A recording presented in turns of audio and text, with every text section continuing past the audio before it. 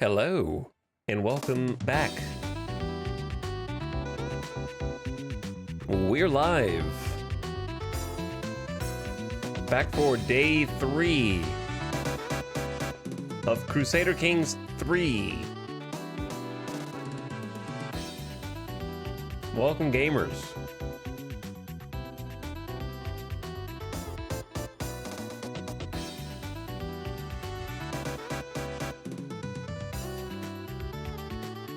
Good news. Maybe there will be, now that we've been listening to a lot of Rivals of Either soundtrack. Maybe now that isn't there a Rivals of Either 2 now? Do they have a new soundtrack? Maybe we'll have a companion track to go with this. Oh, I think I was accidentally also playing Crusader Kings music simultaneously. I noticed a strange noise. I think I moved the wrong volume slider.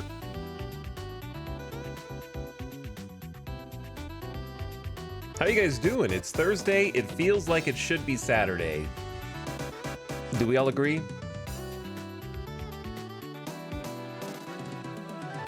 Can we just go ahead and skip tomorrow and get to the weekend?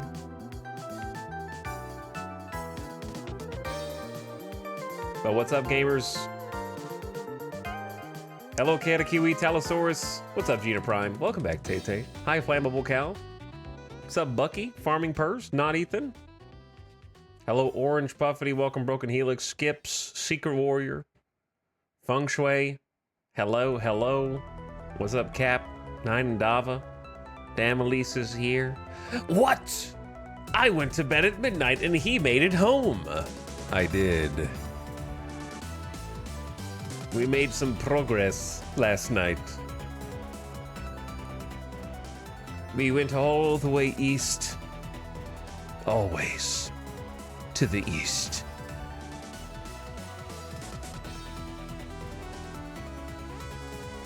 Also, hello, beginning a stream sub. What's up, Ossicat? Happy Thursday. Hope everyone has their Halloween costumes ready. My Halloween costume is pretending like I'm not home.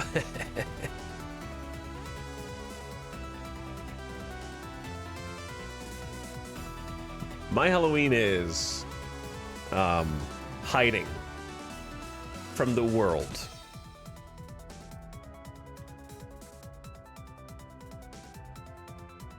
And not going anywhere.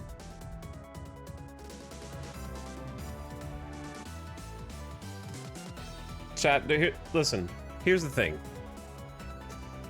You want to hear old man take? This is definitely an old man take. Halloween is for kids and those with kids. Which one are you?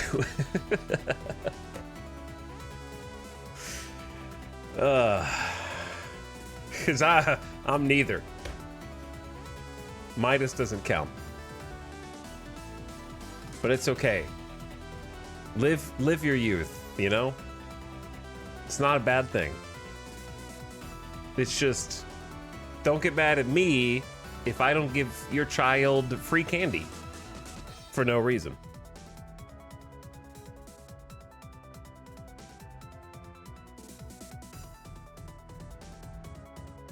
I thought Halloween was for DJ streams. I thought you have conflated multiple separate events in your head. Because that was not Halloween. That was just sometime. True, I don't have kids and I hate Halloween.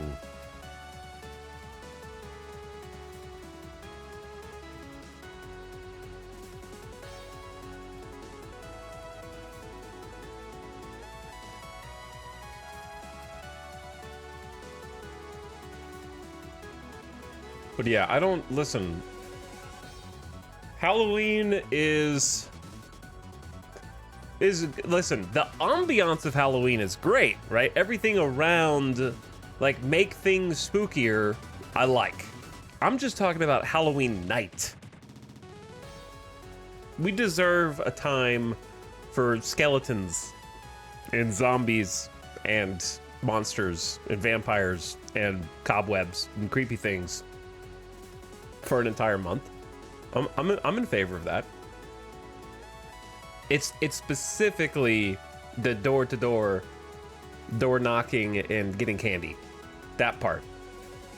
Like, I don't want to have to give up one whole night of sitting and waiting anxiously for the door to be knocked upon. Like, oh, did you hear someone? No, okay, I didn't hear anybody. Hold on, they're out there. They're out there. Okay, get ready. It's that part. Just sitting and waiting for the door to make a sound for an entire day is like anxiety central for me. I've done it a few times. I did my dues, okay? I haven't been a curmudgeon forever. I spent multiple years giving away full-size candy bars, okay? But I can't do it every year for the rest of my life, man. I put in my time. But here's the thing, right? Here's the thing. This is the irony of it.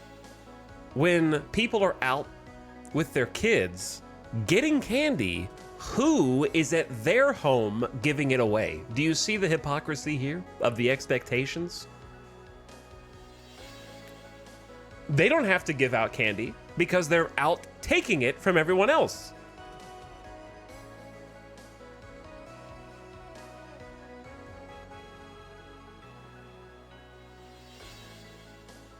Just put a vending machine in your lawn. I think that would be good, yeah. I'll put a vending machine out of my front lawn. It'll be free, so it doesn't charge them, but to make sure no one takes more than 1 bar a piece, it's going to log their thumbprints. It's gonna be like a fingerprint activated free candy dispenser. That way you don't have that one person who comes and just empties the entire bowl. That way everybody can still get candy. You just can't take everyone else's.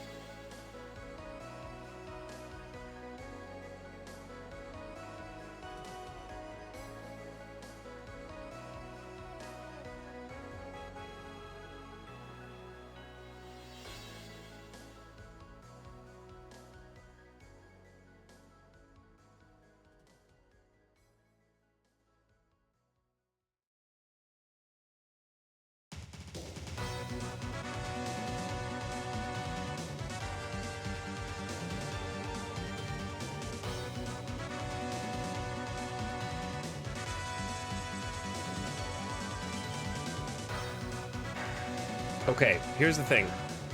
I will not open the door for anyone under any circumstances because no one knocks on my door. If anyone needs to come over, they've texted ahead of time. And I'll be waiting for them. So I'm not going to make one exception on one night out of the year where I open the door for literally anybody who knocks. You know what I mean? That's how you get demons into your house. They need to be invited in. I can't allow the vampires access.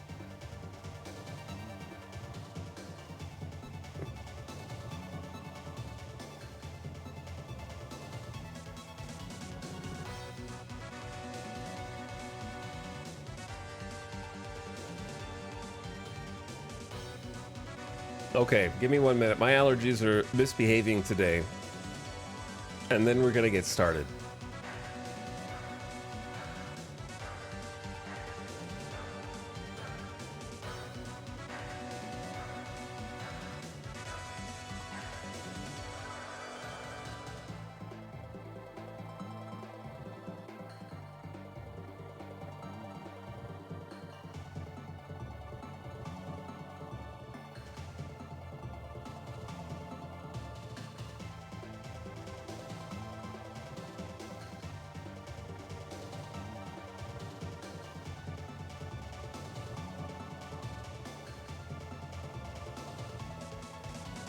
Okay, new idea. New idea. You create a cage around your front door. And there's 2 doors. It's an airlock. They have to go into the first door. They can take candy. If the table detects, Indiana Jones style, that the bowl has been moved, Then the outer door closes them in until they put the bowl back on the table. And just to make sure they don't replace it with like a heavy bag, it'll have some kind of like sensor on the bottom that connects to a sensor under the table, and then the door will swing open so that they can leave after putting it back. You're designing saw traps.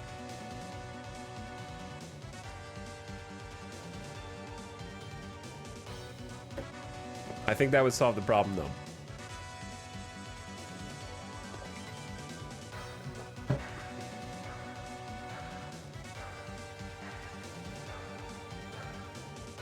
Okay, welcome back, everybody. We're gaming. We are gaming. This is Eric Fang of Iceland. I forgot that I only have one save. This is the first time I think I've made an Iron Man save. Normally I don't do it in case the game is bugged. This time we just had to roll with the bugs. And hope for the best, which is going to deprive me of many potentially funny save names in the future. But clearly that was not a problem in this particular campaign. This one did not go well. This was the Plague DLC. It was a very short-lived campaign. We made it all of 4 years in-game. Wait, no. 67 to 81. 14 years. Math is hard.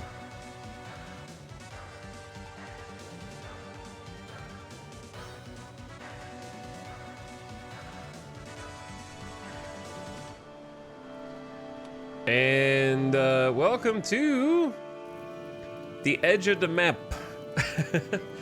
The edge of the map. We are home in Guangzhou, which is the very western edge of Han culture. Our people. We speak their language. We maybe know their customs, depending on how much our parents taught us before passing away tragically. And we have crossed the world from Iceland all the way down through the British Isles, through West France and Lotharingia, into Italy, down into the Byzantine Empire, across through the Abbasid domain, into the Zaydid, Safarid, Tahirid, Samanid, and then following this mountain range, which probably has a name, but they did not give it one in the game. All the way across, following the lines, over the top of what will be India and Pakistan and Bangladesh and all these places. We sort of, if you're like, whoa, how did you get there so fast?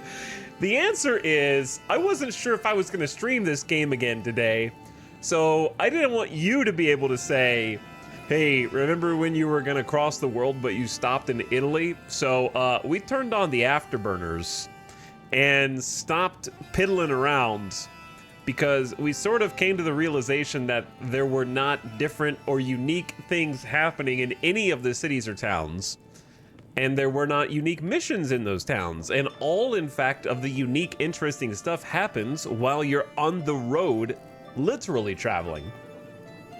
So what we did was we just made sure we had enough money. So we did a few odd jobs here and there. I had already been saving a bunch of money. So we had like 250 gold at the outset of the journey. So I did do my preparations. You know what I mean? Like I put the time in doing the missions around Italy and Lotharingia and the contracts and making a name for myself. We are considered distinguished right now on the road to illustrious. And I did have enough money to make sure that we could continually stock up on food. Which, you know, spitballing another thing that comes to my mind easily. Why do different regions of the world not have differing amounts of food? Any place that you stop in seems able to fill your food reserves to maximum. Which is another strange thing, because you may not have money to fill your food to maximum, but like you have to always spend the most. You can never do like 25% of your tank. It's kind of like all or nothing if you can afford it. There's only one option when buying food. So number one, why not have multiple levels where you can buy differing amounts of food. You may not always want to fill up, or you may not want to spend all your money on that. Number two,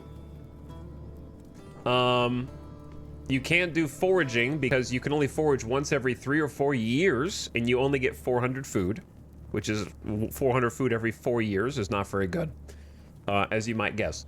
And then number three, easy idea, why not have it where different areas are suffering feast or famine?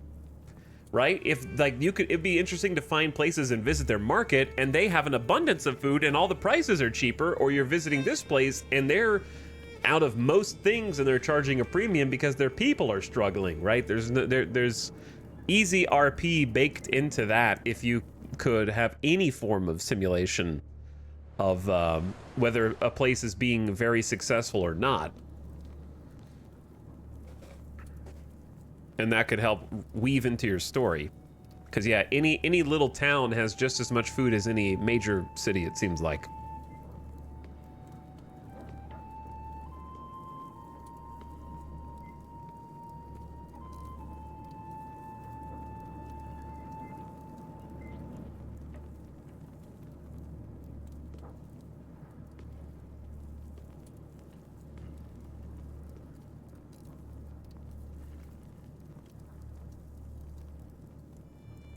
Ugh. Anywho, so what I'm trying to say is we saved up enough money over here so that we could just kind of restock. And so every time I would stop somewhere, I would do the learning check of convince them that some of their food is spoiled. So we may have lied to a number of merchants to try to take free food. I'm not sure how I convinced them, hey, your food looks spoiled, give it to me, I'll take care of it. And you can do that on cooldown, basically. And then we did a few more odd jobs for stewardship and made enough money to keep restocking our food, and we just kind of peepo ran all the way over here as fast as possible. However, some interesting things did happen to us while we were on the road. Namely, I want to say around this area, we had the opportunity to incite a peasant uprising and take on the role of peasant leader and stir up a war against the local lords. So that was an interesting one. And become the peasant rebellion that you so often have to fight against in the actual game. So that was an inspired event. And then the second one was we found someone who was willing to sell us a map, and there were actually a few options to handle the map situation. I decided to just buy it outright just to make sure that we did get it. So we have a detailed map as our masterwork trinket. So this is cool. It increases the max provisions we can carry. It makes our companions like us a little bit more because we know what's up. Increases our travel safety and speed by 20%. So those are all great. So nice buffs. Has about 99 years of life. So it's not permanent, but it is a decent amount of time. And then we picked up this drinking vessel after I convinced a traveling merchant to part with a mysterious artifact. It was kind of supposed to be like a lamp, but it turned out to be a drinking vessel, I guess. You know, lamp, drinking vessel, who can say what the difference is, really? And we convinced her to part with it for a mere 15 gold instead of paying 50. Though if I had failed that check, we would have paid 75 for it. So it's a bit of a risk, but we did succeed in the 50-50, and it turned out to be really nice, actually. Free prestige, stress gain down, and a disease small health boost. Can you repair artifacts as an adventurer? It seems like you have to have an antiquarian. So if there is a way to get an antiquarian, then I'm assuming via the camp, you might be able to get an antiquarian in the camp and then reforge it from there. So we did get our first trinkets. I also found a potsherd, and I ended up selling that. So I was pleased with all of those events because they need to leverage the inventory system as an adventurer significantly more than they do. Even if it gives you just crappy stuff, right? In my opinion, there's no reason why you should have a character who's traveling the world exclusively for almost 10 years and not have 75% equipped of everything that is at least like the crappiest tier of equipment. You know what I mean? Like, you should have opportunities. I'm not saying everything should be blue or even green. Whatever the tier below master, like the bottom tier. We should have bottom tier like armor, bottom tier trinkets, bottom tier everything at a minimum. Hold on, there's more events that get you artifacts? Are you serious? Canis is back? Hold on, are you telling me I have not seen the extent of 100% of the events in Crusader Kings? By 875 AD? That is most curious. Is that the extent of the Crusader Kings 3 map? Yes, that is the extent of the Crusader Kings 3 map. That is as far as it goes in any direction. Okay, sure, I deserved that one. You did, yeah, because what I'm saying is not that there are not events that give rewards. What I'm saying is you shouldn't be able to travel for 10 years exclusively. We have done nothing except go from here all the way over here, and this is all I have to show for it. You know what I mean? Like, there's a clear opportunity to create a significant amount more of events that lead to you. Basically, like, by the time I get across the literal world, there should be enough trinkets, regalia, and whatnot that reflect my journey so I can open my inventory and say, ah, yes, I remember when I was in Rome and I found this weapon. And I remember when I got armor in Constantinople. You know what I mean? Like, it's a very easy way to mark your journey via gear. And they're way too stingy with how to give inventory. And the answer to that, to be honest, maybe I'm Diablo brained right now, maybe, but just have more low tier gear that doesn't last for 99 years. You know what I mean? I'd be okay with having like 2 to 4 times the amount of opportunities to gather geographically relevant armor, trinkets, weapons, whatever, and then have those break in a much shorter amount of time so they don't become super heirlooms, you know? Like, have something that breaks down in 5, 10, 20, 25, 50 years, and you find those things while you're adventuring. Not everything needs to be a 400-year artifact. So that way it balances it out so you don't just, like, make your character super OP forever. We had a rock, but streamer sold it.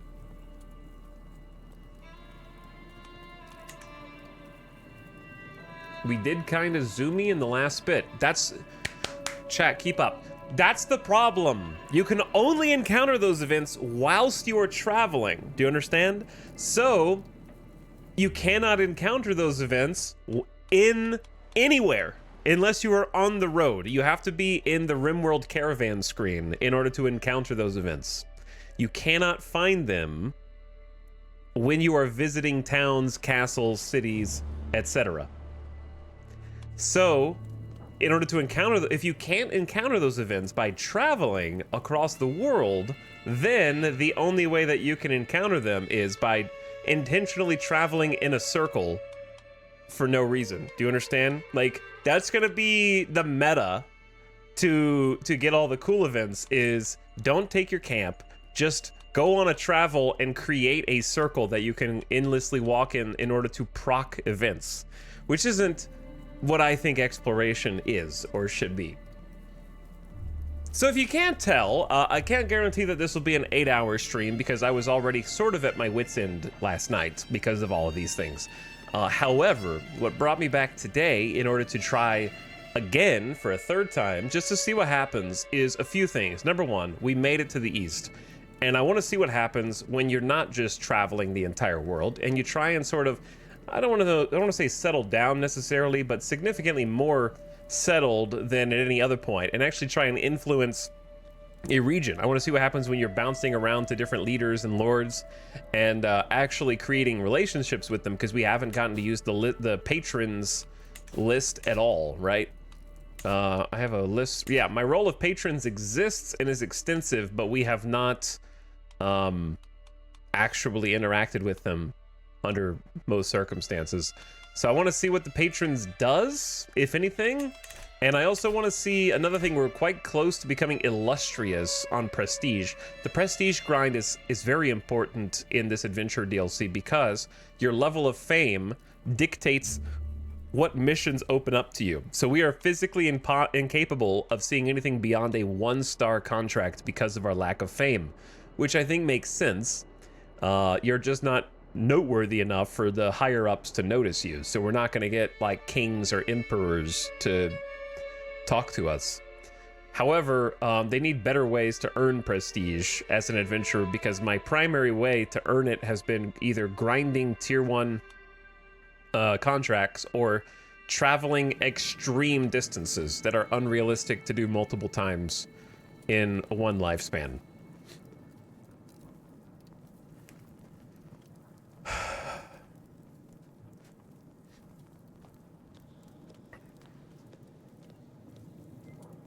But yeah, all of the Traveler XP is also tied to specifically traveling to points of interest. They desperately need to rework the Traveler perk so that it is more rewarding to actually give you XP via traveling. The primary way to get travel XP is actually to start traveling, click anywhere, and then look at the map and look for points of interest. So if we have a point of interest here, the best way to get Traveler XP, so you get trait experience in Wanderer at the bottom of that. So you just have to go point, and just hit every single POI, and that's how you get your Traveler XP, really. So they need to make it where you're not, like, those should have a bonus for sure to something. But yeah, you should be able to just be a traveler without having, like, what if you want to travel up here? Too bad, nerd. That doesn't count. None of this counts.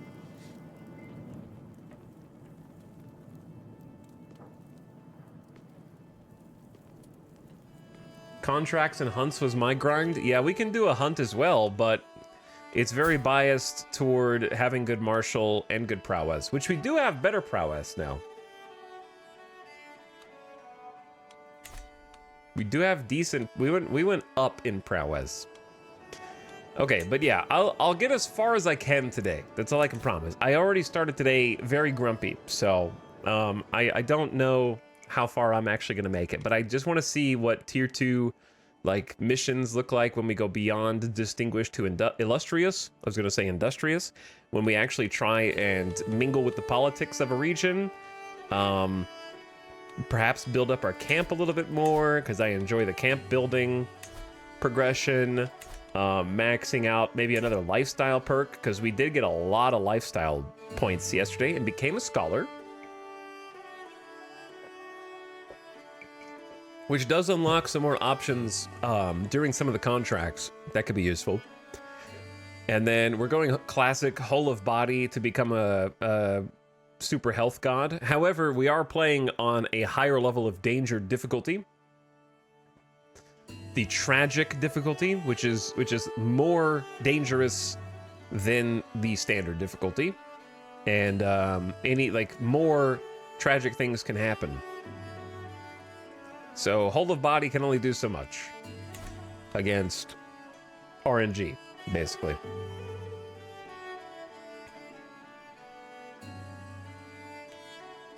Hello, Wojak3. Thank you for the 6-month sub, by the way. Happy half a year. Thanks for subbing. But yeah, on our travels, we did go obviously through. I think we landed in Lotharingia after we got out of here just in time. It actually looks like, because get a load of this. We got some Anglo-Saxon flux. The bloody flux is broken out around the edges of Norfolk all the way down to Southampton. And it's starting to take more of the coasts as people go back and forth. So I'm glad we're not sticking around there. But we went down through Italy. We waved at the Pope as we went by, and we did get to see the Vatican. And I'm gonna put "see the Vatican" in air quotes, because there actually was no specific flavor text for Rome or the Pope or the Vatican. It was the same as any other church. And then we kept going and hopped on over to Byzantine Empire space through Greece, and then up and around into modern day Turkey. And there was one line of flavor text in the Constantinople arrival.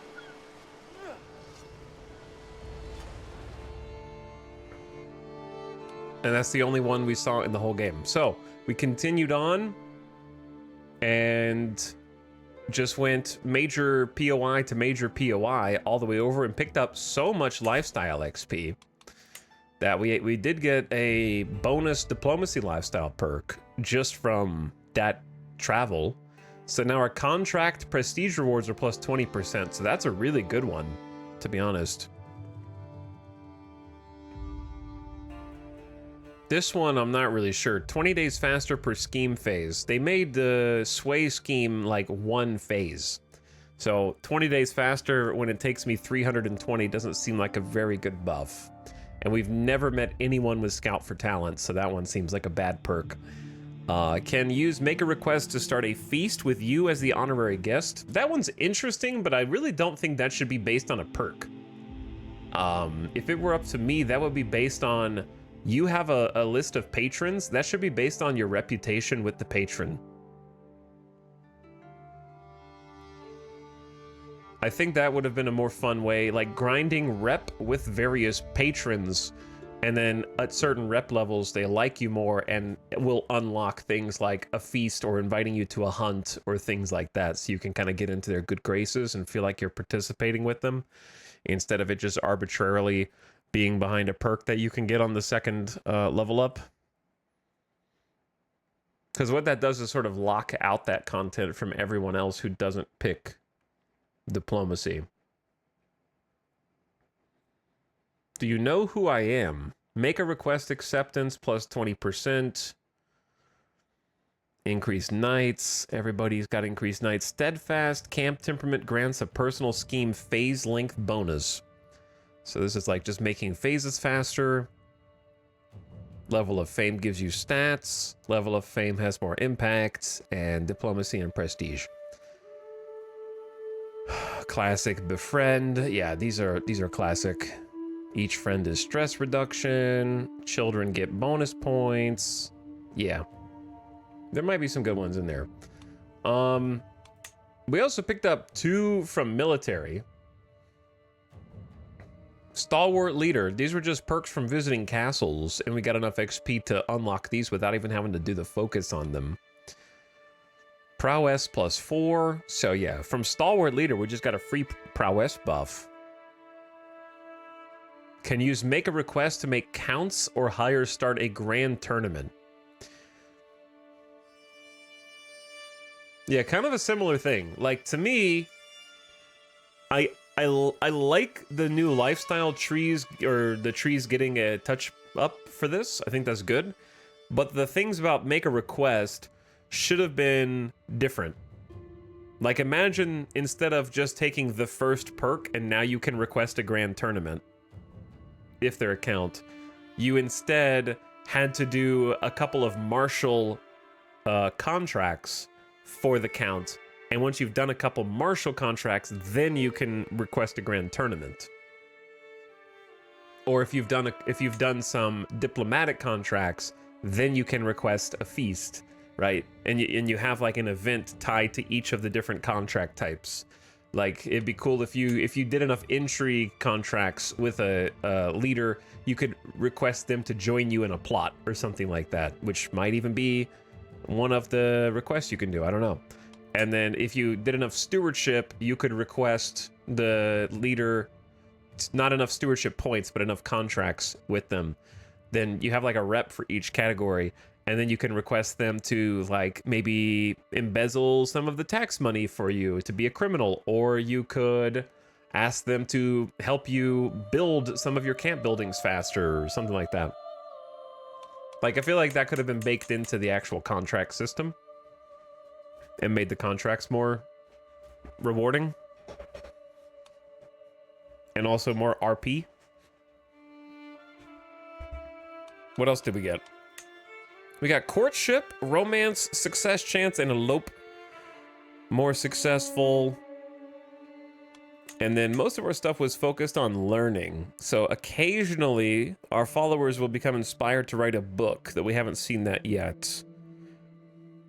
Our knights should be more effective. We need to recruit some more people into our camp who have more diverse faiths.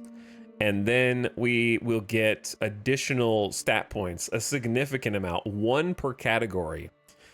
You get 1 stat per category for every 3 unique faiths your followers have when the camp is steadfast. And we're also learning a ton of languages. So we need to find some more languages that we can learn, because that's beneficial as well.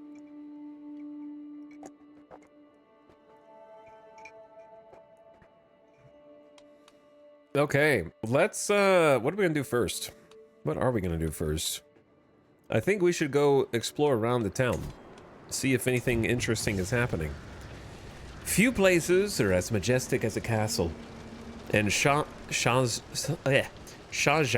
is no exception. Hen troops and banners are visible everywhere in the city. As we pass through the main gates, I spot a handful of guards peeking out from the embrasures above. My friend Eliakim looks around with a content face, seemingly enjoying the change in scenery. We finally made it home.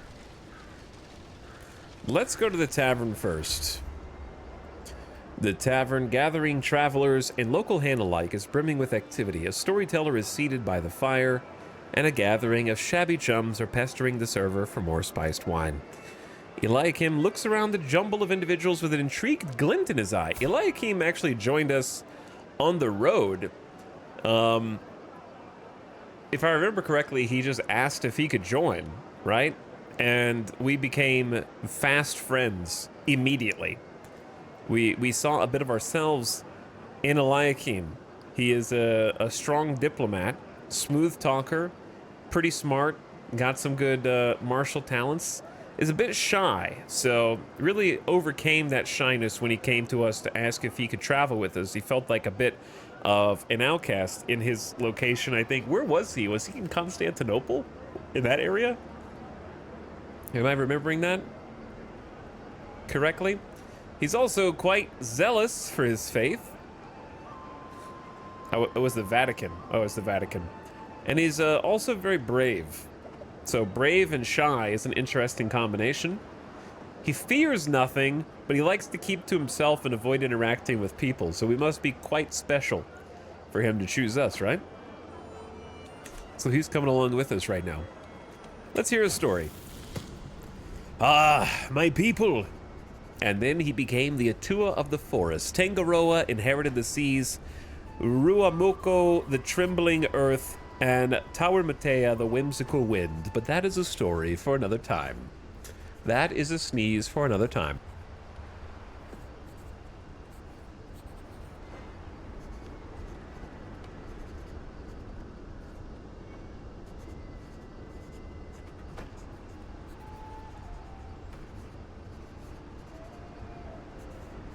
Okay. Do we try and improve our martial? Do we get our first bit of Hastaluder? Eric has participated in martial games. I have not.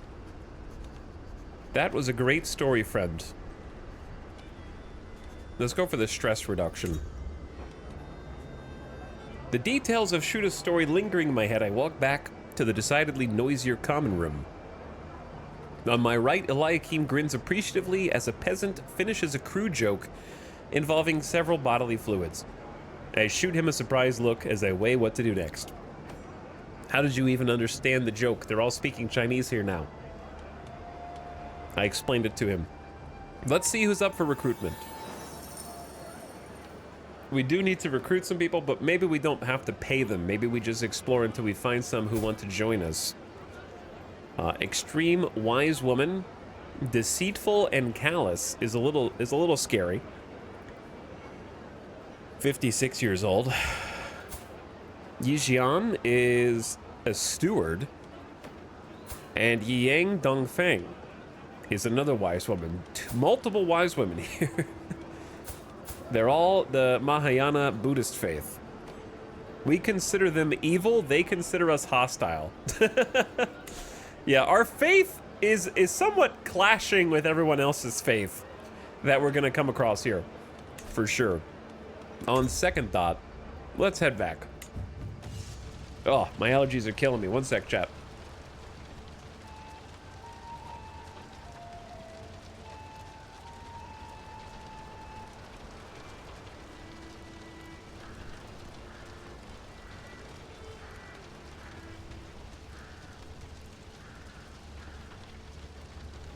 I'm gonna grab some allergy meds real quick, actually.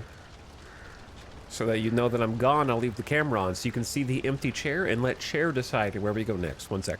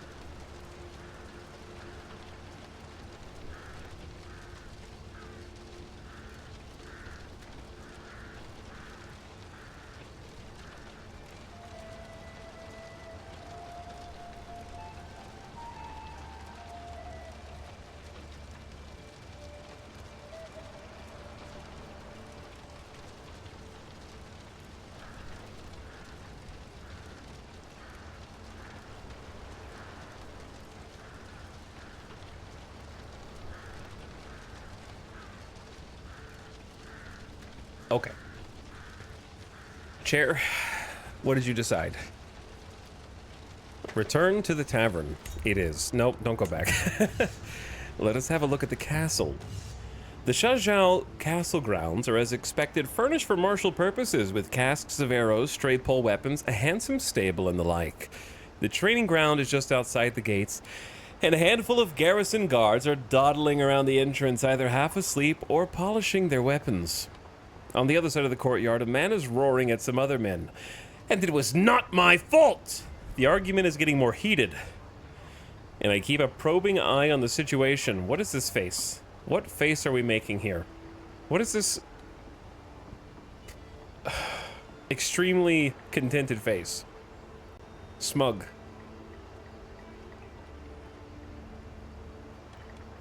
Also, at this point in our journey, it's worth repeating that our character did go to college, or university, if you will, at Canterbury for a full semester, where he had a great education, increased a bunch of his stats, but also got the lover's pox forever, with blisters and infections for the rest of his days.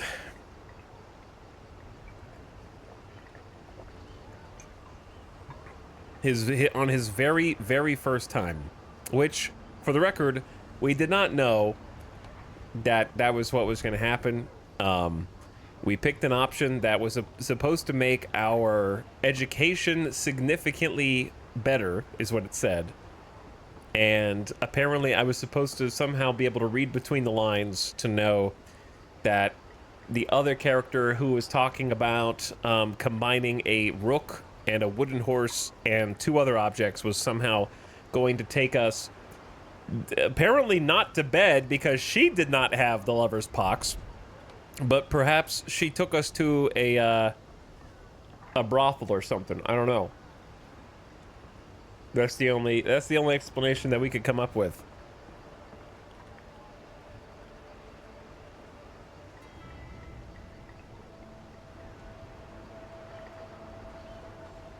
Definitely learned an important lesson that day. We definitely learned an important lesson. We were only able to pick it because we were eccentric, right? It was only open because we were eccentric, and I was like, okay, sure, let's pick the eccentric one. And so we did. But we upped our education to Mastermind Philosopher in the process and got like 3 or 4 perk points on our lifestyle tree. And simultaneously, we've just been shooting up to 30 learnings. So we're actually quite wise now. A few of those that are more recent, the education is good. The scholar perk that we got to pick from the lifestyle tree gave us another 3. The veteran traveler gave us another 1. So we're getting 3 diplomacy, 1 stewardship, 2 learning, a prowess, and a health boost from becoming a veteran traveler. So that ended up working out really nicely for us. And then our second in command, the wily backstabber. He's not a backstabber, he's just vengeful. He hasn't done anything crazy. I think my biggest disappointment of this whole travel has been that my second in command, suspicious guy, has not done anything noteworthy the entire time he's been with us. I was really expecting I wasn't expecting him to kill us, but I was expecting him to have murdered somebody or poached somebody, because he's got like a poacher trait that you know of. True, that I know of. The steadfast camp is also giving us an extra 1, so having people on our side is nice. Our intrigue is up a little bit. Our stewardship is up a decent amount. Veteran traveler is helping. Marshal is up from 6. And then diplomacy is at a very respectable amount as well. The veteran traveler is really picking us up is making us really good at diplomacy and learning, which makes sense. That makes sense. Okay, what are these dudes arguing about? Approach the arguing men. This option allows you to recruit a rare bodyguard. Spoilers. From the yelling, I pick up the name Zhuanling, and the accusatory men depart. And I follow Zhuanling down an alleyway. He immediately starts unloading animal carcasses from a shabby cart, muttering to himself, "One noble loses his life on your watch, and how was I supposed to know the spiced wine was..." He slams his fist into the cart. I'm allergic to slamming my fist into the cart, frustrated. The dishonored bodyguard gives me a withered look as I approach. What do you want? I couldn't even keep a flippin' plant alive. I'm allergic to keeping a flippin' plant alive. A flippin' plant? This guy couldn't even keep a flippin' plant alive. No swear.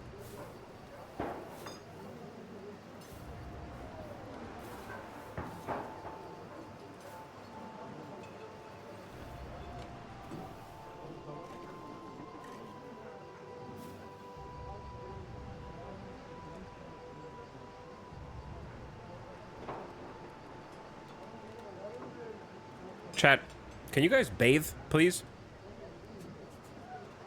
You're making me sneeze. It's stinky in here, man. You guys gotta get cleaned up. Do you want to come work for me? You pay 15 gold. Zhuanling joins your camp. You will appoint him as your bodyguard. Join me and let us restore your reputation. Wait, this guy's only 15 gold? Every other bodyguard is like 80 to 90 gold.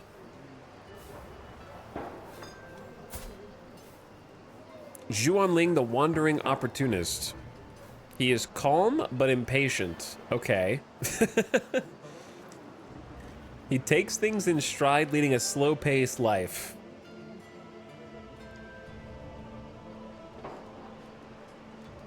Impatient is down learning, prestige up, doesn't like his liege, travel speed is up for him, travel safety is down, can expedite schemes, does not like patient characters, and he is brave. Martial prowess,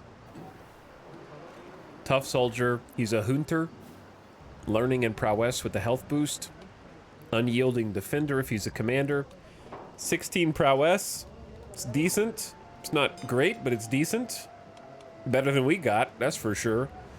We consider them evil, they consider us hostile, but that's okay. We're learned, we're well-traveled at this point. This is your last chance at redemption if you were gallant on second thought. Yeah, I mean, this guy is probably worth just paying the 15 gold for instead of taking the 25% chance he ignores us. Right? What would my character do? What would Eric do? Would he pay? He's just. He would probably want to pay him. He's paid a bunch of other people. He did sweet talk some of the ladies into joining for free. I suppose. But they were waiting at the bar counter for someone to come sweep them off their feet, I guess. Or we can just gamba and let... I think if you gamba, you let fate decide. Because this guy is not amazing. So let's let fate decide. Join me and let us restore your reputation.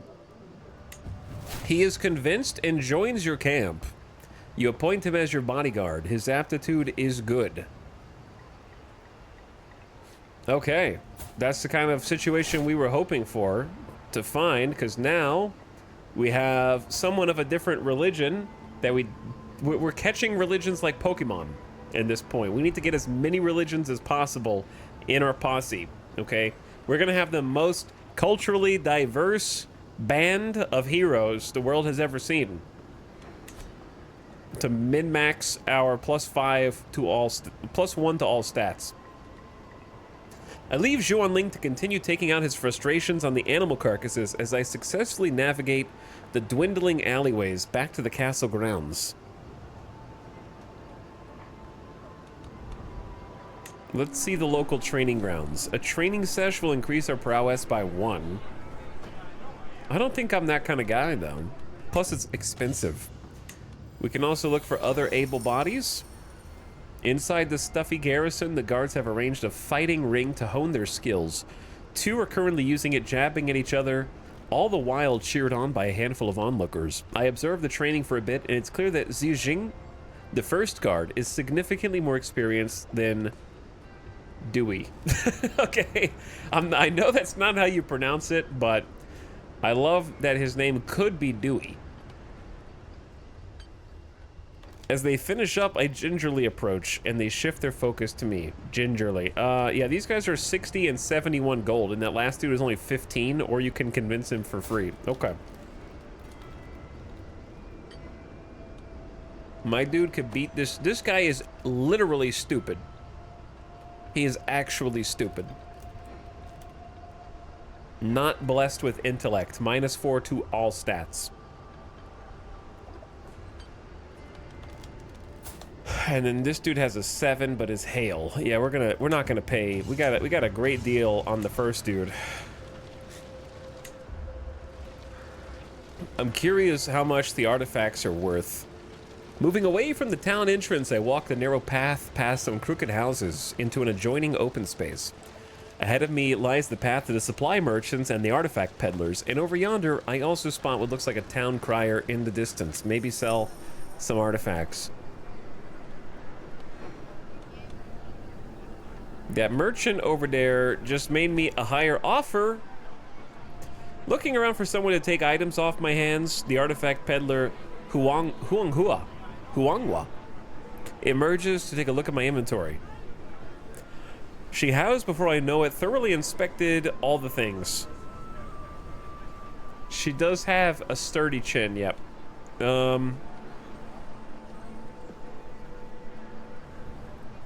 That merchant over there actually made me a higher offer. You managed to convince her? She has increased her offer. Man, she'll only give me 84 gold for this rare drinking vessel that will last for 400 years generationally. Okay, see, why would you ever sell any of your garbage? It's not garbage. Why would you ever sell any of this unless you just had way too much? Because this is how much I could get from doing one tier 1 quest. I could get 84 gold from one tier 1 contract. And this, like, rare drinking vessel is worth the same as one tier 1 contract. Let's head back.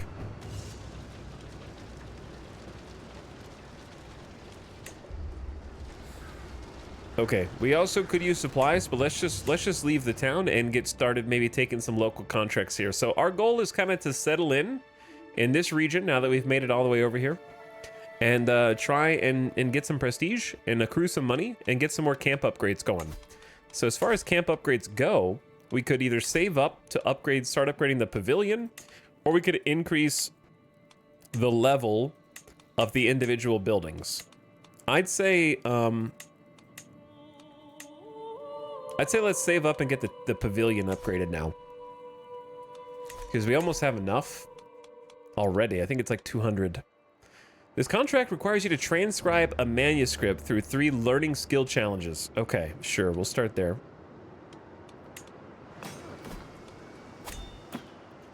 And we've already got forward scouts from our camp building, which is reducing the danger of all travel. That was one of the main reasons we got here in one piece as easily as we did.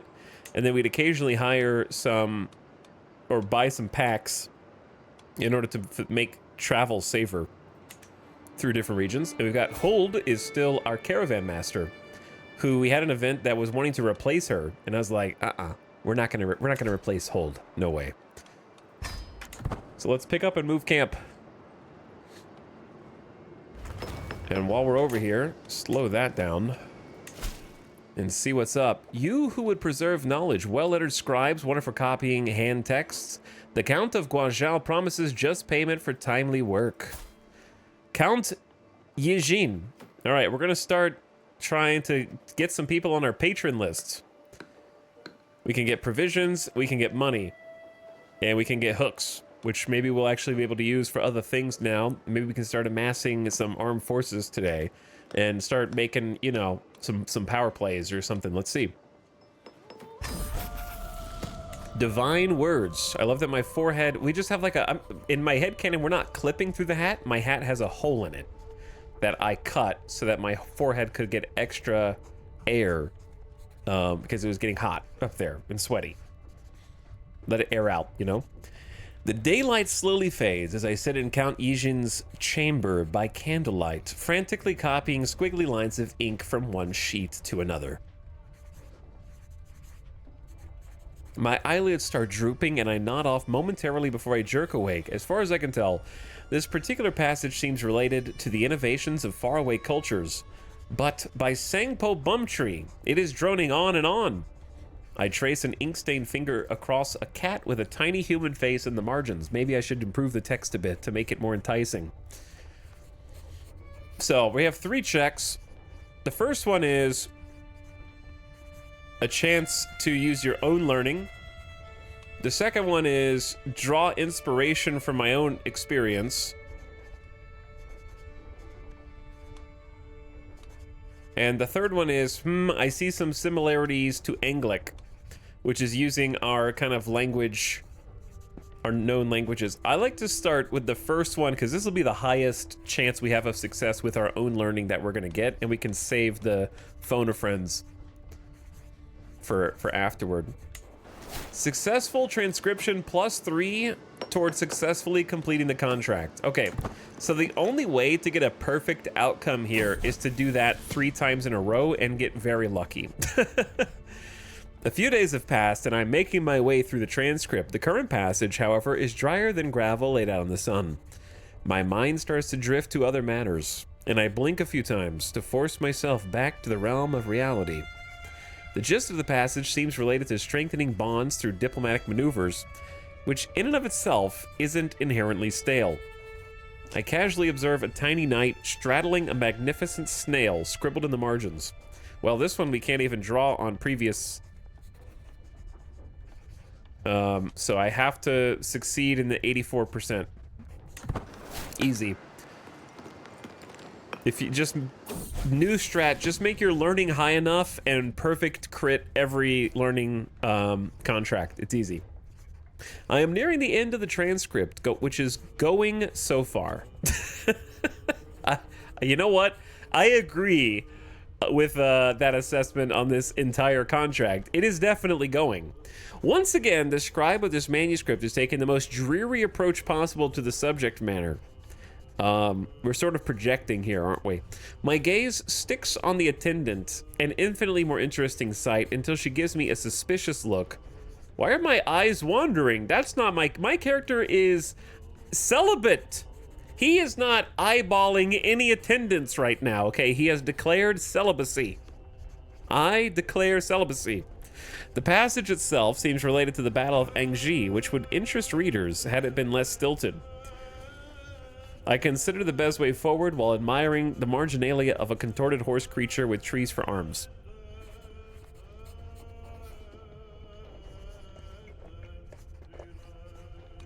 Okay, well, we have an 84% for all three, so if I fail this, then it wasn't meant to be. Easy. Easy clap, 384% XCOM rolls. Count Yijin flips through the pages, an intrigued look on his face. Well, this manuscript is certainly more interesting than I remember. He hands over the script to his attendant. Study this and let us reconvene in the evening. Turning to me, Count Yijin smiles briefly, handing me a heavy pouch. Good job, as agreed. Yeah, so that contract's the same. We're only going to read that once, because that contract's the same every single time. You either get lucky or you don't. Those are the two outcomes. Which is unfortunate that that's what all the contracts seem to boil down to. You either get lucky or you don't. There's no room for RP choices at all, because there aren't any RP choices. How would I change that possibly? I would make different counts expect different things of you. I think based on their traits. There used to be an event that you would do that for. What event was that? Where you would have to inspect their traits and sort of make an educated guess based on what you thought they wanted to do. So like, if this guy is ambitious, temperate, and greedy, maybe I do want to embellish. But if he was like more book nerdy, maybe I don't want to embellish to try to impress him. No, definitely not the chess game. That's the worst. That's the worst example. The chess game's terrible. That was chess games based on their actual stat numbers. Seduction, I think you had to pick a book that suited their personality. Yeah, I would start with trying to figure out what would appeal to their personality, and then also have a couple of ways for you to manipulate the event outside of rolling a dice. All in a day's work. Easy 72 gold. Gain 60 opinion, gain 180 prestige, some piety, add him to the roll of patrons, get a hook, and gain some provisions. Okay. Job well done. We're gonna milk our learning stat for a significant amount of cash, and if I wanted to use a hook, I could. Now I can just make him start a grand tournament as soon as possible. I don't think I want to do that. Marriage, men-at-arms, gold. We're gonna leave that alone for now, probably, and come back to it, because he's only 33. All right, let's go handle... Dude, boundary disputes are the bread and butter. They are the bread and butter.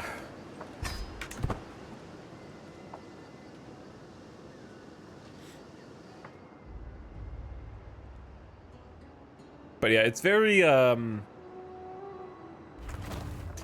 would say it's very Monopoly. Or Game of Life dice rolls, you know?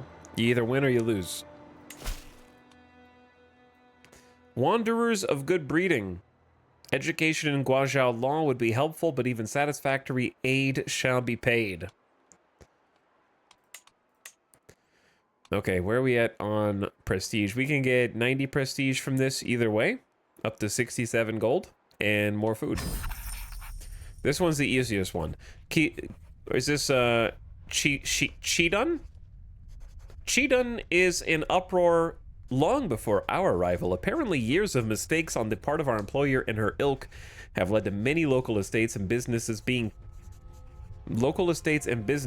taxed twice or more. All right, so we need an ES on that, unless I'm crazy. Just by different collectors with different duties. After much grumbling and attempts at polite redress, things are finally threatening to boil over into something bloodier. Mayor Penpan is at pains to let us know that our coin depends on calming this situation quickly and quietly. I think I can solve this. So we either have a 50-50 or we just get a guaranteed success because of our diplomacy skill.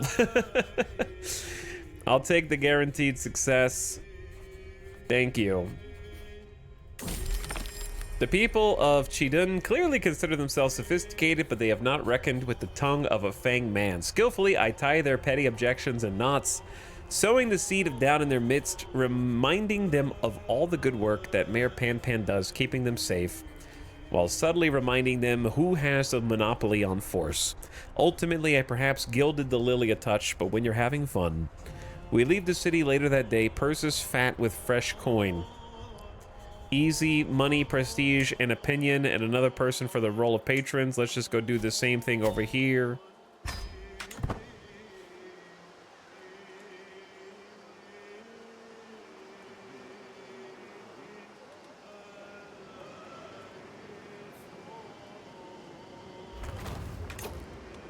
And I believe this should be the exact same boundary dispute, if I'm not mistaken.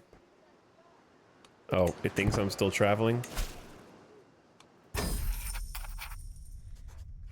Just different flavor text.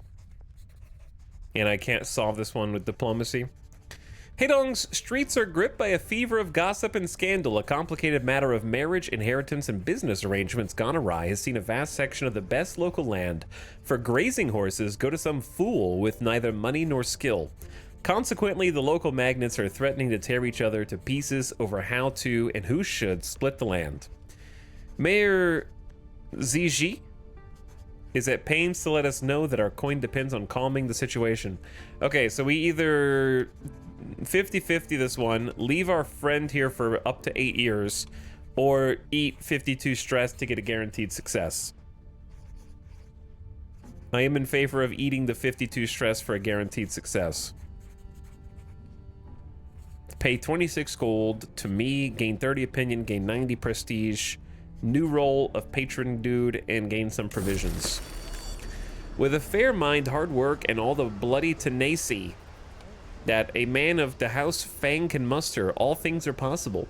It takes hours of grueling discussion to come to something like a fair split of the land. Fair for everyone but the fool losing out, really. But the idiot is getting more recompense than they would were I not here to negotiate.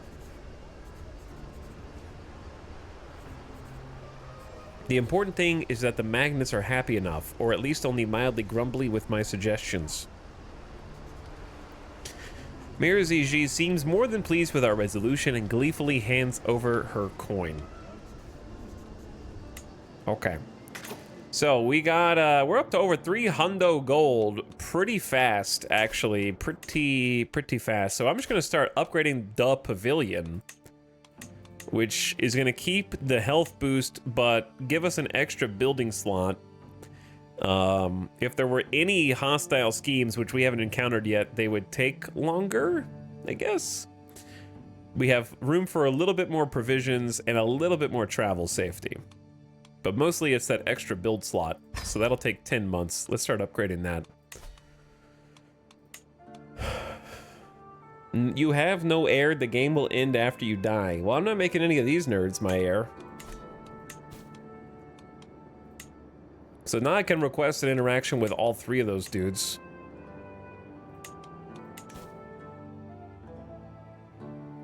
Why is it still telling me about missions that are up here? Why is it still giving me a heads up like, hey, there might be some contracts that you might want to take out in around Western Europe, man. I'm over here in Guangzhou.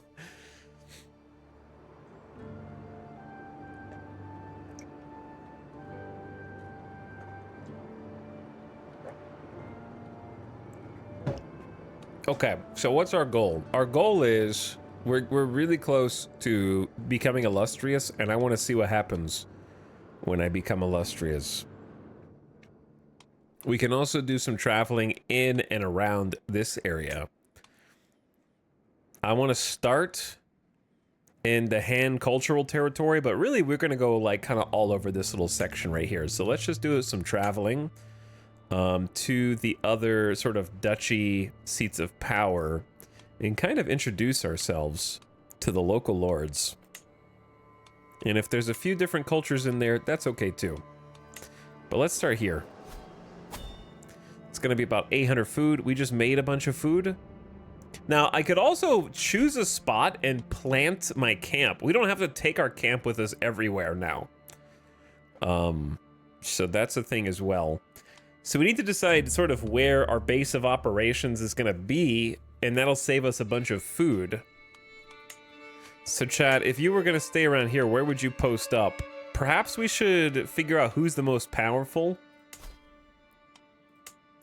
They all have around 12 to 1,300 troops. High Chieftain Lang has 2,000. Troop number is not everything, mind you, but it's a starting point. The area over here is highly contested, as you can see. Lots and lots of chiefdoms, petty kingdoms, and warlords vying for control. And will do so for a very long time. The same is true down here in India.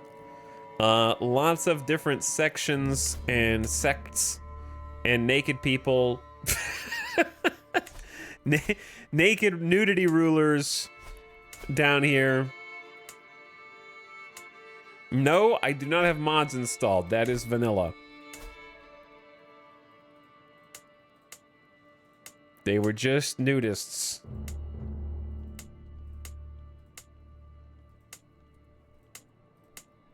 But anywho's, lots of land that nobody wants to unite here because it's just there's too much squabbling over territory compared to, like, I don't even know how Khazaria existed. I guess it's just a lot of uninhabited land, right? That's just a difficult area to inhabit with a lot of, like, impassable terrain. Oh, and they've got a big plague going on down here too, yep.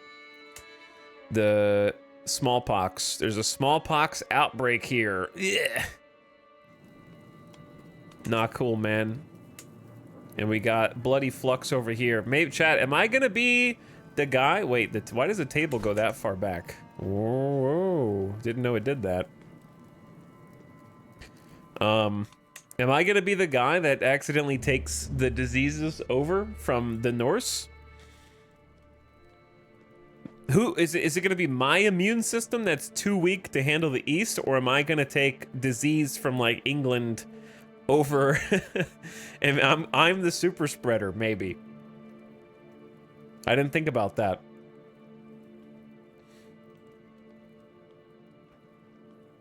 But yes, the Khazar Khaganate was nomadic Turkish people. Turkic people. They created what for its duration was the most powerful polity to emerge from the breakup of the Western Turkic Khaganate. Khazaria became one of the foremost trading empires of the early medieval world, commanding the western marches of the Silk Road and playing a key commercial role as a crossroad between China, the Middle East, and Kievan Rus.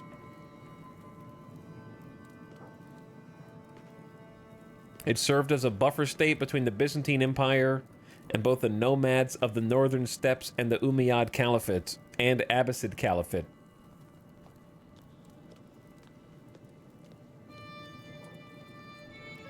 Okay, interesting. Whole history there. We do have resistance to the plague, that's true. Maybe the barbershop that we've got going on will have prevented that from becoming a possibility for them. Let me check my champs. Oh yeah, Zhuan Ling, just picked him up. He is for sure gotta be, he's the bodyguard. Tyke, he can fight for me as well. He's decent, but we're actually getting, like, stronger than them. We have 13 prowess now, which is better. Stalwart leader was good. We actually encountered...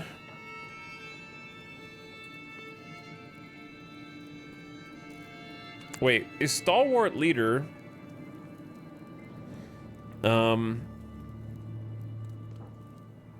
That is a perk. Okay, so that was a perk. But we did encounter someone in our travels who taught us the details of becoming a rough terrain expert. We met, like, a training army on the road, and one of their commanders taught us how to be a better general. So that was interesting.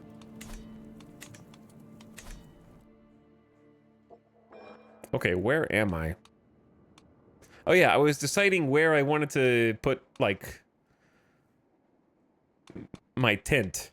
But there's not really a king over here. It's a bunch of duchies. So maybe we should just keep moving around for now. With the whole camp.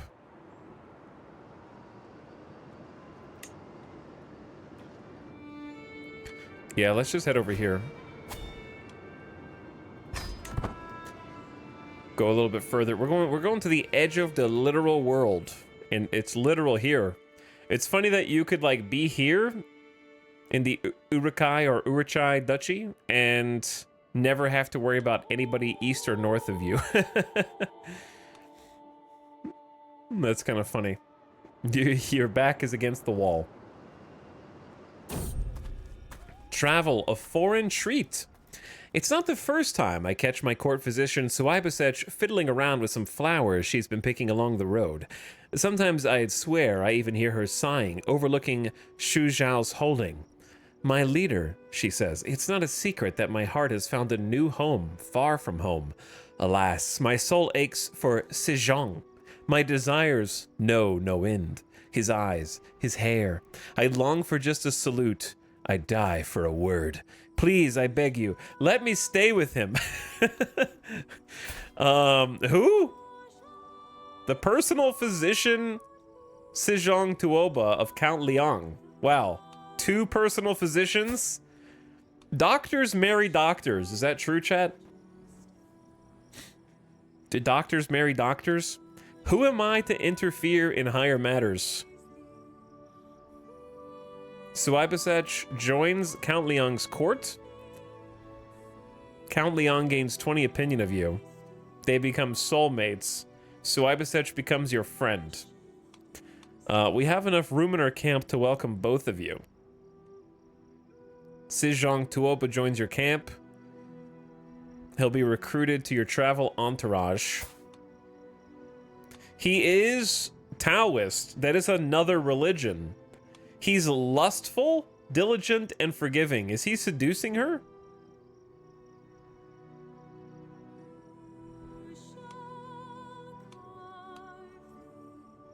You're coming home with me. Loses 35. No, we do not care about Suibasech. We barely balanced her opinion back into the positive. I think we say screw Count Liang, right? Who cares about him? We might do a mission for him or something such. Where is he based out of? Up here? Yeah, I don't really care about him. He has 3 titles, though, doesn't he? Yeah, he does have 3 titles up here. Minus 15 opinion, annoyed. Yeah, let's take his court physician away from him.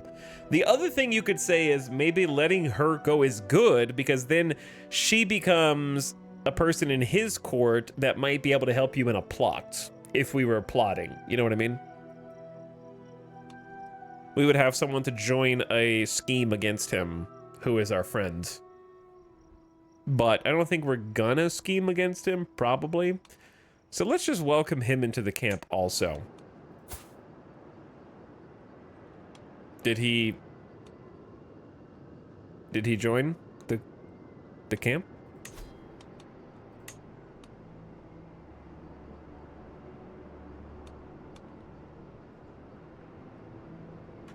Where is he?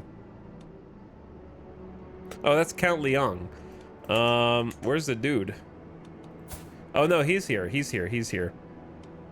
That's a different guy. He's got cool glasses and a cool hat now. The Tengut foreign culture. Cheongic heritage.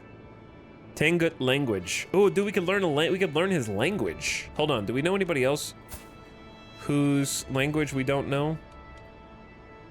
Dude, what happened to Andrea? Did we just need to kick this dude out? He bugged.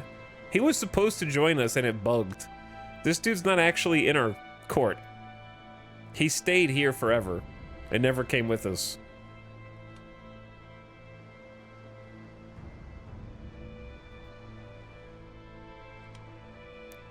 He's 69 years old. Every adult follower loses 5 opinion? Okay, we'll just wait for him to die, I guess. It is what it is. I gotta take a weird rep hit for this.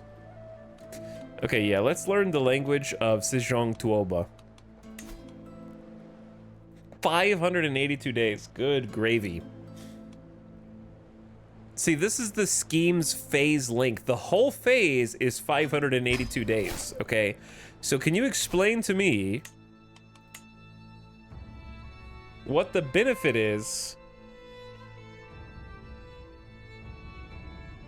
of learn language phase length? It says it's 120 days faster per scheme phase, but that's... maybe, is it? No, it wasn't gonna... How long is this scheme? 582. It wasn't a 700-day scheme. Right? They were like, about this long before. I feel like they were around 580 to 600 days. I don't feel like I'm saving 120 something days.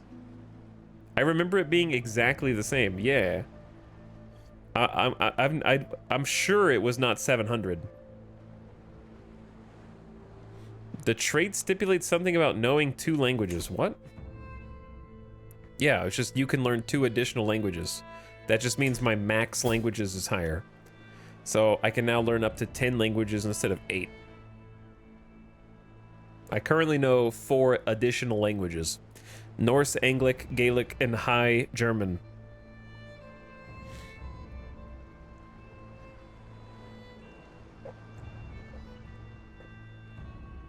I honestly don't think that perk trait is working. I would be surprised. Because we've learned 2 other languages this way and it was like 580 days. Devs, help. It's been a month, devs, help. Alright, we came over here just to see if any new contracts would proc. We got hired muscle back where we started, kind of. Is Ragnar still alive? Yeah, he's still alive. Alright, we're back. We're going into the Gungzhou Castle to look around. We only have 124 gold. So we need to make some more money first. See if anybody's at the bar. Catch a story. And then the egg fell. Its parts forming the universe. The egg's yolk became the warm sun, and the white became the beautiful moon. That story sucks. Whose story is that, chat? Let's go for diplomacy, lifestyle experience. Sick. We could get the town crier to make some missions. Town crier perks up as I approach, incessantly chattering about the nearby contracts posted by local nobles. He's accompanied by a friendly, shifting white and brownish gray old cat who looks at me with the clearest blue eyes as I intently listen to the narrated listings. Scholarly work, diplomacy, treasure. We have not done treasure hunting. Let's go treasure hunting. Treasure map of a lifetime. What is this? I didn't even click on this, it just auto-opened. The retired treasure hunter Wuji needs help locating one final elusive hoard. This will remain valid as long as you have the treasure map in your possession. A freaking treasure map.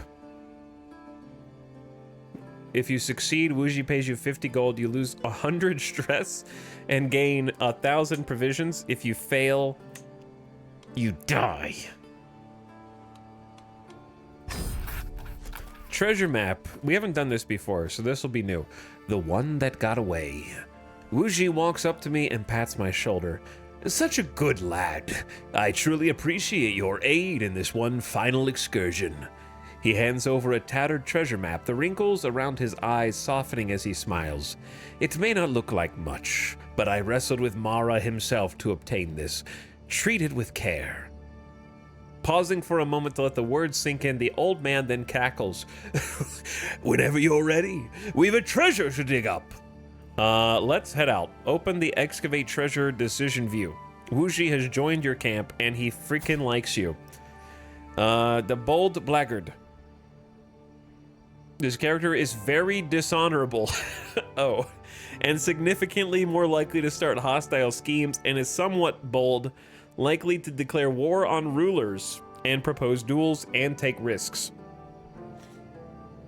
Stubborn 58-year-old with a peg leg. Arbitrary, has little regard for others, and very diligent, does not shy away from hard work. Interesting character. Let's head out. Excavate treasure. A treasure map coupled with a retired adventurer's final plea. I am getting old and my body is failing. Find this elusive treasure and bring it back to me. My time is running short. Start the travel with camp. We don't have that much food, actually.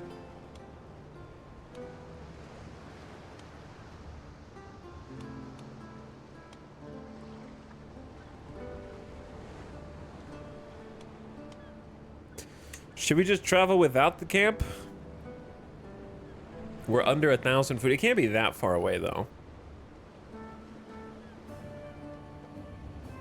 We've always taken the camp with us. Let's just take the camp. Okay, so it is significantly further than... Oh my god! 2,900 food? Broski. We gotta chill, man. That's way up there, dude.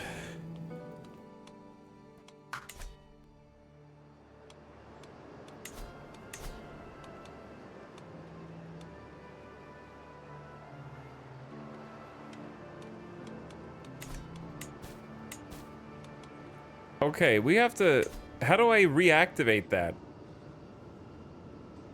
You're about to walk to Mordor. I need supplies, man.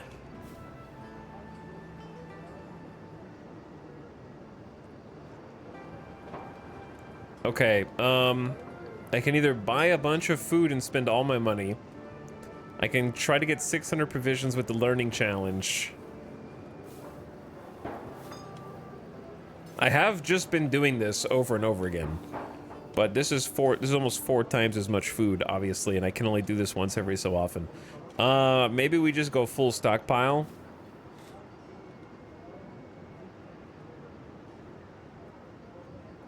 Again, I don't understand why there's not varying levels of purchase. Why do you have to go all in?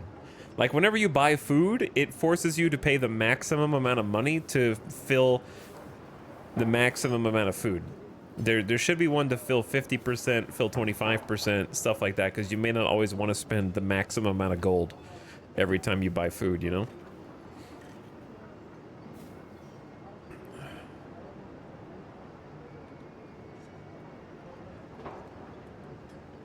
Did you go along the Silk Road? We went through the points of interest to see if they were special, and they weren't.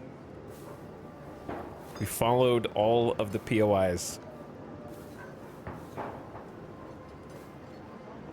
It's also funny that using a hook to request 200 food forces the county to suffer low food supplies, or low supplies for 3 years, but you can purchase 3,000 plus food at any town.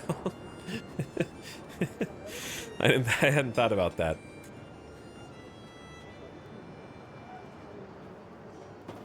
Okay, I believe those edibles are beginning to go bad. Let's do this one, because that's just so much freaking money, man. He's not fooled! Terrible roll. The provision cost is now increased for 3 months, and you return to the main square.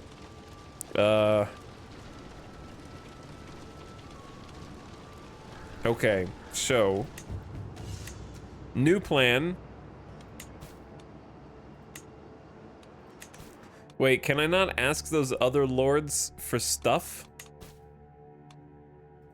I just did 3 missions over here, and I don't have a, like, make request button. I was gonna request food from each of them. we're struggling right now. Also, how do you restart excavate treasure? Okay, like that. Why is it grayed out? Can't gather provisions until 876.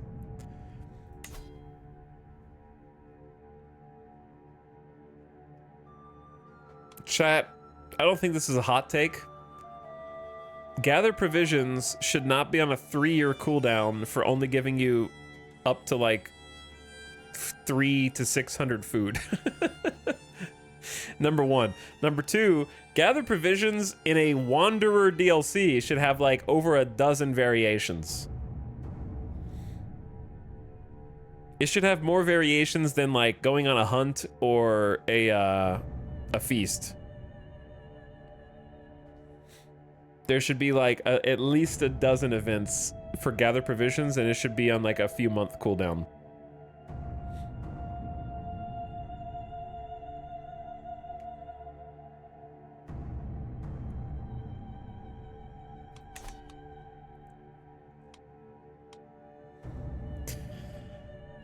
Like that, when you go, listen, these should be the opportunities for cool events to happen. Just like the same reason you might go hunting, right?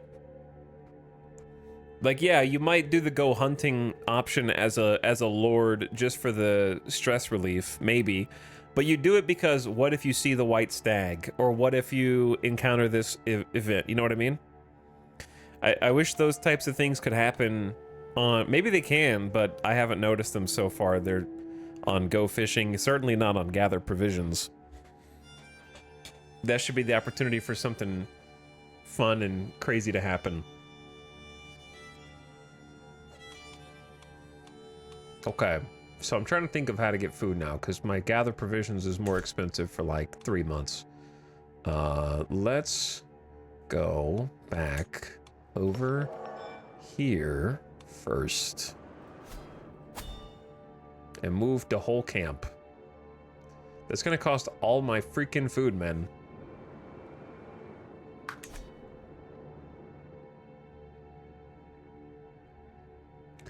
Okay, new plan. New plan.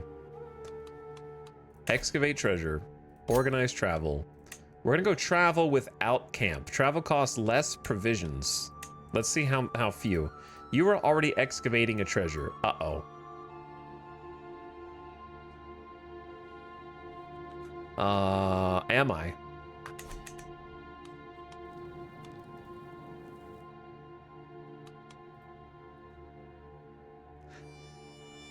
Am I?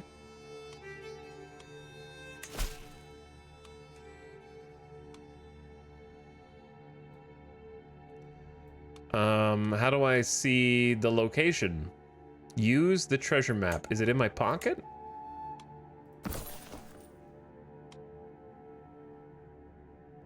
A tattered map, supposedly leading to ancient riches in Monk Saradag, acquired from the town crier in Ganjiao. Okay. Now what?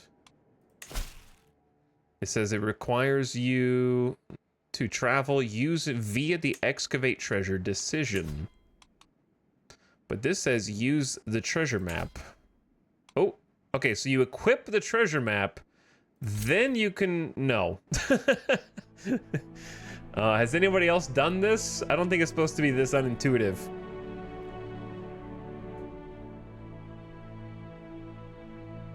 Has anybody else done this mission? Or had this problem?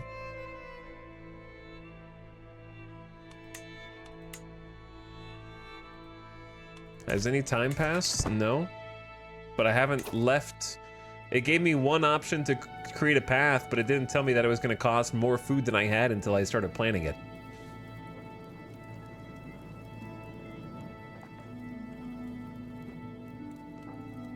So I had to back out of planning it because it was going to make me starve.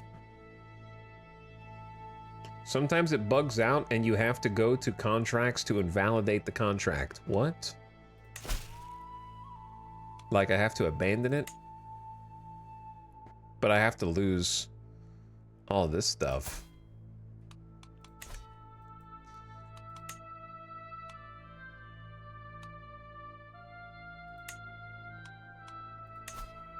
Oh! Wait, now it's highlighted. Okay, we're back. I had to unpause, apparently. If we travel without camp... This is why you don't listen to chat initially. You always wait. How much food would it cost?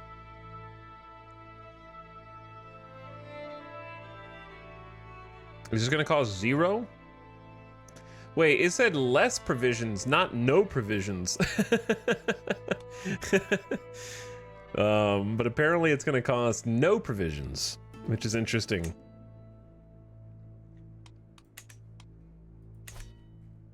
Okay, the problem is I would like to just buy some food, but I made it prohibitively expensive for myself to buy the food. So what can I do to get more food?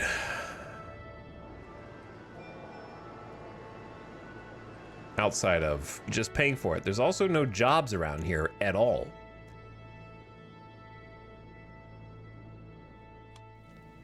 The difference in not taking your camp is I have to walk all the way back to my camp afterward, basically, and I can't, like, kind of plant and live out of that area for a while.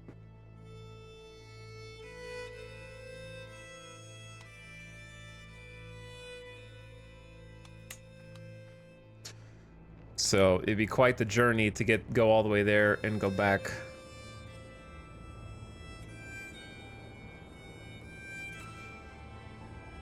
And I can't even make it over to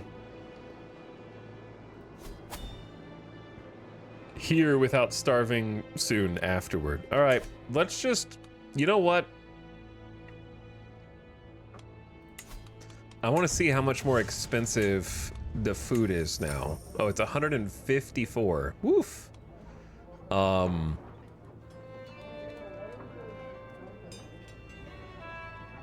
I can have a less than 50-50 that Eliakim steals a bunch of supplies. And if we fail, Eliakim becomes wounded by the guards. Provisions are more expensive for a few months, and you grow closer to forming a rivalry. Return to the main square. And Sanzi doesn't like me. He's evil, though. Do we really care? Listen, I care about my friend Eliakim. I don't want him to die because I told him to steal food from me.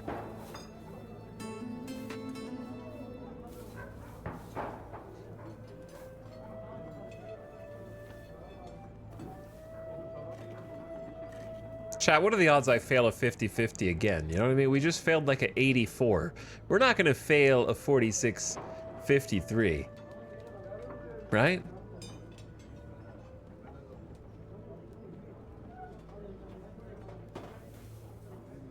Oh, clumsy me.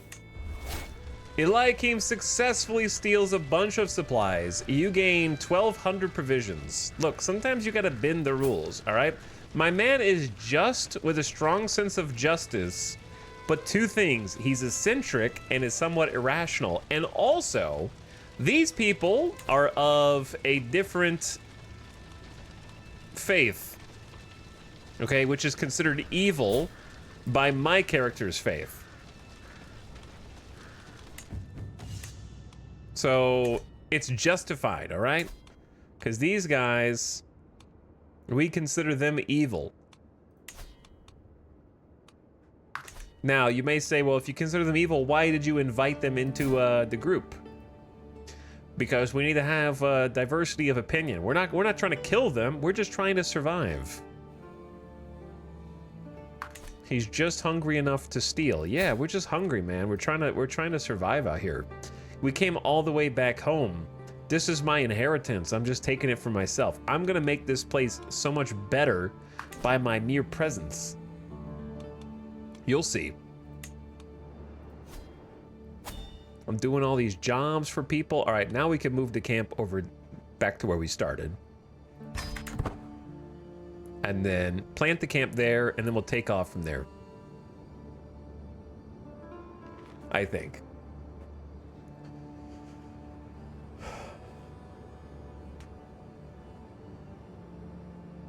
Probably go back to 3 speed for the traveling. Okay, now we're close enough to make some request interactions, which I am gonna do. Because we did 3 different jobs for 3 different people, and I am gonna leverage that and cash in on it. We're gonna ask for provisions. They're gonna get 3 years of lower supply limits just to give us 200 food, man. Desperate times. Don't worry, we'll be back, Mayor, and we'll do some more helpful things, but right now, I just really need the food, man.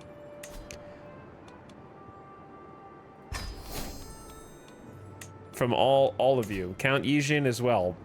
Oh, I gained 400 provisions from the Count.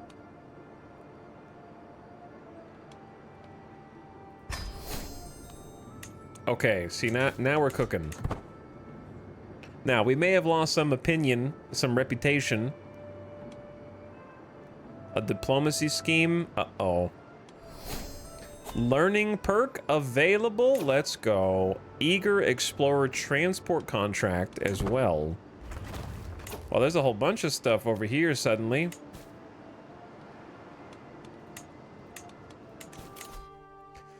Dude, we are so freaking smart. Super smart. Disease resistance, fertility, and health. When death is 1 year away, you get a warning. Stress gain minus 20%. We got to get all of these to get whole of body.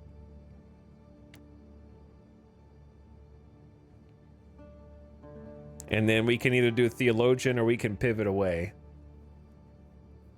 Depending.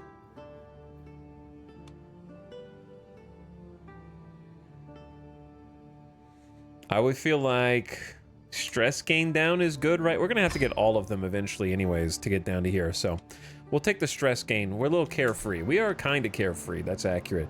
We could take the transport contract. There's a criminal contract. Martial. Boundary dispute. Diplomacy. All right. First things first. Take me into the town. Supplies are this way. It's gonna cost me 89 gold just to get 1,300 provisions. Or, better idea, let's just plant ourselves. We're gonna plant our camp right there, and we're gonna set off on a separate journey to excavate the treasure. Now, the camp will stay behind, and we're gonna go north to Mordor. And then we're just gonna loop all the way back. There are mountains, there are hills, all down the path. So even though we have forward scouts, increasing our travel safety by plus 20, look at what this looks like without them. We have 3 high danger locations and 16 medium danger locations, but because we built the forward scouts building an upgrade in our camp, we sacrifice a teeny amount of travel speed to get plus 20 safety, and that goes from 3 and 16 to 0 and 11, which is huge. And then we can go a step further and purchase Pathfinder's gear to travel the mountains easier. You'll purchase climbing hooks, extra ropes, and all manner of gear necessary to traverse the most treacherous paths, and that'll reduce it to 2 medium and 5 low. So it's just this like low county control here. So it's going to be a little dangerous, but it's mostly safe. 52 safety is pretty good, and we're cool. Look how fast we are, dude. And that's with sick horses. Did we ever get rid of the sick horses? This is 13 months total travel time to get this treasure hunt. Is it going to be worth it? 6 months there, 6 months back. And that's with 170% speed. This is gonna be this is not the adventure that I had planned on doing the second we got here. We just got here. And immediately, would you like to go on a treasure hunt? Okay, fine. I'm in.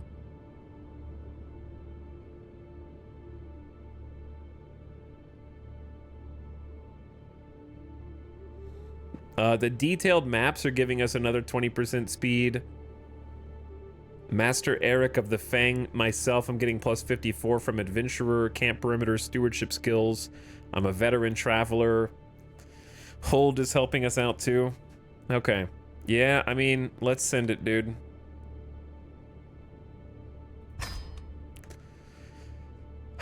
Off we go on a merry quest.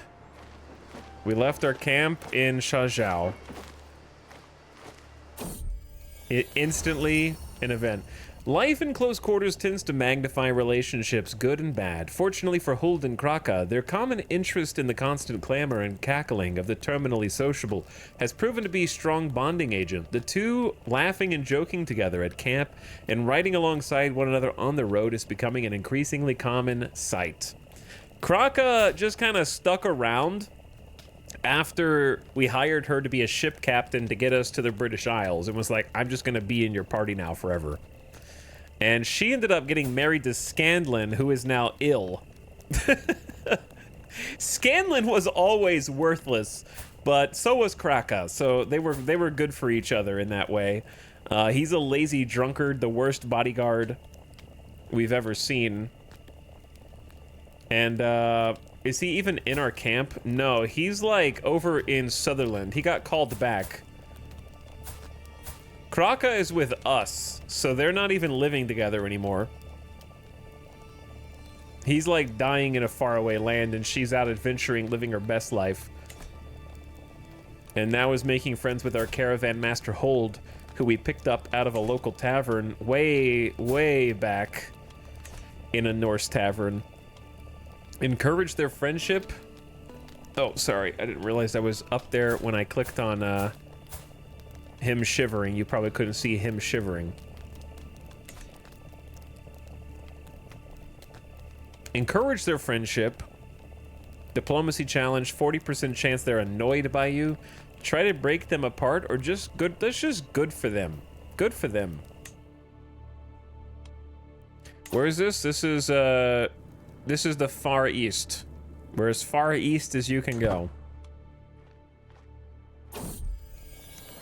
Ragnar, he's back! After years away with Mayor Richard, my loyal follower Ragnar has found his way back to us. How the hell did he find us?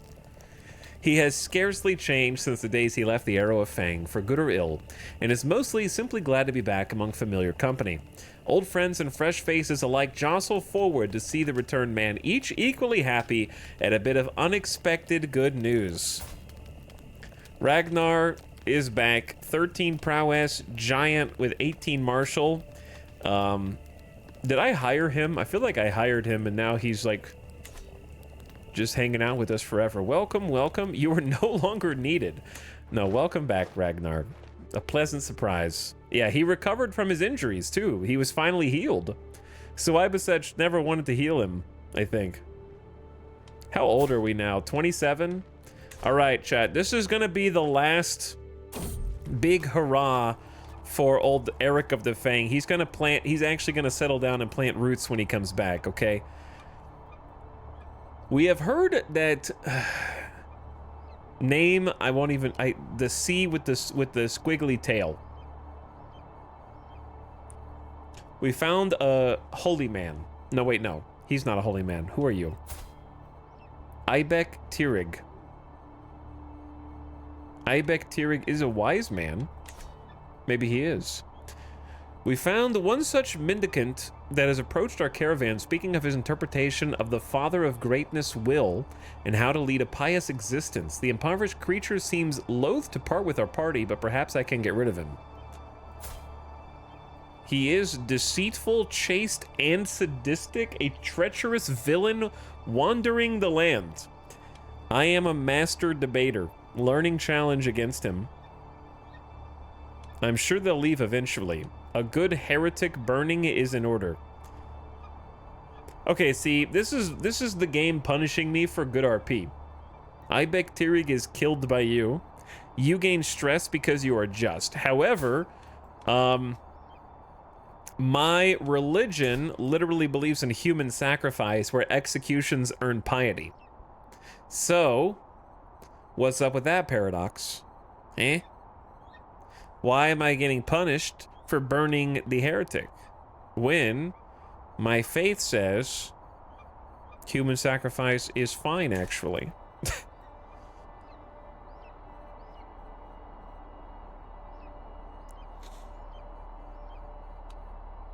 I like that there's no option to just take him in. I'm sure he'll leave eventually. Surely he'll leave eventually. We're on the road hunting treasure. We took a treasure map quest with this random companion. Sejong Tuoba, mastermind philosopher. Taoist. So he's in our party while we go far into the Kyrgyz Khanate looking for this ancient treasure. And it's a year-long journey. We're spending our 20s continuing to cross the world. I think that Eric sees this as an opportunity to see the far northeast, where he's never had an opportunity to go. So he doesn't need that much goading and prodding to be convinced to go on yet another adventure. Like, yeah, we just got to our destination. We visited the castles. We visited the taverns. We did some missions for the local lords, but he's got wanderlust, you know? The culture in Gagin is unfamiliar to me, and some of their customs equally alien. This is proven especially true when Ragnar, acting as our cook for the evening, beckons me over to look at the stewing pot. It's a local recipe, he begins. Supposedly authentically correct. I was assured so by a passing merchant. I look at the substance with suspicion. Is that stewed ermine with turnips? Blended with herbs from hen cuisine. Because you're a veteran traveler and eccentric, you gain 400 provisions, expanded culinary horizons for 15 years. This character has recently improved their outlook on unfamiliar foods, leading to a wider palate, plus 10% provisions gain. Every follower gains new tastes for 10 years. Well, I'll give it a try. So basically, I just automatically win with the top one. 30% chance you become the narrow-minded.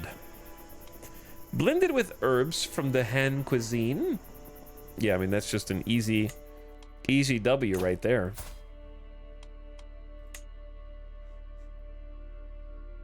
Stress gain, provisions capacity. Oh, yeah, for sure, dude. New fit. Oh, yeah, we should probably change our clothes now. Because we've had these clothes for a long time.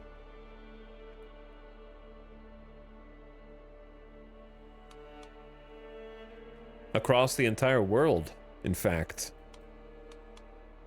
And we're going into, like, the northeast. Look at that head, man. I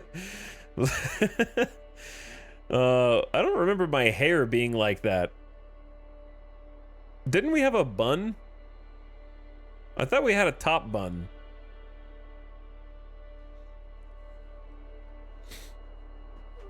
Is it beard time? It might be beard time, yeah. What happens to camp provisions? Nothing, I think. The problem is you just take more time and have to come back. It says hi bun. It does say that.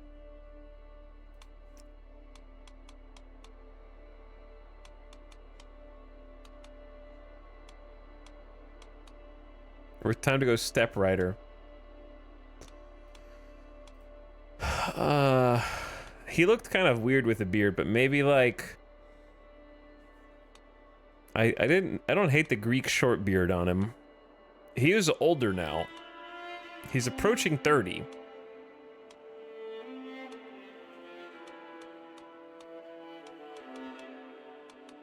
Definitely not the Iberian. He might do like a Norse look. Huskarl braids, maybe.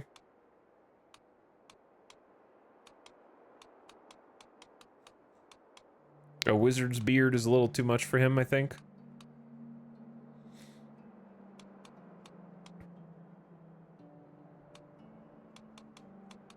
Aspiring Viking? Yeah, he could be like aspiring Viking. Cloak. Okay, this is a little much, but I do think a cloak is good because he's in a very cold area soon. Do we have like a cheaper looking traveler's cloak?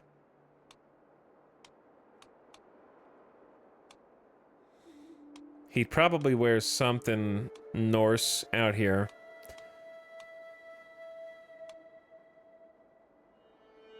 I feel like this is befitting. The Vigman's cloak.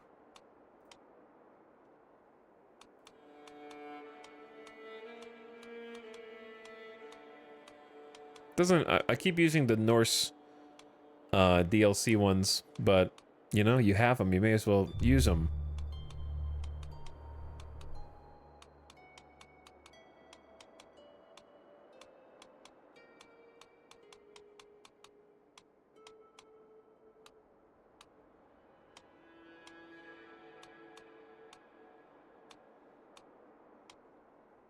These are all like red. Fur-lined hat is default. Maybe we just go fur-lined hat. We're mix and match and everything.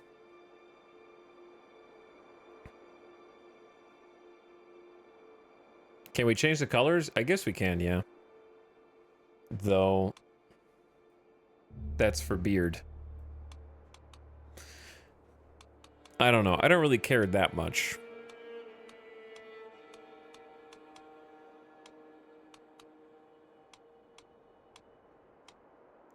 There's a surprising lack of leg wear compared to all the hats. I guess you don't see their legs very often.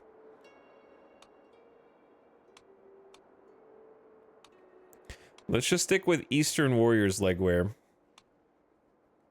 All right, he's kind of got like a mix of things going on here, huh? Master Eric, his forehead fits inside this pseudo Shanka, though.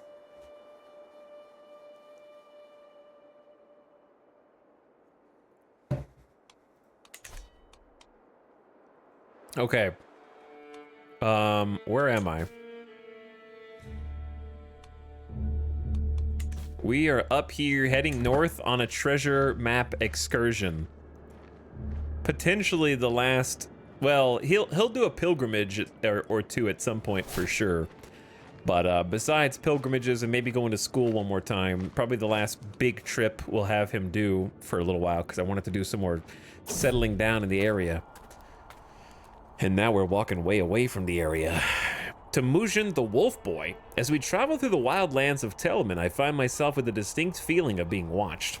Hiding, though poorly, I see a frail, dirty boy watching our entourage. A member of our caravan informs me the locals say these lands are haunted by someone they call Temujin, who is said to have been raised far away from human society by a wolf.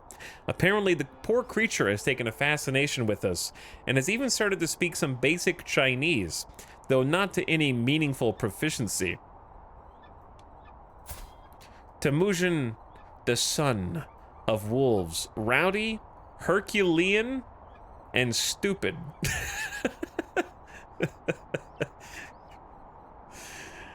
Rowdy, Herculean, and stupid. Not blessed with intellect. I'll train the boy, just ignore him, chase him back to his wolf friends. Prowess challenge against Temujin.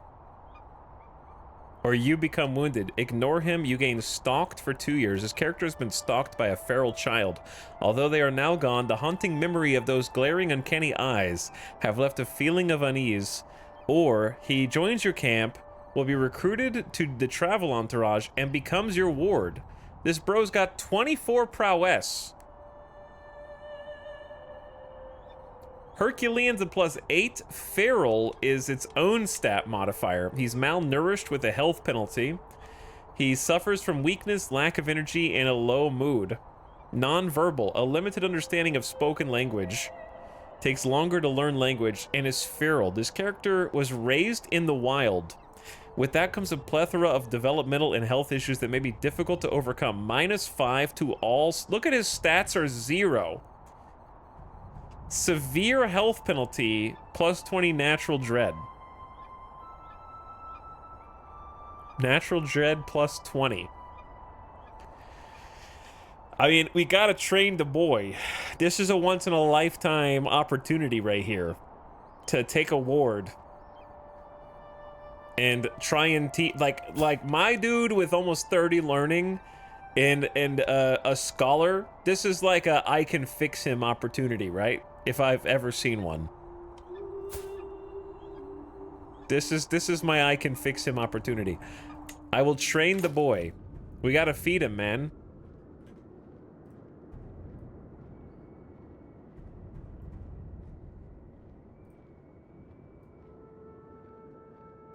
Look at that face. Look at that face. We gotta fix him.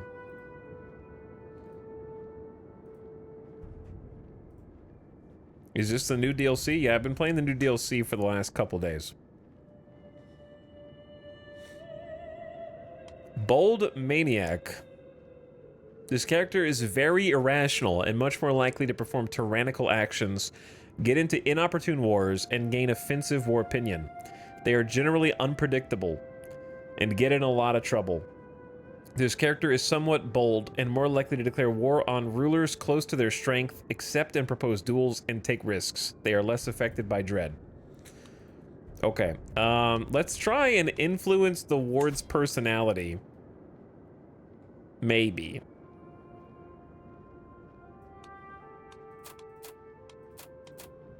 Gains the trait humble. Gains the trait just. Gains the trait eccentric. Might succeed. It's easier to do humble because he has an incompatible. Rowdy is incompatible with basically everything. Son of Wolves is a sick title. Of course they call him this. What human mother's womb could have produced such a beast?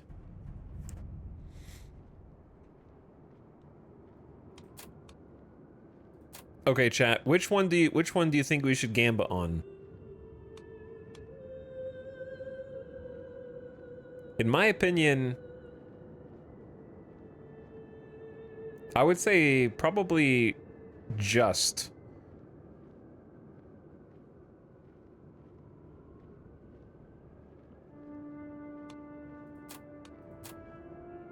Why would you try and influence them to be eccentric? That's kind of like a weird... We're trying to influence him to become something, not saying what he already is.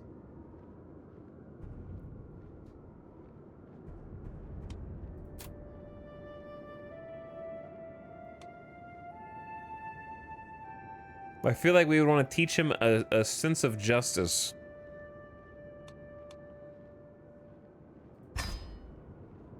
So let's try that.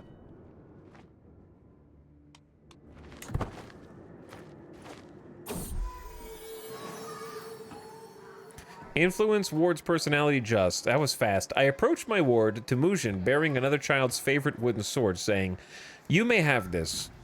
Why? He wonders. I don't even want it. Wow, you're very well spoken suddenly. No, why not? It's natural to covet what isn't yours, to thrill at bettering others. Why not take what you can and allow me to use my power as I wish? Don't be a tyrant, master. It isn't right. Indeed, I smile. It is unjust. That's my boy. You gain 20 opinion and 12 stress. He becomes just and gains 20 opinion of you. Easy. Okay, I thought that was gonna be, you know, a little more... Stewardship +2, learning +1. Until 27th of March, 879. Okay. Good lesson. We did it. All right, we just picked him up, and now he's just going to hang out with us forever. I don't think intrigue being down for him is a bad thing. You know what I mean? Like, intrigue is never going to be this dude's strong suit, but I love that even with just, he still has 0 stats. Okay, we're there. The treasure map. A bird in the hand. We arrive in the Monk Saradag countryside early afternoon and begin looking for clues as to where the marker on the treasure map might point. Walking about the mountains, I notice a well-hidden cavity in a rocky cliff. It leads into a small cave. After a little over an hour, I find a partially covered hole with a small wooden chest within. It's mostly empty, but for a handful of Buryat trinkets. Wait, what? We walked across the world for 6 months? And this is a one-event treasure map conclusion?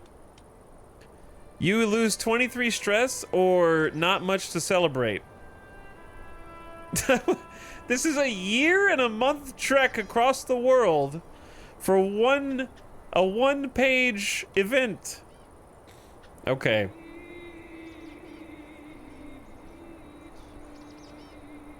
I'm not gonna steal 18 gold to become gallows bait.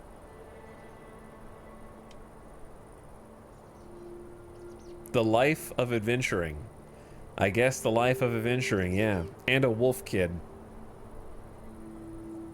I suppose my employer should be informed. Wuji can barely contain his excitement as I return to his tent. It was already ransacked? He sighs heavily. An adventurer's life doesn't go out with a bang, but rather with a whimper, I suppose. Well, wow, did you create that idiom? Is this the first recorded idiom saying of not a bang but a whimper in history, Woozy? He had to think about it too. He chewed on it. There was an ellipsis first before he spouted out that line of wisdom. Well, you've humored me in this folly and have my thanks. Ancient characters using modern idioms. Woozy pays you 50 gold. You lose 98 stress, leaves your camp, and you gain 1,100 provisions. Yeah, we can actually carry up to 4,000 provisions now. Nice round number. So the rewards are still good. It just took us a long time to get there, but the stress going down is nice. And we completed the pavilion. Look at it, it's beautiful. The heart of the camp. A cluster of tightly packed tents around a leader's residence. Now we have even more room for provisions, so we're not at 4,000 anymore. But from here, the next upgrade is 350. We have this extra open slot that we should probably just start working on immediately. I'm gonna send a raven back to my camp to tell them what to start building. Here are our current options. A supply tent unlocks the quartermaster. Yep. Which is responsible for ensuring the camp is well fed and watered. They manage, safeguard, and distribute provisions as needed. Can reduce provision loss and increase supply capacity. They can also increase provision capacity on a scholar's camp. Realm Scholars Camp. Okay. That's the We Are Scholars thing over here. The quartermaster gets prestige per month. And then we can preview it. Can we preview the building, not the upgrade levels, but rather the power-ups for the building? Or maybe not all buildings have an internal power-up tree. Baggage train. Unlock the head porter. In charge of transporting the camp and all its provisions, they ensure everything arrives at the destination in one piece. Minus 32% provisions loss. When it says provisions loss, does that mean like you eat less while you travel? And this is also supply capacity. Why does it seem like this is the same as the quartermaster? I guess... Yeah, it has the quartermaster and the porter kind of have the exact same traits.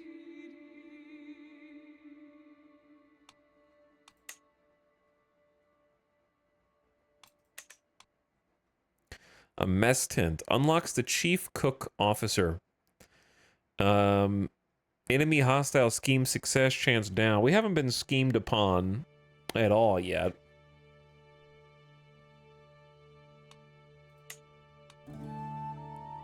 Substantially improves gather provisions decision.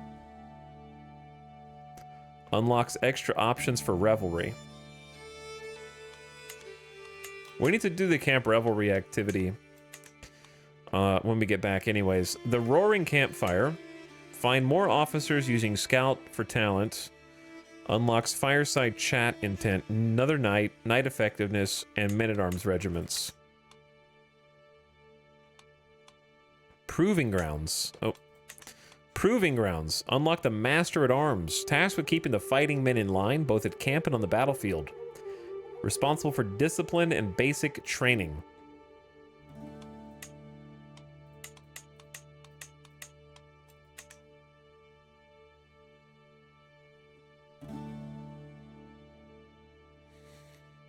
Schemes take so long, no one wants to waste their scheme on you.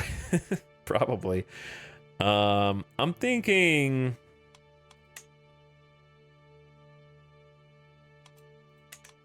I was thinking maybe quartermaster. What do you think, chat? I can't see their building. Oh, here's internal buildings. Okay, see, this will help me make a decision.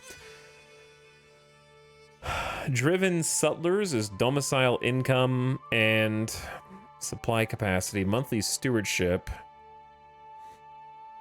infantry buffs, cavalry buffs, armorer buff. Oh, unlock the armorer office. What that?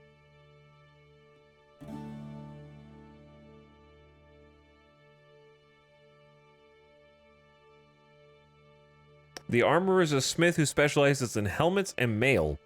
So it's just men-at-arms toughness. Okay.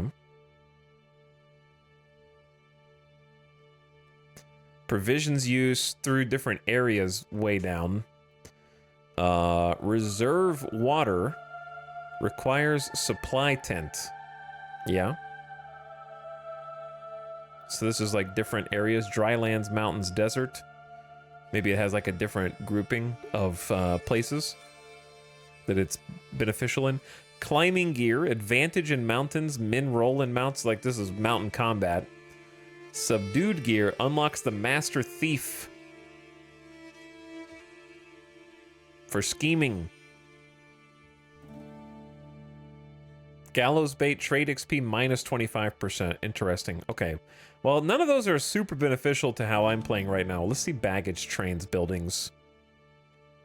Cavalry bonuses. Receive occasional events to recruit skilled porters. Stewardship perks. Provisions. Down. Unlocks the huntsman. Bonus to archers and some other things.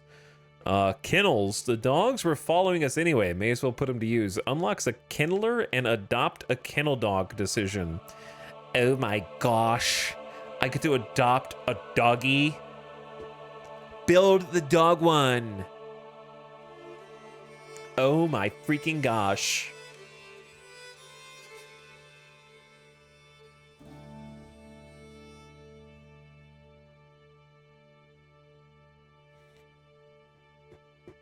Siege engineers is chief engineer. Portable shrines. Unlock the demand conversion interaction. Camp priest. Boost your learning. Learning +1. We don't have like same faith though. That's the issue. Loyal scribes. Learning contract rewards +50%. +50? Learning per level of fame +1. Maybe that one. We'll be rich translating these books, bro. Stewardship rewards. Unlocks the witness officer. Prestige up to +1 per month for you. That's not that much prestige, though. Diplomacy per level of fame. Ransom cages unlocks the manhaggler, responsible for valuable prisoners and extracting the greatest possible profit from them. Prisoners are less likely to escape and you can abduct people. Okay. Expert negotiators.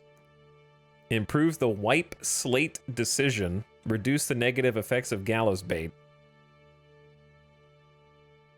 Drifting ascetics.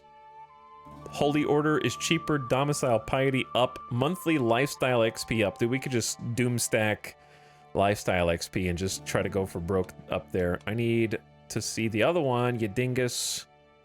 Private tents? Most followers appreciate having an area to be alone together, plus 20% fertility. Stress loss up. Courtier opinion up. Monthly intrigue lifestyle.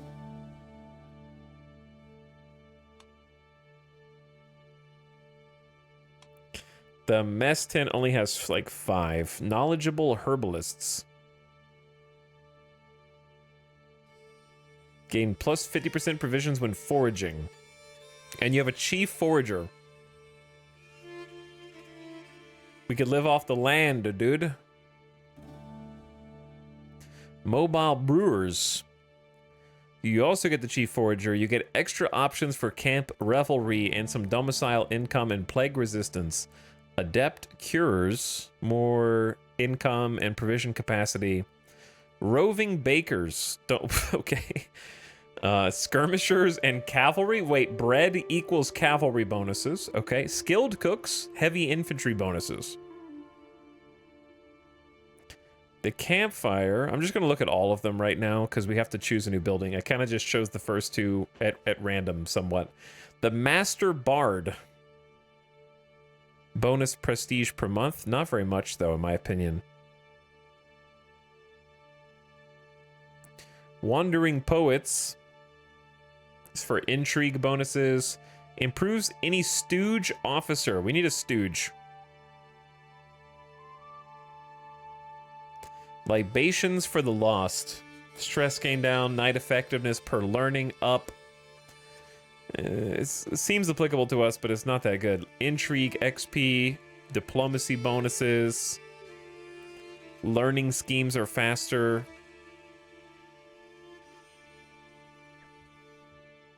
and criminal contracts. I don't really care about that. Okay, and then I'm assuming the proving grounds are going to be all like, yeah, cavalry damage, camel toughness, may recruit elephant men-at-arms. I think I can do that anyways. Heavy cav bonuses, archer cav bonuses, archer damage, infantry damage, skirmisher, spearman, mercenary contracts, martial XP, knight effectiveness, and schemes. Okay, yeah, no, I think we definitely are gonna go baggage train. Get the head porter, receive transport contracts, provisions capacity up, supply capacity up, slight travel speed, and more skirmisher regiments, or higher size of skirmishers. Are we gonna get skirmishers? They're lightly armed and skilled in harassing the enemy. Maybe we will now, I guess. This one eventually just gives you +1 of everything for max size. I see. Baggage train it up. Let's go. 6 months. All right, I had to look through that. And we completed the tier 2 pavilion. Pounding hooves. Ugh, my head, moans Hold as she rides alongside me. Chat, every event I can't stop seeing, they keep using the word moans.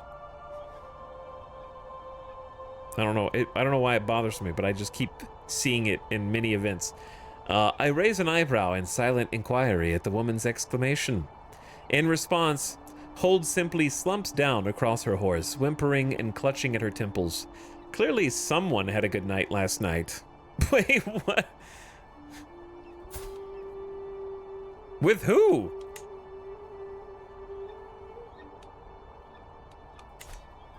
Slow down for her. She gains 30. Oh, she's hungover. Okay, no, she was drinking.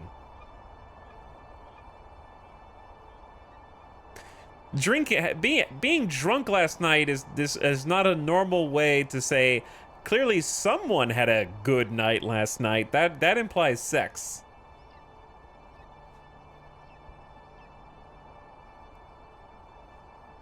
Like, a better way to write this would be, clearly someone had too much fun last night. Right? That would be like, they're hungover.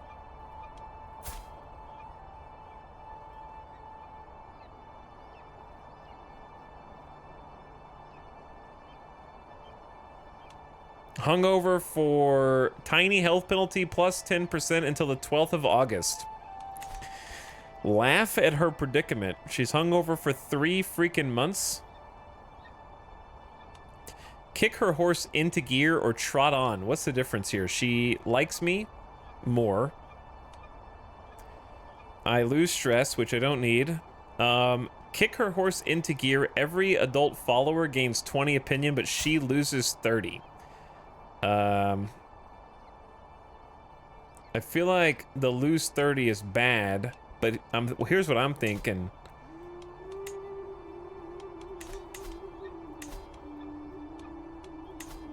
I'm thinking if we get the other followers to like us, then we may get some more supporters.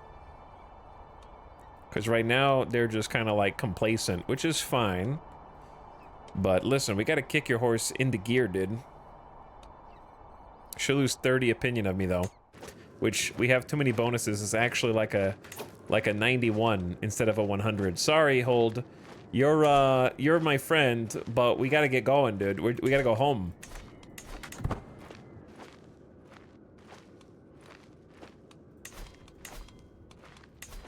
Now, one other person became our supporter. Kraka. Because as long as we stay steadfast, wow, look at that. We're getting another +1 from all stats. Because we have so many different religions represented in our group. So for every 3 religions in our caravan, we get an extra. What religion is he? Oh, dude, he's Kyarwe Bonpo as well. He adopted my religion. I don't know if he started that way or if he just adopted mine when he became my ward.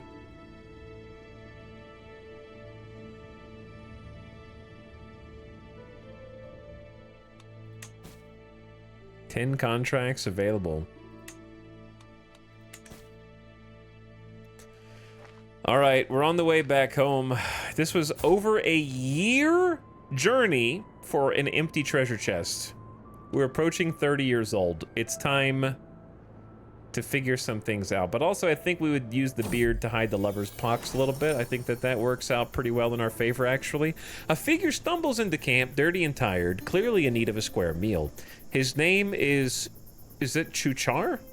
He says, "There are more like me." He gestures off into the distance. "All of us left to rot after every petty conflict ends. Our sword arms work as well as ever, but our lot is to wander and starve. We're the only ones left who won't rob the vulnerable for food and valuables." His eyes glint with determination despite his haggard bearing. "I'd rather die." Godless Lackey. 19 prowess, 20 martial, ambitious. He knows what he wants and he's not afraid to try and get it. Generous, benevolence, and charity are no strangers to Chuchar. And cynical. He trusts the self-interest of others above all else. He's also Tingri. We consider them hostile, they consider us hostile. Unreformed step faith. Dude, that's... My Pokemon collection grows. Aggressive attacker. He's got an overseer lifestyle trait for even more martial and stewardship. Brilliant strategist. Yeah. He becomes my champion. Or I gain... Yeah, I definitely want him in my camp. Welcome to my camp. Hello, champion.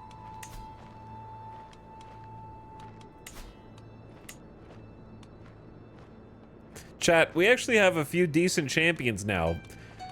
Moving to the east, the Eastern Warriors are just better than the rest. They're better than the giant Norsemen, okay? Chuchar and Zhuanling know what's up. 19 and 17 prowess. Now, Tyke doesn't have to fight for us anymore. He can stay as my spy master guy.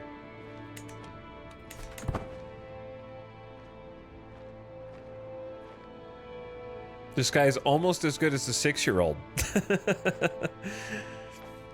What's up, Wanyanners? Yeah, we're way out here. We just went on a treasure hunt.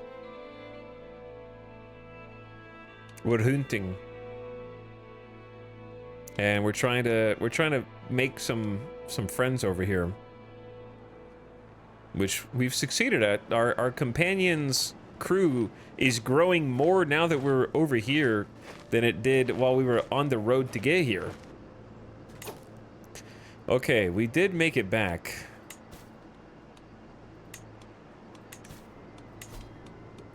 The baggage train is going to be done in 6 days.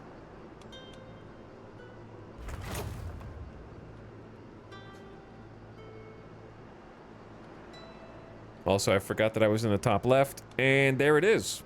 Find more officers using Scout for Talent unlocks the head porter officer. Get more transport contracts, more provision capacity by 10%.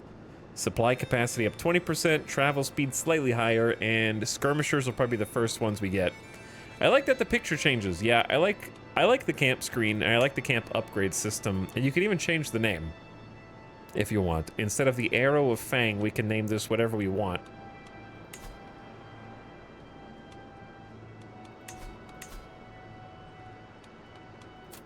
Got a little camp overview on the left. So, with the baggage train, do we want to go ahead and add a internal building? There's quite a lot of internal buildings the baggage train can receive as an upgrade.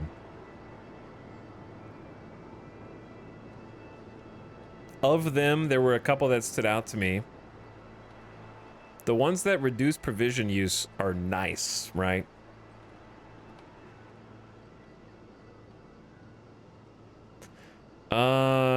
I was looking, oh my god, 240 gold. Yeah, all right, they know. The devs know that 50% more rewards is powerful, so they charge you 240 up front. Oh, man. Okay, well, scratch that idea for now, I suppose. Everything here is too expensive, actually. Which is fair enough. Let us take upon ourselves. There's schemes, there's a boundary dispute, and there's a transportation mission. We have quite a good deal of food now. Let's see where the transport wants us to go. Actually, let's go back into the town first.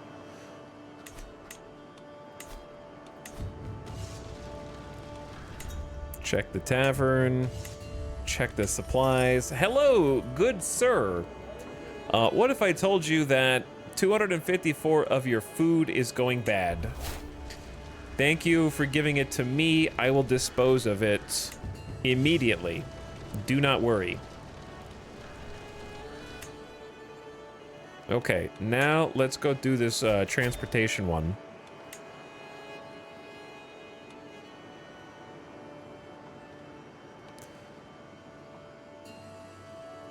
Can anyone tell me on this why Adventurer is negative 75%?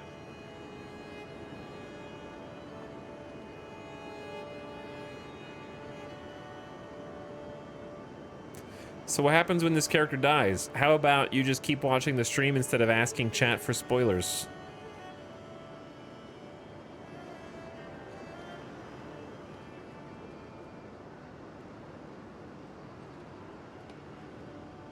You still have Sickened Herd. I do, yes.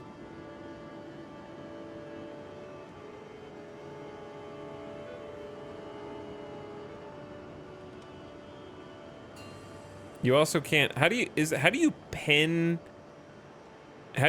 a pop-up? There's a hotkey for that, right?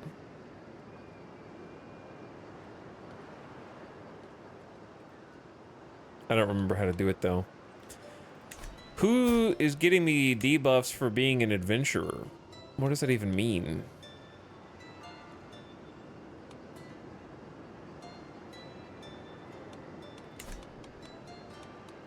Oh well, I'm just gonna go.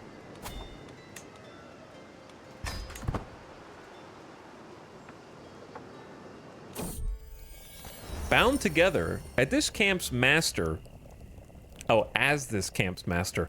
When two of my more notable followers wish to wed. Dude, they just added this event to the game and now it pops up all the time. Every single person wants to get married all the time. This is like the third or fourth time I've seen this.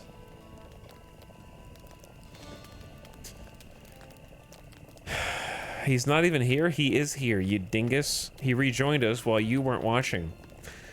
They live with my protection, travel on my animals, and break my bread, after all.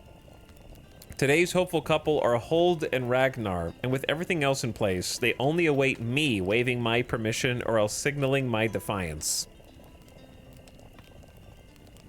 I tried middle mouse already. Permit the union. Allow it, but permit no formal ceremony. Forbid them. Listen, chat, Hold is great, but I think if we were gonna get married, we would have done something already. I think this is a shit or get off the pot scenario.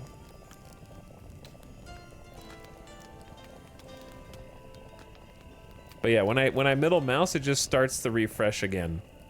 You see? When I click it, it like starts resetting.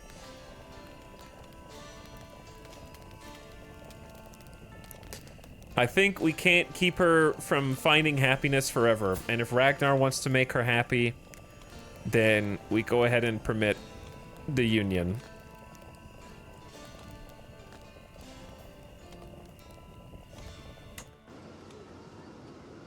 We never acted on it. You know what? She deserves happiness, and so does Ragnar. So let them find happiness with each other, and we'll look elsewhere.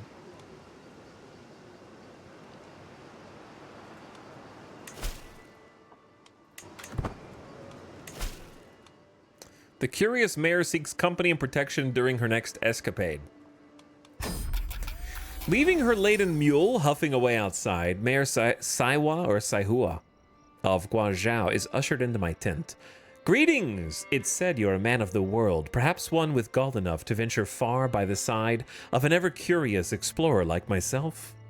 Wayfarers fawn over the continent of Kocho, or Chocho, could be either one, as having a grand and most beauteous capital, perhaps the finest in all the lands. Please, take me to the barony of Chocho. Protect me on the road, and I'll reward you well with coin. How grand? Let's go. Hold that thought.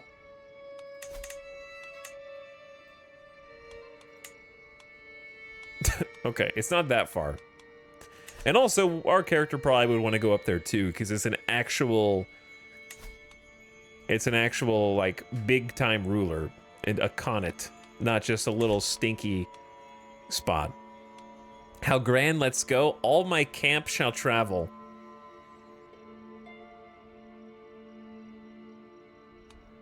Do I want to go back or do I want to stay there? I kind of want to go back. We don't need to take the camp.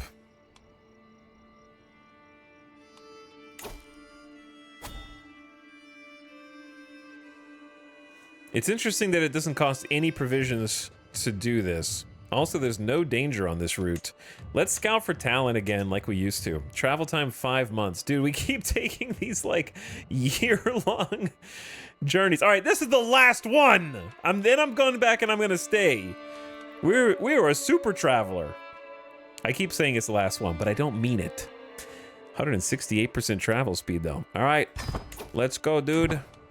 We're off again, baby. I got one last job before I actually settle down here. One last job.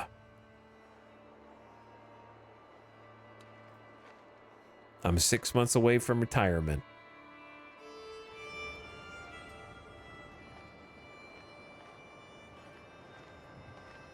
We've become such a traveled adventurer at this point, dude. We're learning our way around the lands. We have found ourselves at last in the oasis of the barony of Chocho. You gain 200 learning lifestyle XP. Yes! And a lifestyle perk. I wasn't quite sure I'd make it, gasped the mayor. But you've been a steady guide through every peril. Thank you, your pay is well earned. And you must admit, this place is astounding. 85 gold, 60 opinion, 180 prestige. That's the main one right there, the 180 prestige. I should head back to my camp. Oh yeah, I forgot, we can't look around while we're here. We just kind of like people arrive, people leave, because I didn't take my camp with me. Oh well, we were just feeling it out. New perk time. The one that makes the most sense is definitely Iron Constitution. Massive health boost against disease and resistance against your fertility declining. Iron Constitution. Oh, we are on the cusp of illustrious. We're so close. How old are we? We're not quite 30. We're 29. We just turned 29. Zhuanling has obtained a pet dog. Zhuanling gained pet dog. Oh, okay. There's now a doggy in the company. A loyal dog follows his character wherever they go. +1 diplomacy and prowess. This is my bodyguard who was in despair at having lost his honor, and we decided to convince him to join us so that he could regain his honor once we got to Guazhou. He joined us there. We have a very eclectic group following us at this point. Learn language success. Sejong Tuoba has helped me learn the Tengut language. Endless hours practicing, sleepless nights mimicking inflection, countless lessons mastering intonation. It was worth it in the end. I look to emulate his accent. I'm sure he'd be impressed. Perhaps I should send him a letter to impress him. I impress him with my knowledge. He gains 25 opinion and grows closer to forming a friendship. Hell yeah, you have learned the Tengut language. What are all my bonuses for learning languages outside of just learning the language? Though nobody ever dared to dream, it appears there's been a breakthrough in Temujin's development. Once a simple child cradled by none but feral beasts, the boy is at last showing progress. Temujin speaks in complete sentences and plays with other children his age, as if he had always been one of them. Today, after our usual lessons, he even asked me to be his father. He is a son to me, blood or no. Your dynasty loses 150 renown. You are considered Temujin, son of Wolf's father. He becomes a member of House Fang. He becomes your friend. He loses non-verbal and feral. He's not feral anymore, and he'll have stats? Or what a triumph. You gain 500 learning lifestyle XP, and you gain 12 stress because you're humble. He is a son to me, blood or no. You have adopted Temujin Fang as your son. Your player heir's son and ward. Rip my dynasty renown. Minus 147. Father of the year. We have a player heir. Now, he may not be feral, but he is stupid still. You can't fix stupid. So he still has 0 learning, 0 intrigue, 0 stewardship, and 0 diplomacy.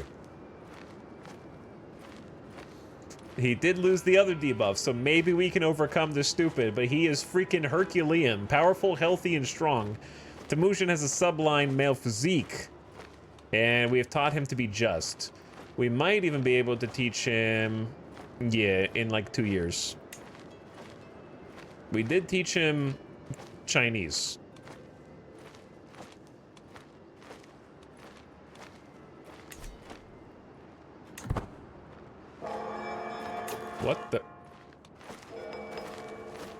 What the hell is that? Ding dong. What was all that going on?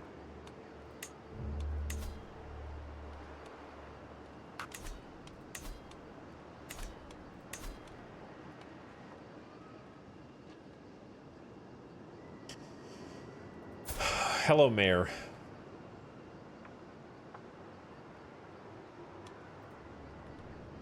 I don't know what I want to ask you for. Maybe nothing right now. We'll come back. Sounded like a train. It did kind of sound like a train. Regale the court with the diplomacy scheme. Do a martial scheme. Or settle the boundary dispute.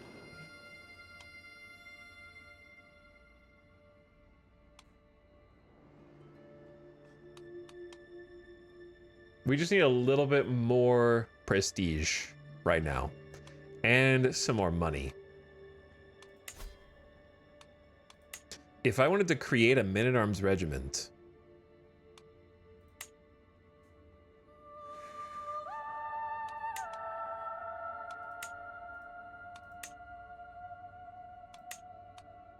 It'd probably have to be skirmishers. So what, they cost 33 gold. Provision cost per traveled barony is 3.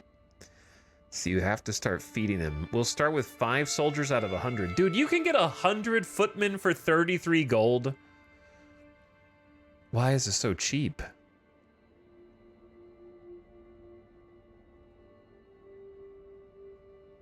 My building upgrade is 240 gold. But one of 2 men-at-arms companies is only 33 gold.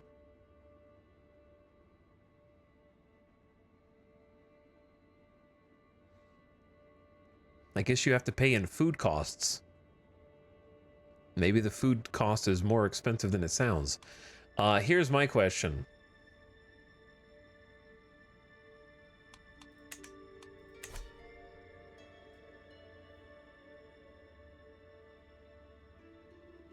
You shot across Eurasia after I went to bed? Oh yeah, we've been chilling over here. We've been up to Kyrgyzstan territory. We've been to Kocho. Or Cho. It could be either one. And all the way to the east. Yeah, this is our domain now. Here's my question, chat. We have a cool ability as allowed by one of... Did we just get water? No, we've had water rituals, right?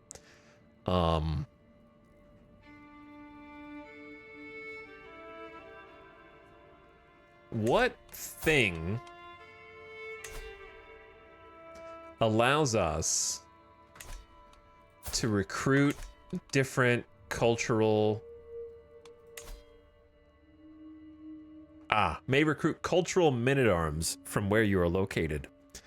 We are getting a men-at-arms recruitment cost discount. That is true. We're getting 25% off. My men-at-arms counter efficiency is also getting a big buff. So Scholar is helping us fight, potentially. So these are big. And my knight effectiveness per learning skills up 0.5. So we have 30-ish learning skills. That's like 15% knight effectiveness. The enemy defense advantage is halved. So there's some good stuff there. Now, here's my question, chat. Without knowing it ahead of time, is there a way to see cultural men-at-arms? I guess you could just sort by culture, click on them, and then see if they have any, right? Can recruit horse archers, for example. Without just like looking up the wiki. This is probably the best way to do that. And then we could try and intentionally travel somewhere.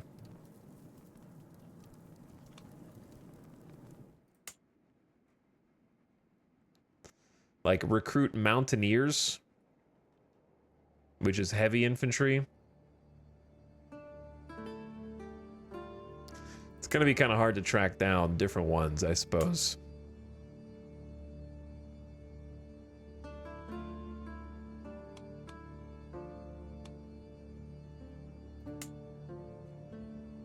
Like horse archers are recruitable. Having to scan every single tradition is going to be kind of a pain, though.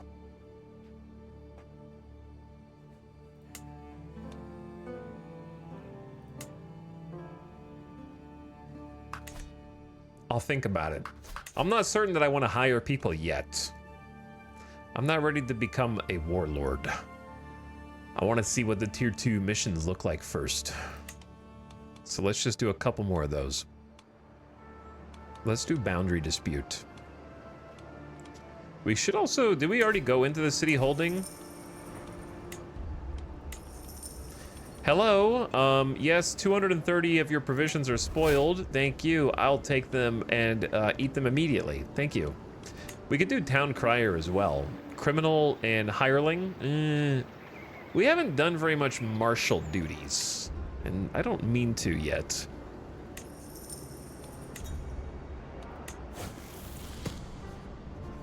Ooh, a learning story. Gain 100 learning lifestyle XP. Okay, cool. Let's go. I'm just gonna move my camp with me for now. Is there a way to see your camp's sort of consumption over time? Like, do they take more food to travel with more people, or is it just with more men-at-arms?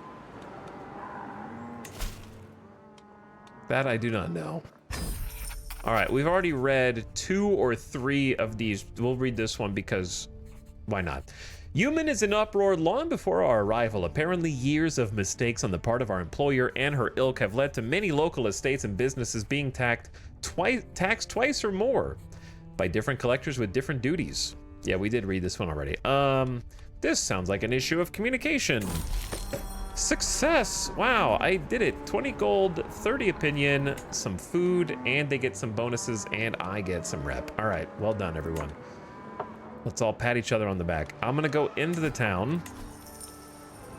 Check the town crier to criminal contracts, intrigue. We can try diplomacy, but diplomacy, I feel like, always ends up as a scheme. Nope, that one's not a scheme. This one is a scheme. We don't have a scheme going right now, so why not?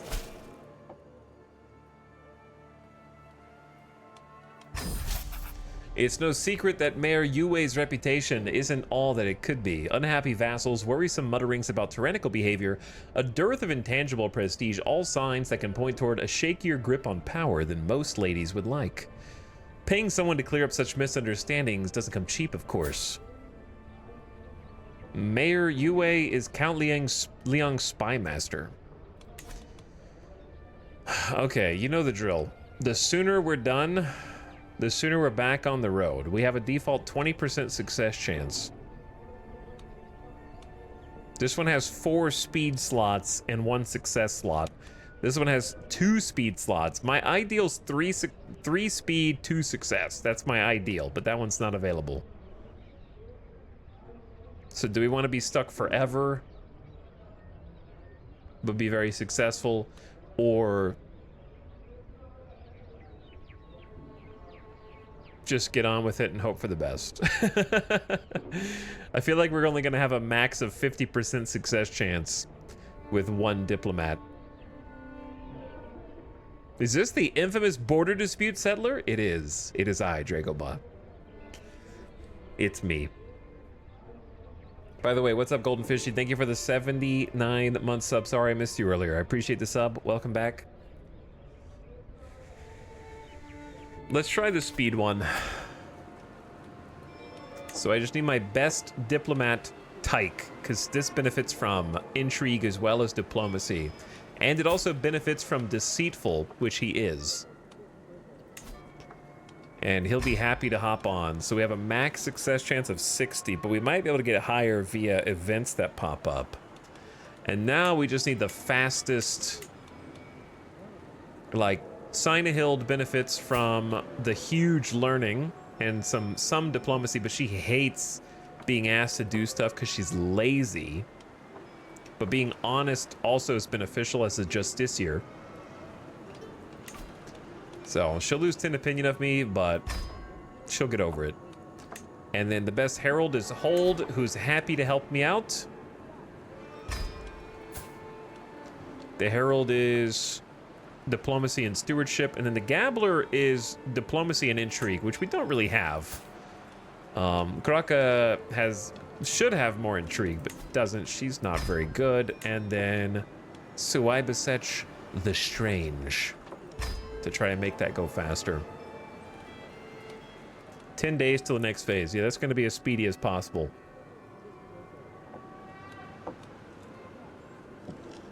I think it's stuck at a minimum of 10 days. Oh no.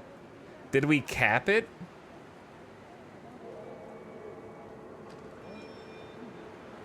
Base is 70 and we have minus 81 from agents. Look, send it back to the drawing board. Put this contract scheme back on the drawing board. The Stellaris archaeology system is somehow more fun. It should tell you what your maximum is going to be before you pick, right? Like on the screen where you pick which one you want to do, it should tell you what your maximum stats are as a summary. You know what I'm saying? I could move or I could stay.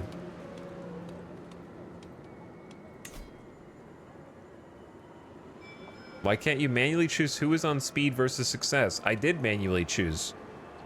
The problem is that you have to choose how many slots you have for success and how many slots you have for speed before you even see how successful or how fast you're going to be. Oh my god, this is going insanely fast. Okay. I could move during this also. What's this mod? It's not a mod. It's the last DLC that came out. Temujin is at that age where a child absorbs everything and anything around him like a sponge soaking up water. Though present circumstances prevent me from giving him the finest of educations, the young lad seems no less eager to learn for it. Instead of the tutors and books that someone of more fixed wealth might feel entitled to, he roams the camp, shadowing my officers and eagerly assisting them in their duties. A little nudge towards someone specific would likely do wonders for focusing his efforts. He wants Temujin. Wait. So, wait, hold on. Okay, so this is just a one-off event.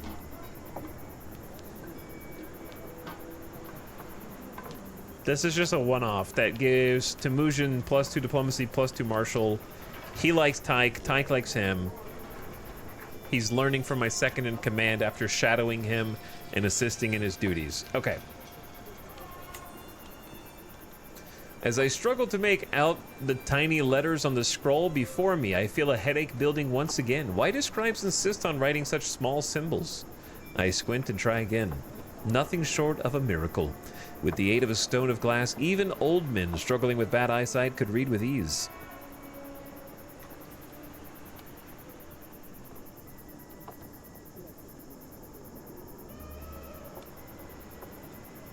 I need one of those stones. You lose 50 gold and gain 300 learning lifestyle XP or sell everything which is impossible to read.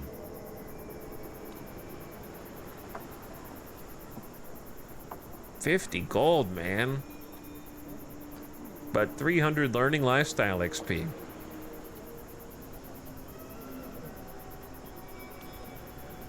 Or gain 50 gold. I have to go with the RP choice on this one, I guess. My dude would not sell everything, which is impossible to read, so I'll just take a 50 gold hit, I suppose, for a wee bit of XP.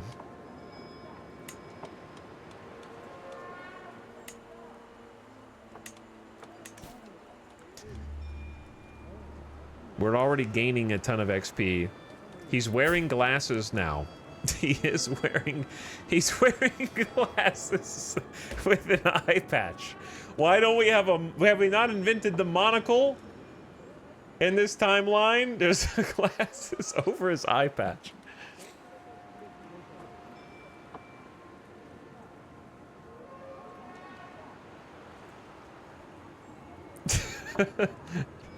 Should have just charged you 25 gold. I have to agree, yeah. I would have to agree with that. Okay, so we can't do a diplomacy scheme or a martial scheme because I'm already doing a scheme. So let's not do a scheme. Okay? Not gonna do a scheme. Well, we could just stay here. Like, I know I can move, but why don't we just stick around for a sec? Because this is like already... Bro, you can't even execute the scheme when you're at max success chance. Because you have to wait until you roll advantages.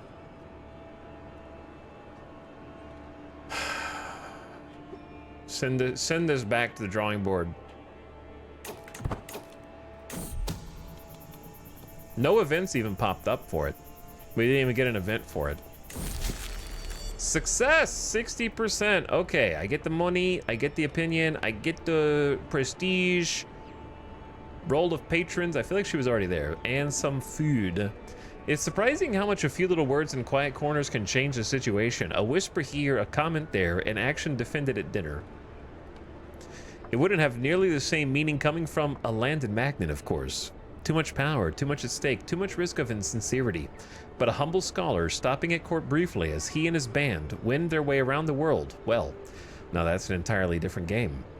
Needless to say, Mayor Yue is more than happy with our efforts and we must be on our way. We actually, it says Mayor Yue pays 42 gold, but this says paid 52 gold. So am I getting double? This says has happened. Paid 52 gold, but this says pays 42 gold. And it says gained 60 opinion, but the top left one says gained 30. Gained a... Oh, wait, she... What? You also got a lot more provisions? No idea. Your glory is widely known. We have finally achieved the level illustrious, the 4th level of fame. Plus 10 secular opinion. Number of knights plus 2. And perhaps, oh yeah, we might need to go somewhere else to get higher level quests.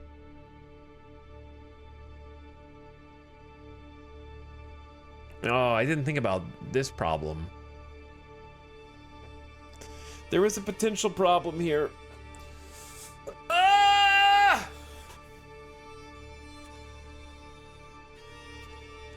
The problem is that higher level quests cannot spawn without being higher level people.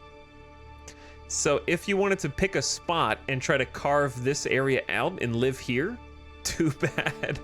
There's no one higher than a duke here.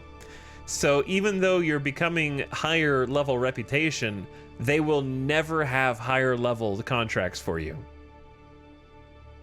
Unless there's level 2 from... Oh, there's disease.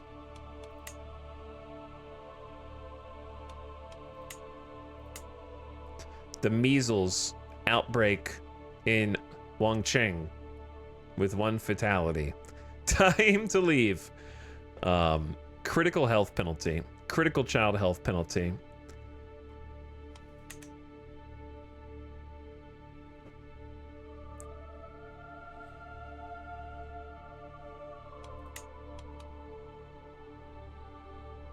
But it would be nice if there were like tier 2 and tier 3 contracts that weren't specific to like kings and emperors.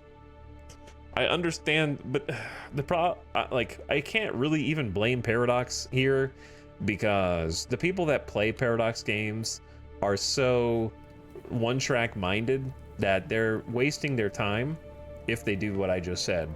Because like, I'm the only person that cares about that. Most people are like, look, I'm the emperor of the Byzantine Empire. Look, I've united Western Europe under West Francia. Like, they just want to play as like it's like making Hearts of Iron content that doesn't center around Germany. You know what I mean? It's just a waste of time for the majority of the like basic ass players of the game. Okay, who cares about playing as some duke in the Far East? I want to be a major power and play with kings and emperors. So it would kind of just be a waste of their development time, I guess. But it certainly would make the game more interesting to play for situations like this. Or yeah, to be like a step nomad or something. So we have a couple options. I'm gonna walk around and see if maybe there are some tier 2s that just haven't appeared yet. And then otherwise we have the continent of Chicho. And we can also go down to these areas, because I'm pretty sure we've got a bunch of kings, but this is the we don't have any empires down here yet, which is fine.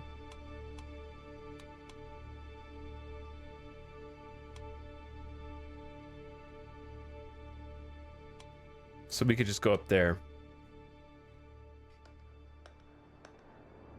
Okay. First things first, though.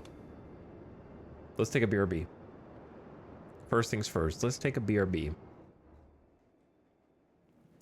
India might be promising for tier 2s. Yeah, I mean, there's quite a few kings in and around India. I just wanted to try and impact this area and actually like create some changes in the map. Like maybe pick someone and start fighting for them or something. But he needs to find a spouse. But I feel like we have a moral obligation to pick someone else who's also got lover's pox already. Which might severely limit our options.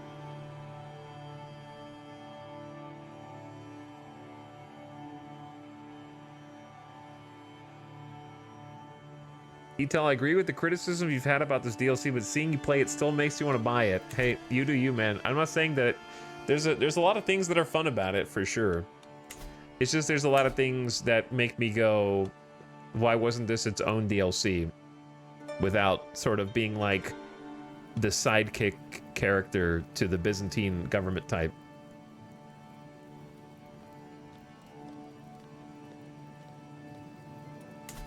Instead of trying to smash both of them into a $40 DLC.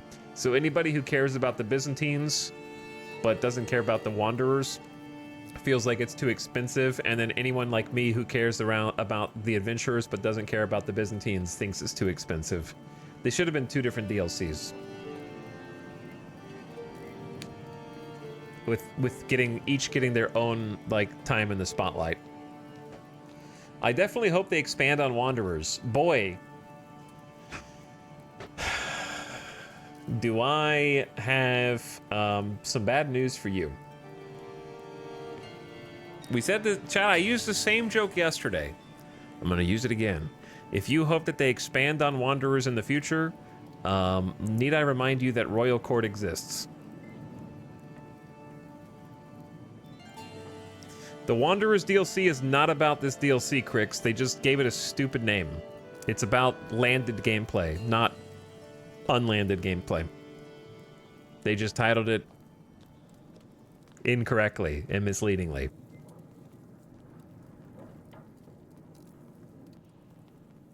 It says so on their Steam page. There seems to be a significant amount of confusion around it. Even they titled it Wandering Nobles. But they had to release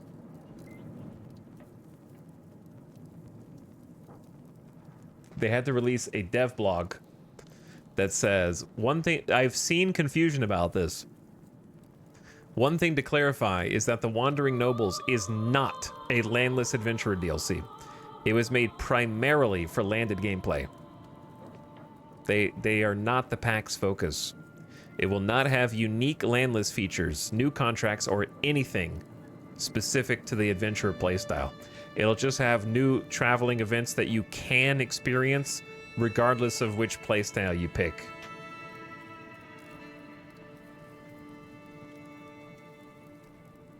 They just called it Wandering Nobles.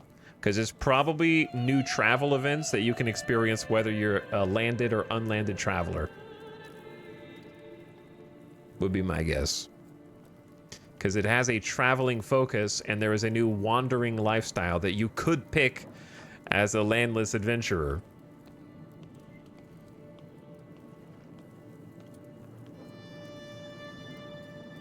You can inspect a specific part of your realm, host a monument expedition, or host a hike.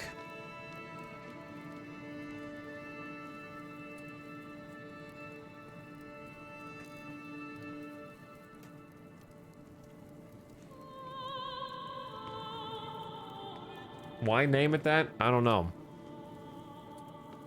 Because that's what most people thought that it was. They thought it was like an expansion to this, which, you know what, would be bad anyways, because then it would just be like, well, why didn't you just put all that content? If it was specific to the adventurers, why not just combine those into an adventurer DLC? So, it's kind of a lose-lose, regardless of which way it went. But hey, I already have the season pass, so... The main thing I was excited about was an 11/78 start date, and that was a free update. Yeah, I've never picked any other start dates, to be honest. All right, I need to take a BRB. I need to take a BR back. And what I want to do today with the rest is I want to try and figure out how to spawn tier 2 contracts and see what they are. And see what their rewards are like. Number 2, I want to try actually getting some troops. Because we have, I feel like we've earned at least a couple of men-at-arms. We have an actual pavilion now. We have a barber's tent, a camp perimeter, and we've made a baggage train. So it makes sense to me from an RP perspective why we might do that. And I do want to upgrade the baggage train when possible, but we need to find a head porter. So you're supposed to find more officers using Scout for Talent. Maybe I haven't been using Scout for Talent, but now we're going to. Because I need to get someone to... Actually, we could just look and see. We'll do that when I come back. I'll look and see if somebody can already fill that role within our camp with good aptitude. So we'll see how that goes. Maybe we'll shift some people around. Listen, they might be friends, but we need to get some people who are competent in those jobs.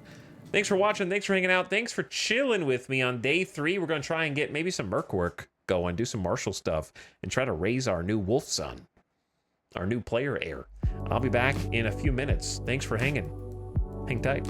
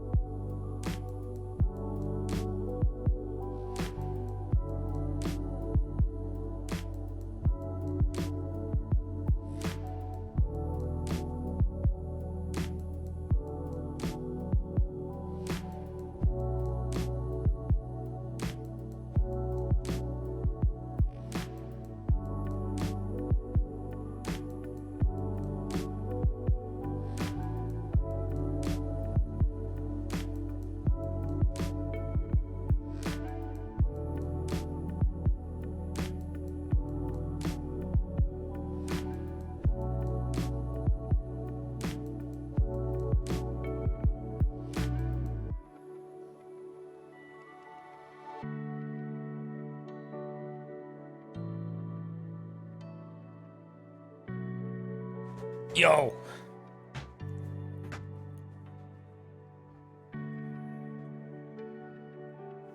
Hello. We're back.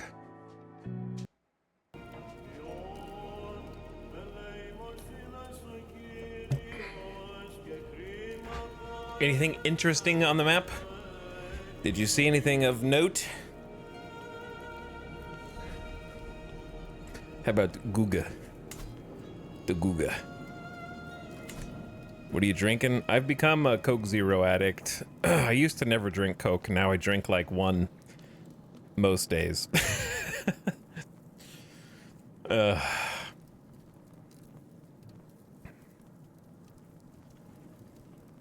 love Coke Zero? See, I don't love Coke Zero. But I'm willing to suffer it. It's fine. It's better than drinking a regular Coke every day, and it's better than drinking a Diet Coke every day. But only by a little bit. Don't. No dick. Do not dick. For your own good.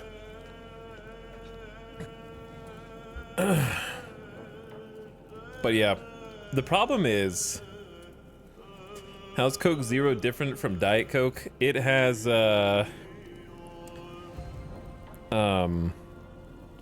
the ingredients, it's just like less aspartame and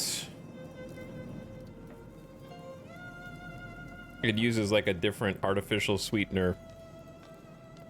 But it's basically like less aspartame.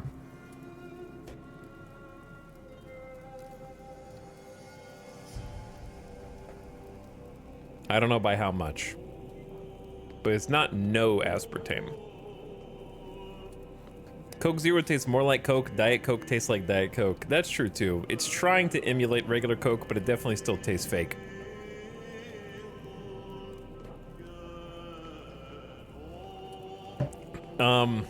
But effectively, I don't know, man. I've tried all sorts of different drinks. I've tried like Arizona iced tea. I've tried like regular and diet versions of that. I think just having a carbonated beverage, and I've tried like the quote-unquote fizzy waters, the carbonated waters, the flavored waters, and that doesn't do it. It doesn't do it for me. I crave something to drink after drinking coffee that's not waters, that's also bubbly. Like, for me, water, I drink a bunch of water, but I drink a bunch of water at meals. I just like having something to sip on that is also carbonated and also tastes like a cola.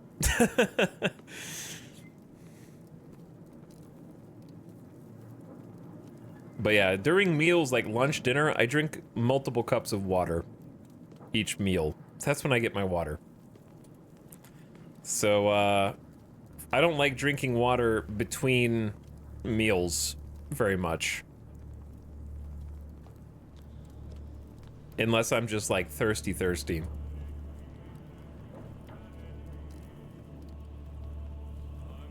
Maybe like, is there like a diet lemonade? No, I don't think that would work either. I would just drain the whole thing. I'm the opposite. I drink water most of the time and then drink Fresca or sweet tea at meals. There's two types of people. There's the people that learned how to drink water at meals to save money during college and just never stopped, and the people who didn't have to do that.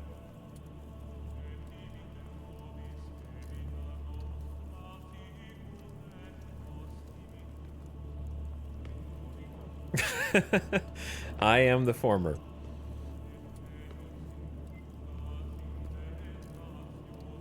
I love a good club soda and lime wedge. Yeah, I can't drink just plain club soda. Does that mean you didn't drink soda between meals in college? Correct. If I drank soda, it was because we would buy like a 12 or 24 pack when they were on sale at the grocery store.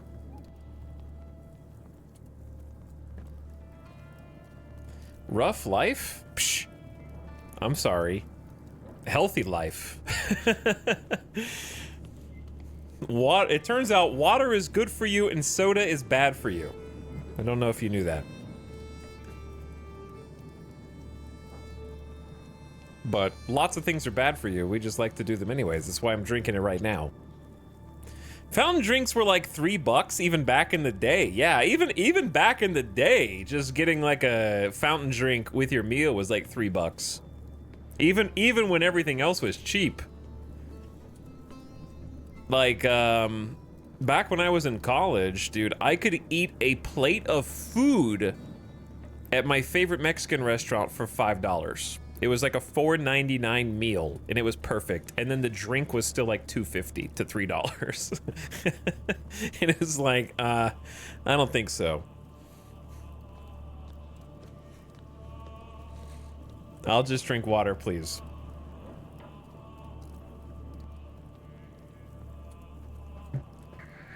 I wish I liked sparkling water, Ottercog. It just isn't good for me. It isn't good for me. I wish I liked it, though.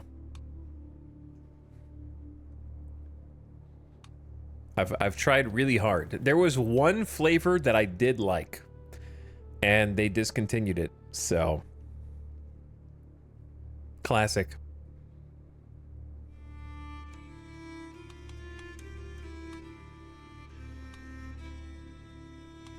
Okay, where am I? Oh, we're up here. Okay. So we're about to set out. Not that way. We could take a look around real quick at different cultures and see if they're getting any...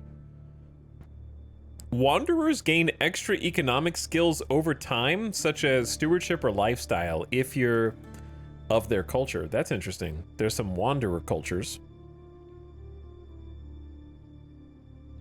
Xenophilic, they enjoy other cultures and are fascinated by them. Can recruit Tarkan men-at-arms, heavy cavalry. Spicy. Tarkans counter heavy infantry and heavy cav.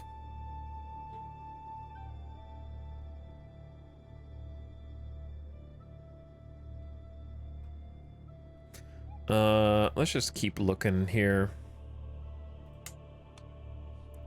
I can actually recruit any of their cultural warrior types if we find a good one up here. How about the Kyrgyz? I know they're horse boys. Yeah, they're all like horse archers. This is just going to be the land of the horse archers. We could go... What I'm trying to look for is... We have various bonuses to skirmishers, so I'm trying to look and see if there's any fancy skirmishers around here. There's palace guards. These are heavy infantry as well.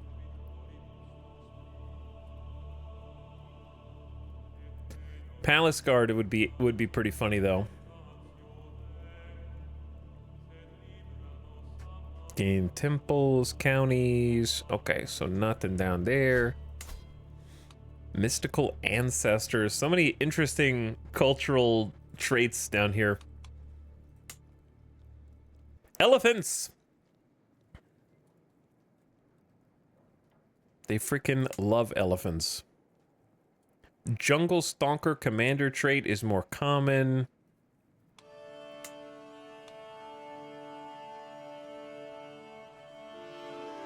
Another heavy infantry. Heavy infantry that counters both light cav and spearmen is kind of interesting, though.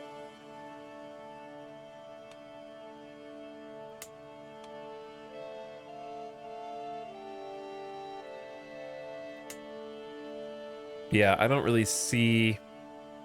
We probably already passed them in our travels the first go around. Because, like, Mountaineers is also heavy infantry.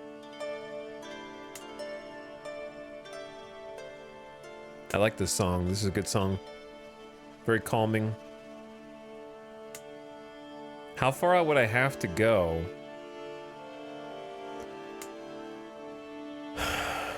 to get a skirmisher.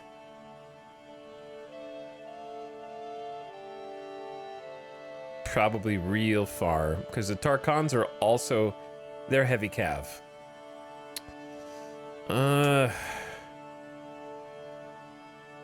Tarkans, yeah. Sorry, chat. I'm just looking to see if there's. It's all heavy infantry and cavalry, which is not surprising.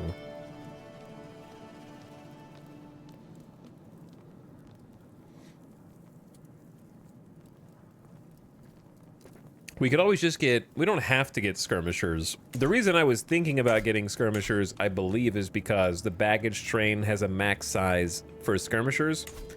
But if you upgrade it, that applies to archers as well. And then heavy infantry, and then light cav, and then heavy cav, and then siege weapons. So it kind of eventually hits everybody. We just already do have the max size up for the basic skirmishers. So we could just start with that. Now, we can only have 2 men-at-arms companies.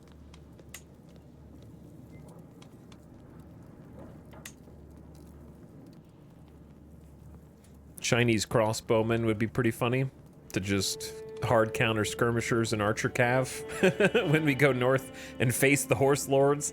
Like, oh yeah, you've got archer calves? Oh yeah, I've got Chukonu. How do you like that? And we're good in the mountains and the hills and the desert mountains. How do you like that? Hello, wow, wow, wow. Thank you for the 46 months. I appreciate the sub, dude. Welcome to the stream. Okay, I wasn't gonna Google, but now I'm gonna Google. There's not really a good way to find this information.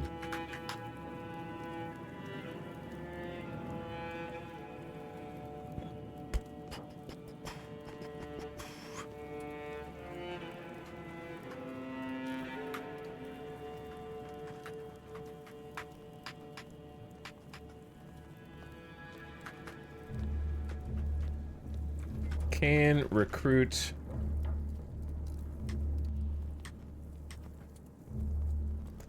okay. If you have defensive tactics, then you get the Shomer men-at-arms. That's probably really far away though.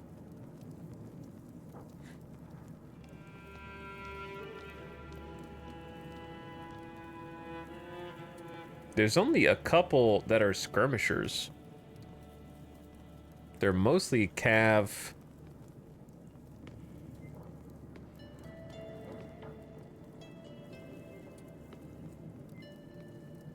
And also, some of them have to form. Like, it's difficult to find because some of them need to form via other traditions. All right, I feel like I'm lingering here too long. Let's just not worry about hiring them right now. I think we'll wait. Let's go up and see if we can find some different missions. Let's take a trip with our campsite. We already took this route once. Now let's temporarily just move our camp up here. We're gonna scout for talent and use forward scouts. Gonna cost us about 1,000 food. Off we go. We went up there once, but we kind of came right back. We didn't really get to stick around and explore.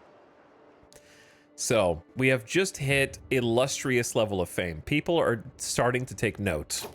They're starting to recognize us. They're starting to know when we're coming. We actually have a respectable... Ooh, the camp. Yes, we have space for an extra bodyguard now. Tyke is good. Has a chance to prevent assassination murder schemes. Is already our second. We don't have a stooge yet. Kraka would be a good stooge. Why? The stooge is the involuntary focus. I don't want to make fun of these. I don't hate these guys yet.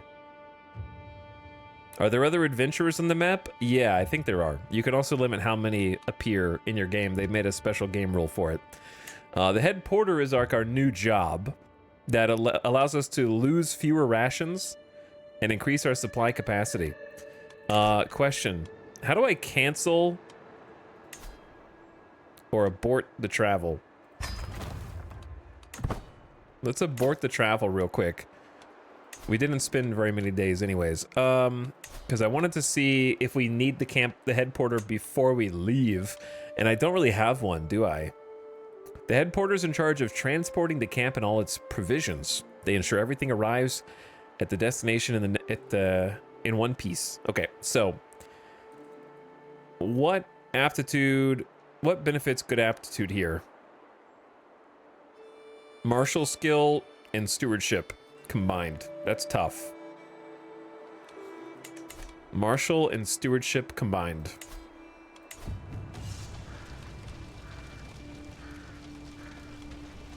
So we can see who's here for recruitment and just see if we get randomly lucky. That's an 18 out of 10, but they're deceitful and greedy.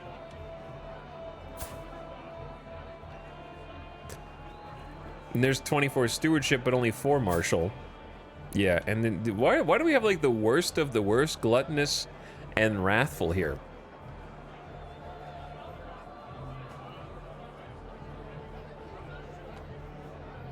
And they all cost like 80, 70, 60 to 70 gold.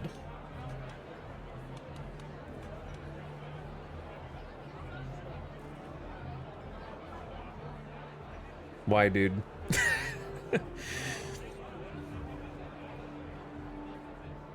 Boy, how did you get here and why? Is your name Boy Linda?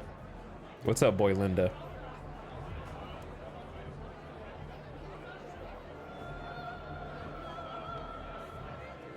Boy Linda, I think.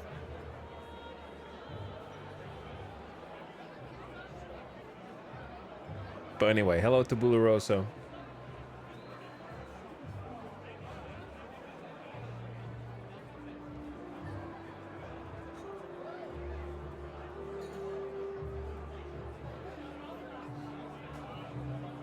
I'm scrolling up.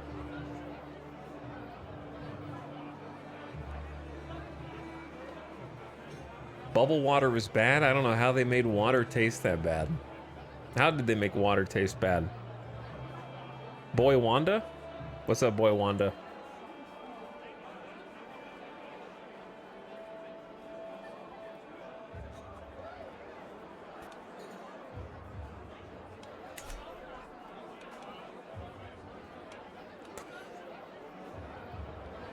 All right, I'm getting out of here. Hey, chat, remember when I said that I wished it was possible to put slow mode just on individual chatters? This is one of those times. I don't know why Twitch hasn't come up with that bold idea yet. Like, that doesn't need to be for everybody. No, please. How do you know I was talking about you? Guilty conscience, bro. I didn't say any names, did I? You just inferred it. That means you know what's up, all right? And if you know what's up... No, first you were up, now you're down right now. You were up, but now you're down. You got it backwards, bro.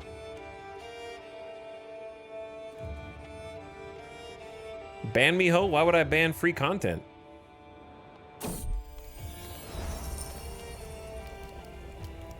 Everybody's omega lolling at you. It's easy laughs. Coming in like a wrecking ball.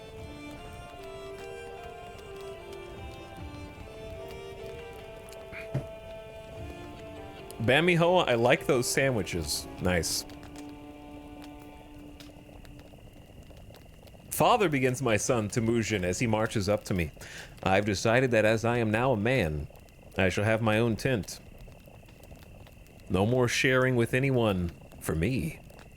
The youth stands still, spiel finished, petulant defiance oozing from his posture. Almost involuntarily, I crook an eyebrow at this unprovoked display. I will not budge on this. I am an adult, and I demand to be treated like one.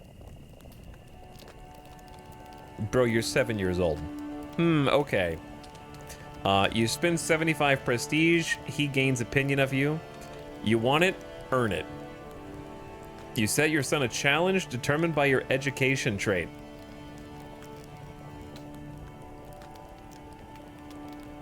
Possible outcomes. Either he triumphs or he fails to impress you. You're still a child till I say otherwise. You gain stress because you are humble. Nah. Alright. I'm not gonna bow down that easily, man. You want it? Earn it. He fails to impress you and he gains 60 stress and loses 40 opinion of you because he's frustrated. Yeah, that's what I thought. Step down, little man. You've only been here for a year and a half. Acting like you own the place right now.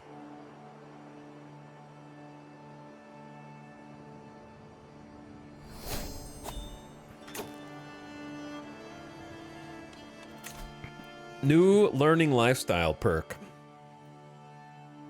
We heading towards whole of body. Gotta pick either know myself, know thyself. Honestly, we have not had any trouble with mental breaks, but when death of natural causes is 1 year away, you will receive a warning. So, is this a DLC in which you are one guy who travels the world? What if I told you that any way that you play Crusader Kings, you're playing as one guy? Would that blow your mind?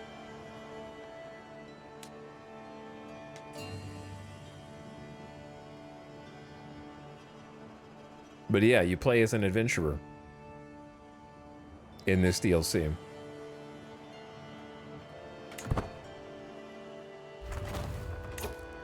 Okay, so the good news is there are missions around us. The bad news is none of them are 2 stars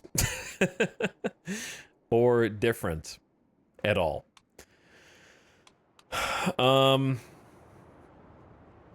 Let's go visit the castle first. The tavern, gathering travelers and local Uyghurs alike, is brimming with activity. A storyteller is seated by the fire a bit further in. Up front, a gathering of shabby chums pester the server for more tea. And at a corner of the counter, a ravishing vixen sits, seemingly bored. By the entrance, I spot an inconspicuous hooded figure. Clearly, someone who values their privacy. Don't tell me that this is the person that we said is a ravishing vixen.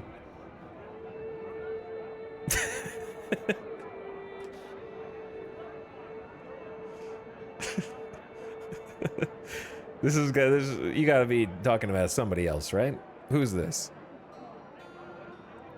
Is that the person sitting on the counter? Hold on, let's find out. Oh my, who is that? It is. I am intently observing the vixen sitting herself down at a nearby table. The tavern owner called her Essen, didn't he? She looks puzzled as I approach, possibly because my internal turmoil is clear as day on my face. Why would this bother me? I am Master Eric of the Arrow of Fang, damn it. I keep reminding myself of my recent accomplishments to remain calm. I'm mostly failing. Stupid, sexy Yoda. How about I buy you a mug of spiced wine? Do you fish? Because you have me hooked. Why don't we take this somewhere comfier? Bro. Ugly, literally an ugly witch. A schemer, impatient, callous, a fearless villain. This character is very cruel and significantly more likely to harm others, and is very bold and more likely to declare war on rulers.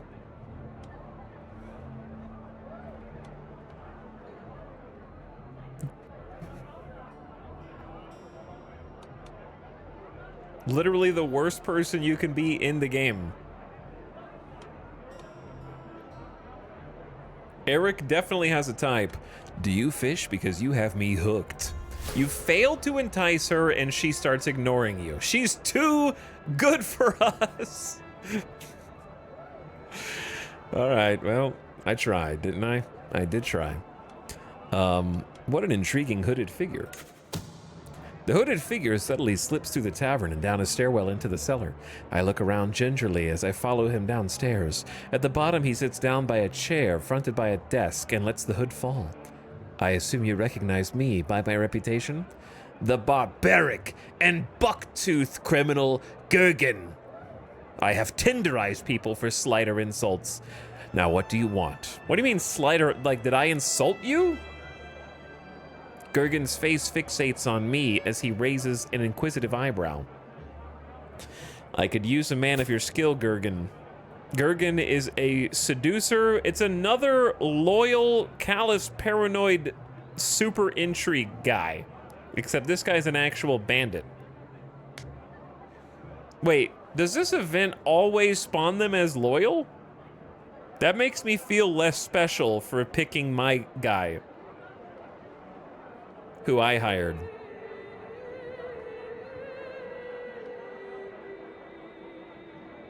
You just give them to everybody? With no randomness? Other than their actual stats? Or their stats? We're already looping content. It happens so fast, man.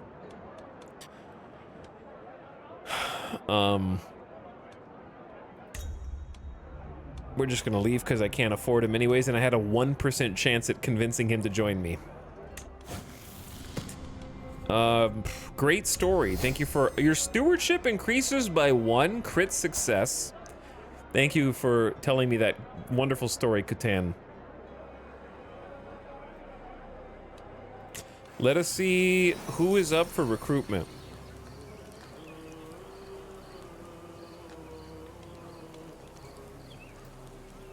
How about you come to work for me? How about none of you? Actually, I take that back.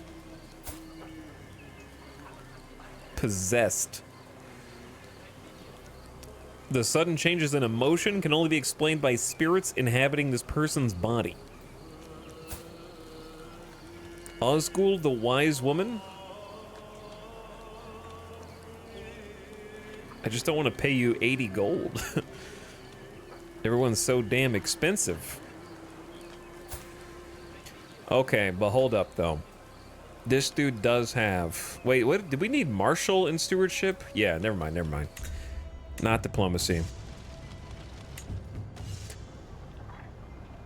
The Chocho Castle grounds are, as expected, furnished for martial purposes. The training ground is just outside, and some guards are dawdling around the entrance. On the other side of the courtyard, a man is roaring at some other men. The argument is getting heated. What are they arguing about? Dude, it's this event again! We just did this event, like, an hour ago. With the same flavor text. There's also 2 songs playing right now. From the yelling, I pick up the name Sugar. And as the accusatory men depart, I follow Sugar down an alleyway. He immediately starts unloading animal carcasses from a cart, muttering to himself, "One noble loses his life on your watch, and how was I supposed to know the spiced wine was?" He slams his fist into the cart. The dishonored bodyguard gives me a withered look. What do you want? I couldn't even keep a flippin' plant alive. A flippin' mother frickin' plant.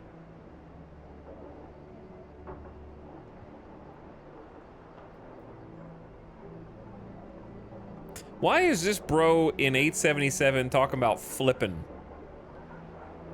A mother flippin' plant.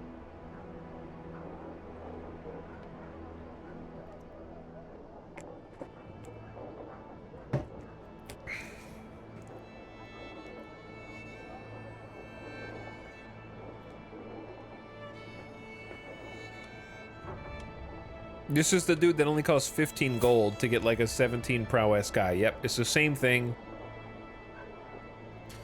It's all the same.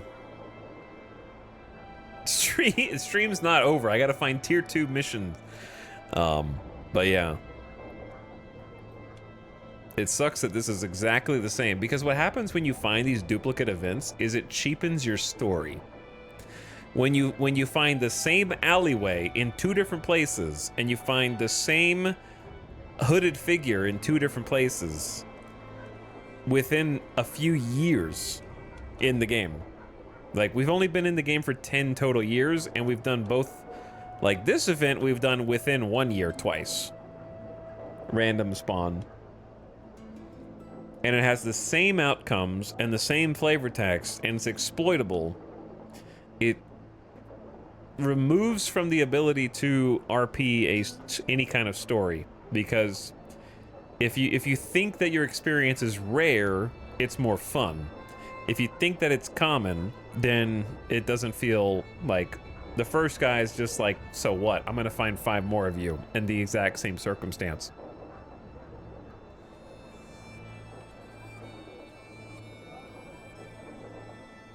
Like, if I were doing this event, what I would do is, besides write a couple more situations with maybe a couple more variations on outcomes, I would look to see, did the player take the first bodyguard into his service?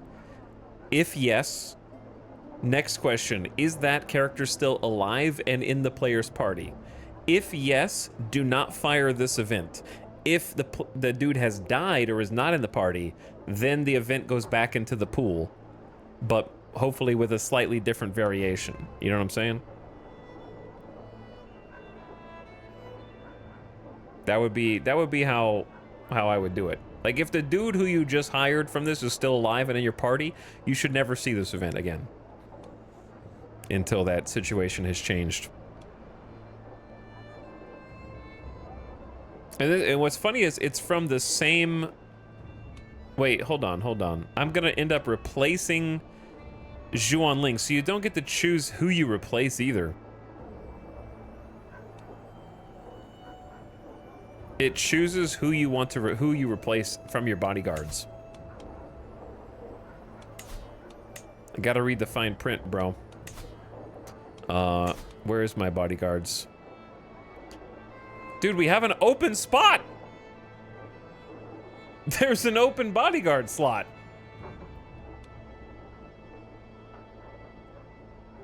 So why am I replacing an existing bodyguard with another bodyguard?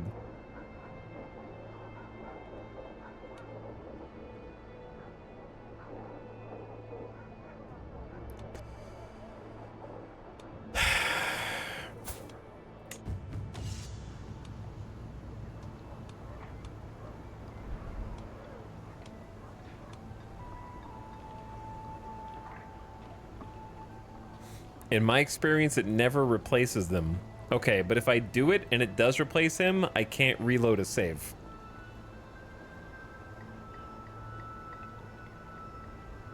I have to trust the tooltip. You know what I'm saying?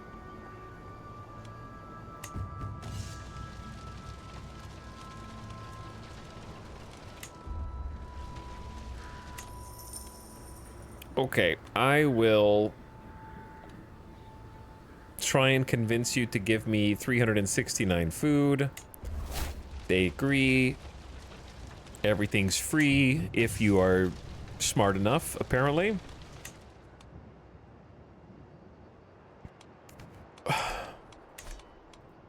Okay, and one more thing. Let's go talk to the town crier. Criminal, learning, transport. Give me learning.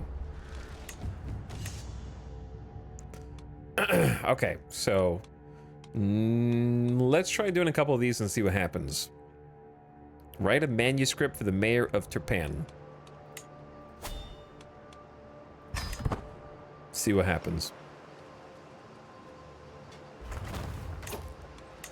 Whoops.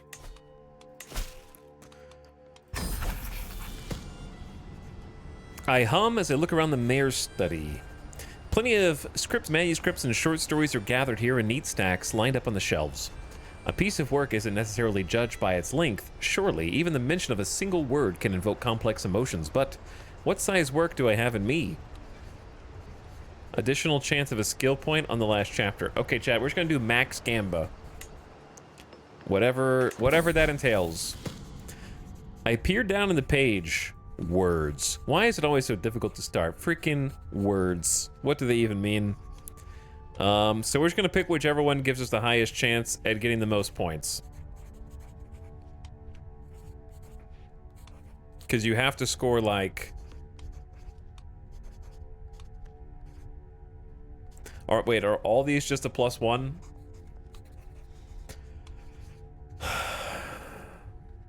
Plus 27 provisions. Wow. I'm rich. I guess all these are +1.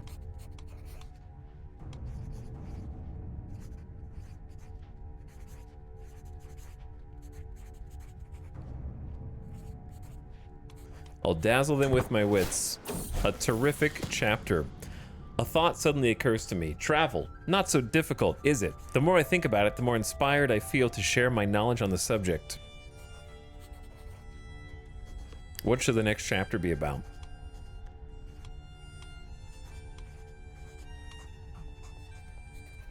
So all these results are largely the same. The military one gives you 75 prestige. That's probably the best reward. Unless you're just really trying to grind piety, I suppose. Let's go a touch more wit wouldn't hurt. Terrific freaking chapter. After a while, as I get into it, I find myself scribbling away. The daylight fades outside. Is scholarship still pertinent to write about? Yeah, these are all just kind of like +1s. All right, the chance of success is getting lower, but why would you not just pick generally the one that has the highest number? 85. Terrific chapter. Great job. After a while, as I get into it, I find myself scribbling away. Okay.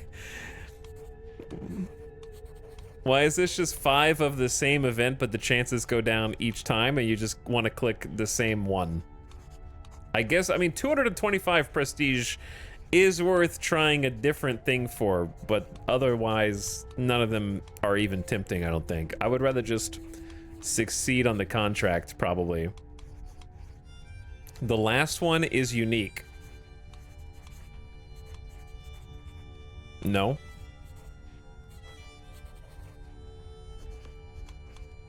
It's just a +1 and 27 provisions reward. That's it. This is a +1 in piety. This one's a 7 gold and 27 provisions. So this one's actually like better rewards. So yeah, it's technically available because of a trait, but it doesn't do anything different. It's actually worse. It's actually worse somehow.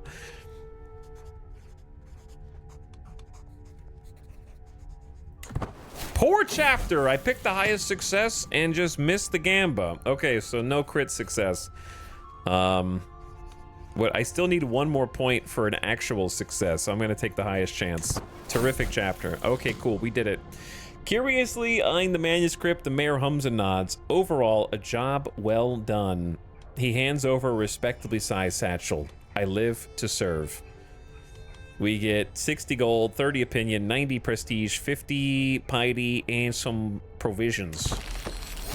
You've gained a level of devotion with your faith. You're a devoted servant. Chat, how the heck do you get tier 2 contracts, man? I am around the Connaught, assuming that maybe the king would be able to give me a tier 2 contract. I have illustrious level of fame.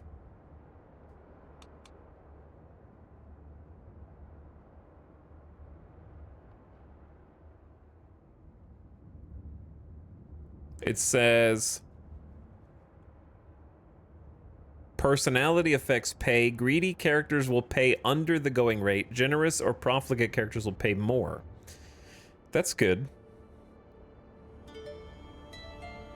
It just says, if you're only established, then kings and emperors won't even consider you. The 2nd level of fame. We're illustrious, the 4th level of fame.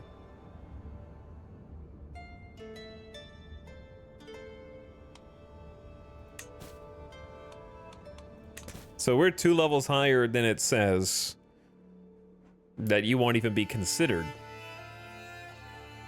He just doesn't want anything right now. Maybe. Are we stuck just doing stinky tier 1 contracts forever? All right, we're still doing a scheme, are we not? No, we finished the scheme, so we could take a learning scheme.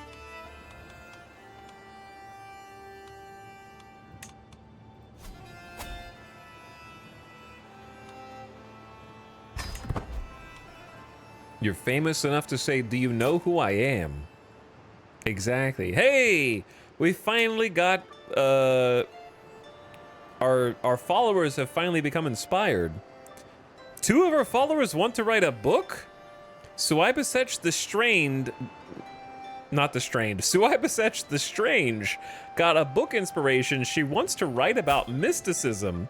Her skill is legendary and renowned throughout the world. Is it?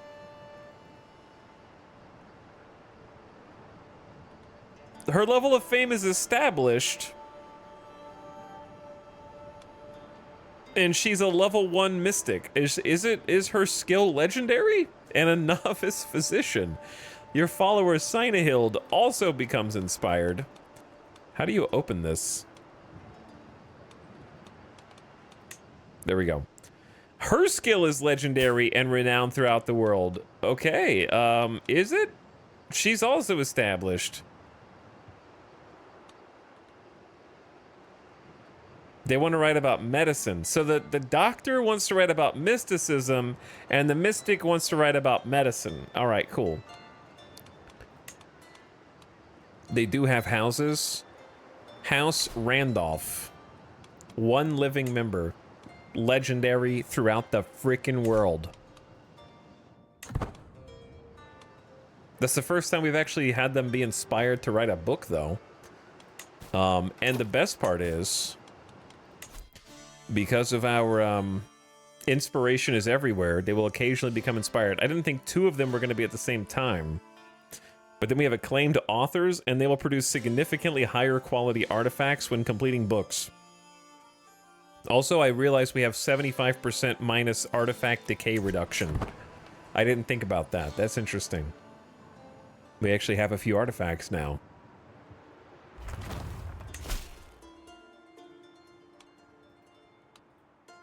Your camp has moved. Talking our way in to see Mayor Kubasar thankfully proves surprisingly easy, with just a hint of enticing mystery about our purpose to grease the wheels. Once granted an audience, our purpose becomes clear fairly quickly. As learned scholars, we depend on the largesse of enlightened rulers to keep doing our good work. And so the mayor reluctantly agrees to let us stay for a time. We have a 30% default success chance. And we have some pretty smart people. So let's go for speed. The sooner we're done, the sooner we're back on the road. And hold. Thank you for boosting that success chance. I thought it was going to be higher than 63. Oh yeah, we should have picked the other one. I did not learn my lesson. I did not learn my lesson. Whoops.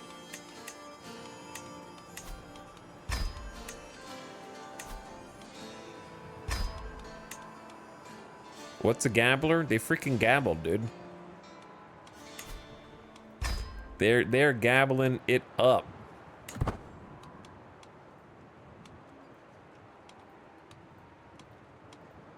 Oh, we're already at the max. I could have gone for a higher success chance, but I did not. We also don't even have to stay here. I'm just tired of trying to, like, micromanage, balance both. We're just going to take the 63% chance of success, but we have to sit here and wait for these keys. Thank you. Now we can use the keys. And success. Oh, we were just... Okay, how come a learning challenge turns into us begging for alms? This surprises me every time. We were just begging. Our stay with Mayor Kubasar is ultimately very fruitful. Sustained charm and scholarly wiles slowly drop the mayor's suspicions, lulling him into a state of enticed interest, and then the gifts of patronage truly start to flow. I guess he was just being our, like, little patron while we talked about smart things. A bountiful endeavor, to be sure, but this goodwill won't last forever, so now we depart. 33 gold, 30 opinion. Too many provisions. I'm gonna make a request from him. Chat, did they nerf the gold? We can sell 200 provisions for 10 Gs. It was 20 Gs yesterday.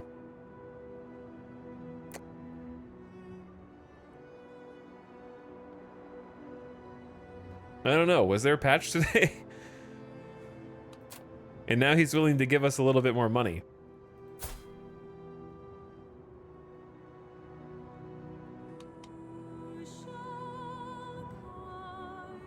I like this music also. It's good music. Very good song.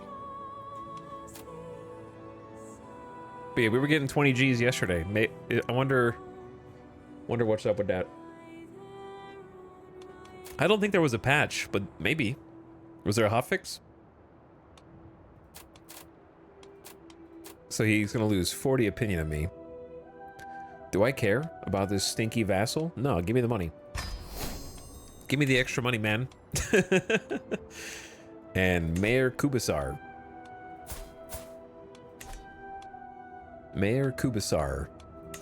Give me the money. Gain 0 provisions. Wow, this is the first time I've seen... Oh, wait, no, yeah, it's the same. Okay. You got 103 gold. I don't know if I want a random men-at-arms regiment.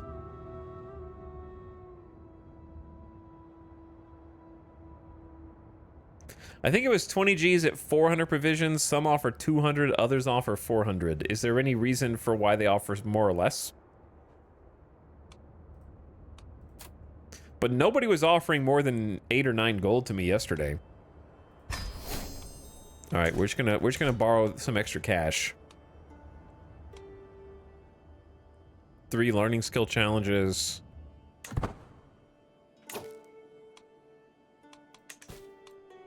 Inspired person can be sponsored. Fund Sinehild with 300 Gs to write about medicine. Okay, wait, so they're not actually writing, they just want me to become their publisher. Did I get scammed by my lifestyle choice? I thought they would just occasionally, like, take up a pen and write something about me. Do I have to physically pay them to do it? All of my money? Where's the other person who's inspired also?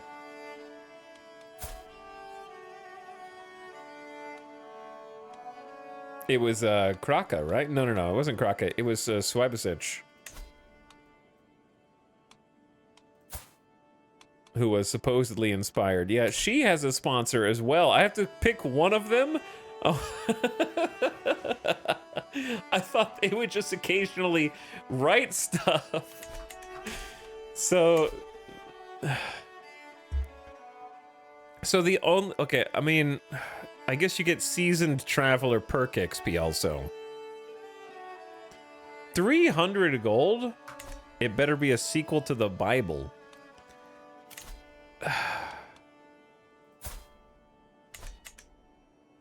I don't know if I want to do that, dude. Like, wouldn't you rather continue to upgrade the camp?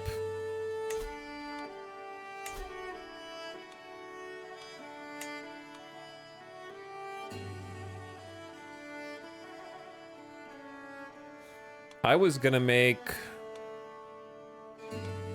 loyal scribes with the 50% learning contract rewards, but you have to spend 240. Surely the benefits will be worth it.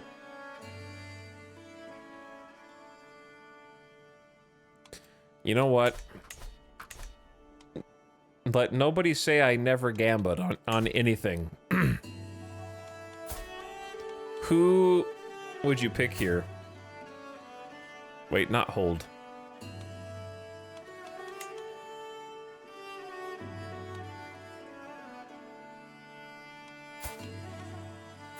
Between these two.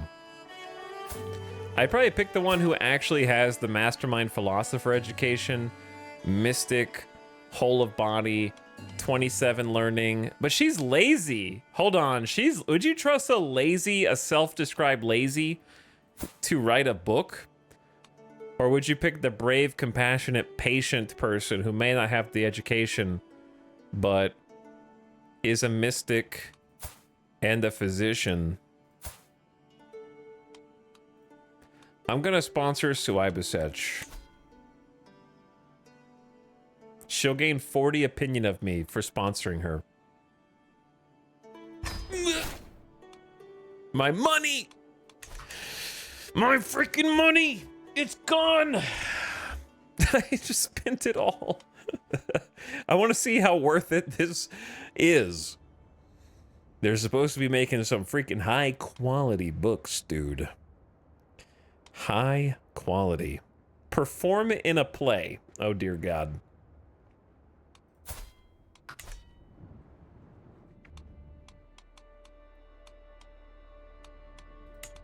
Wait, did we go into the town?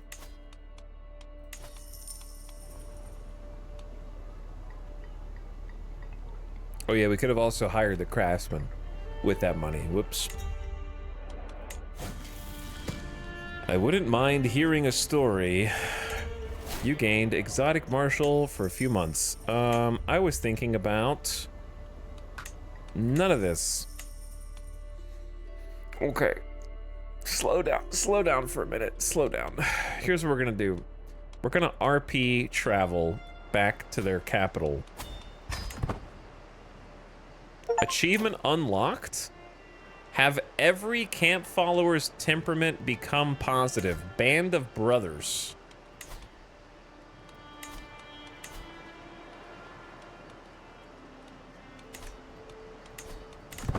Everybody is positive right now.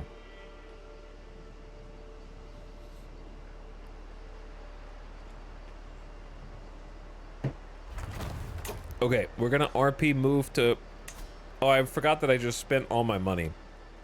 I was gonna do Camp Revelry.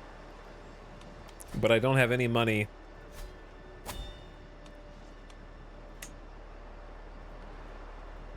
You need a supply tent? You need a mess tent. Oh, this Revelry's gonna suck.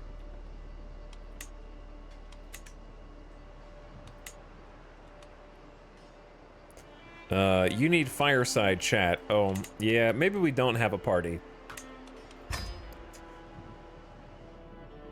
Maybe we don't. Uh-oh. Stewardship scheme. Chat, I want to do a tier 2 mission. Do they...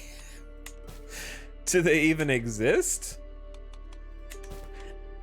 I want to do a tier 2 contract. I really thought that as soon as we got, like, higher prestige, they were going to start to appear. Even just 1 or 2. It's kind of just the same level 1 contracts.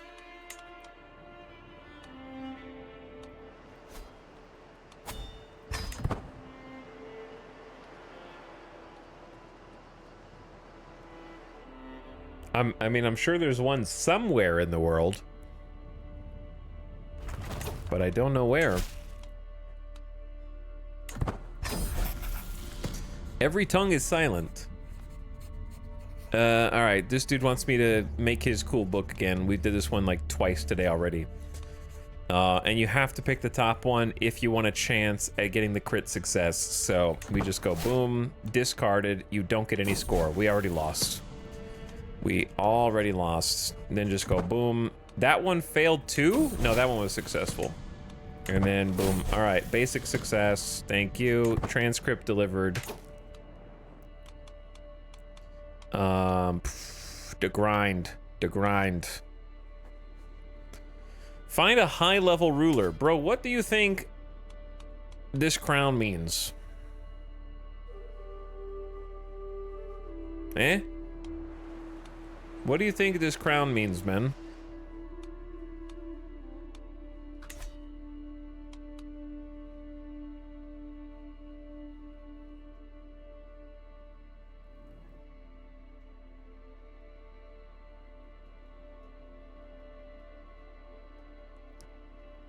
Ask God for a quest.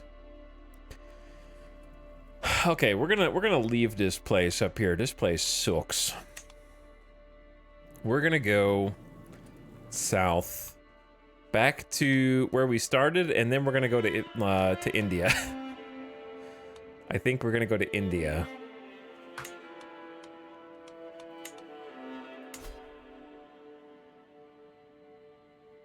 But first, I want to try and find like a cool custom men-at-arms to hire.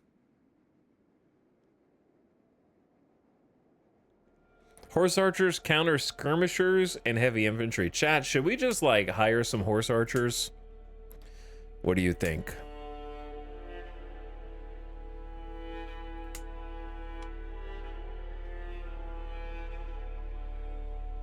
He's gonna go back to Iceland.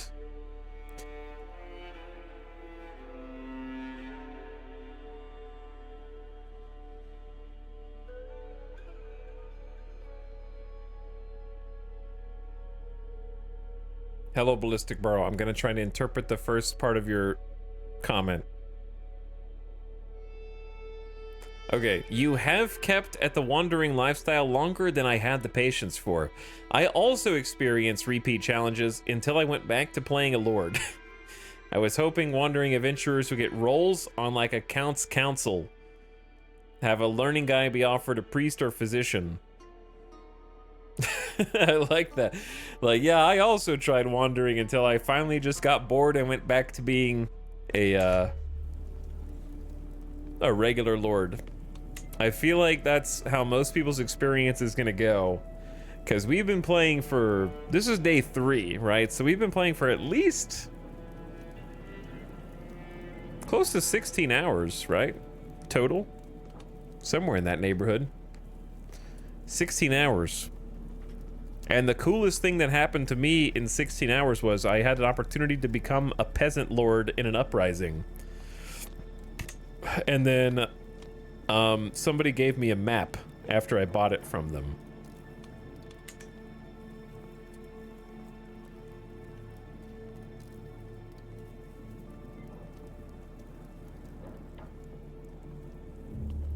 So how, it's like, it's just a super grind.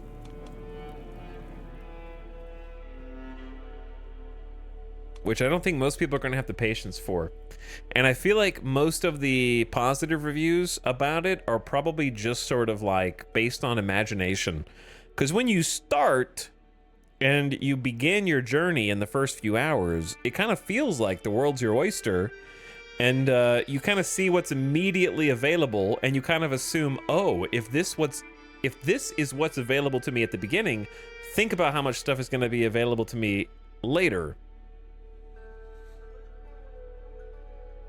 But there really isn't anything later unless you have the patience to like super grind.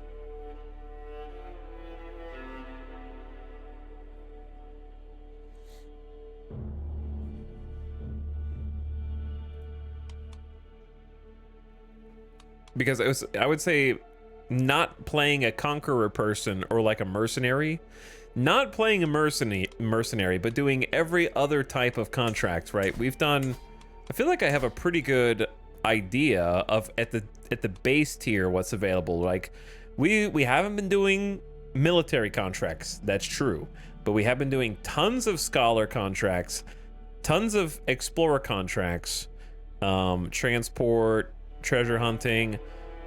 We have also been doing all the diplomacy, all the stewardship, and not very much intrigue. We haven't really done intrigue.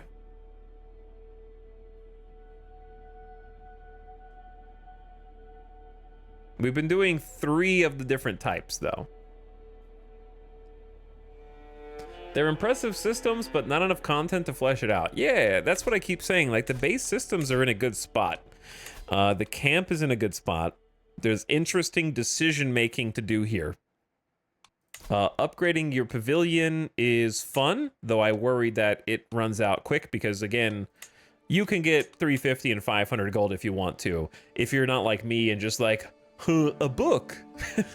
Oh, look, a book. So it's a bit too easy to upgrade your pavilion.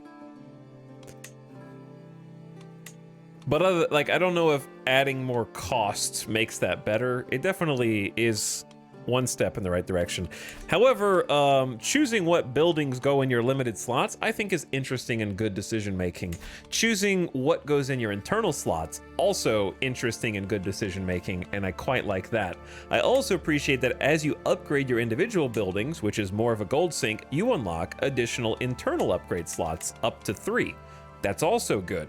Nice progression. And again, you get to choose like 3 internal upgrades. Very fun. And feels like you're progressing and getting more powerful, and your camp is becoming more robust over time. So the actual, like, and this is talking as somebody who strongly dislikes the tournament UI in Tours and Tournaments. I hate the tournament map, and it feels pointless and repetitive. This is the probably strongest aspect of the DLC, in my opinion. It definitely feels the best to progress. And it feels like I'm making interesting decisions along the way. And getting some meaningful upgrades as well, because like some of these, like the baggage train gets, oh my god, it gets Omega internal slots. The baggage train, however, does have the most optional buildings. So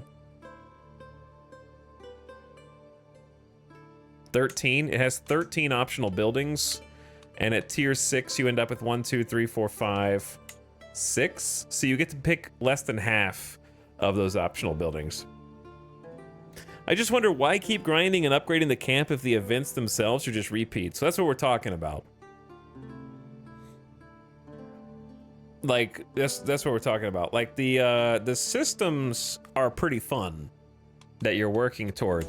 Like having the camp, upgrading the camp, choosing what upgrades go in it is good. Choosing your camp's purpose, it'd be nice to have different reasons to pick different ones outside of I like learning being the only purpose. Like you kind of just, this is just an extension of your lifestyle perk for the most part. Like you can choose become explorers sometimes and swap, but it's 1,000 prestige, so they really don't want you to swap very often. So I would probably change camp purposes a little bit to try to make it something you might, like it shouldn't be easier to swap your whole lifestyle than it is to swap like what your camp's objectives are. 1,000 prestige is kind of crazy. I like the followers system as well. I also like the, like sometimes being a lord has too many roles. I feel like other than the bodyguards, all the roles seem to have some kind of purpose. Having the second to buff your stats is cool. Fun to have a second in command. The caravan master is obviously super important. Personal physician, classic. I wish the bodyguards could participate more in the dealings on the road instead of only being able to reduce enemy hostile success chance. It's like the only thing they do. So weaving the bodyguards into the story more would have been great, but they have no bearing on any event. But yeah, like head porter, stooge, giving you different events. This feels more personal and more important than it does as a lord.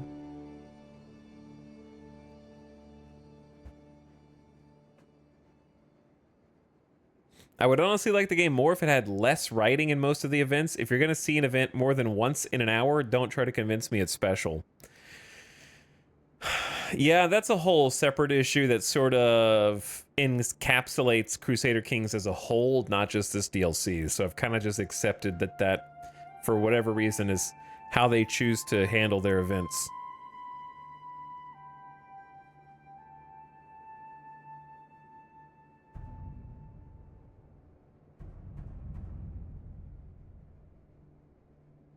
My first attempt at playing an adventure, I was offered a lordship before I did anything except travel through a county. Sometimes it's that easy, I guess.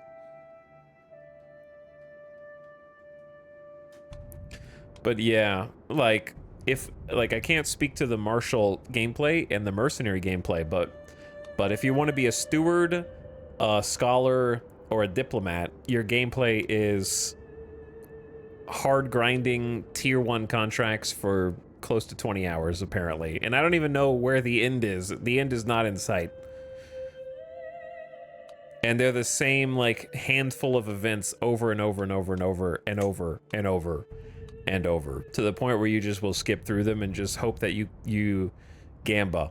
It reminds me a lot of, you know, like when you start a game of Mountain Blade, when you just started a game of Mountain Blade and you're trying to get your first group of soldiers together, and you just go town to town to town to town looking for recruits, trying to find the ones that the AI armies haven't already recruited everyone from.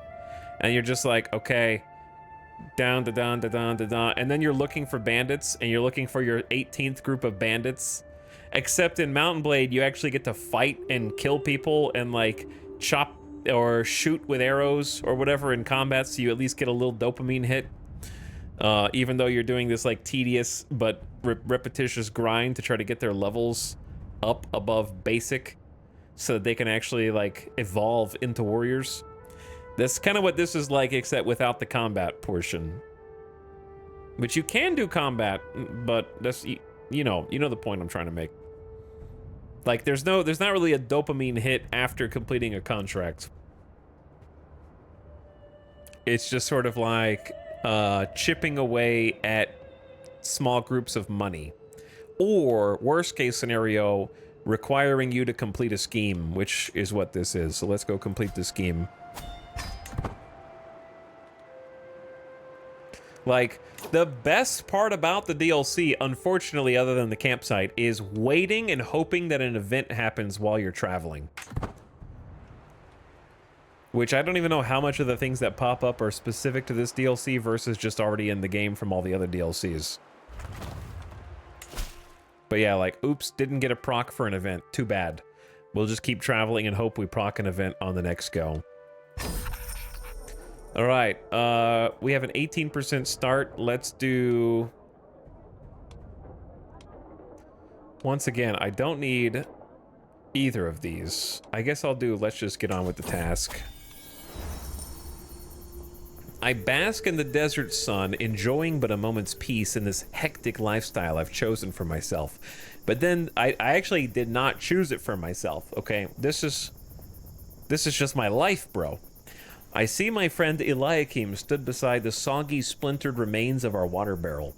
Apparently, he had dropped it onto some sharp rocks while unloading, and now the last of our water supplies soak deep in the sand. 4,200 provisions, by the way.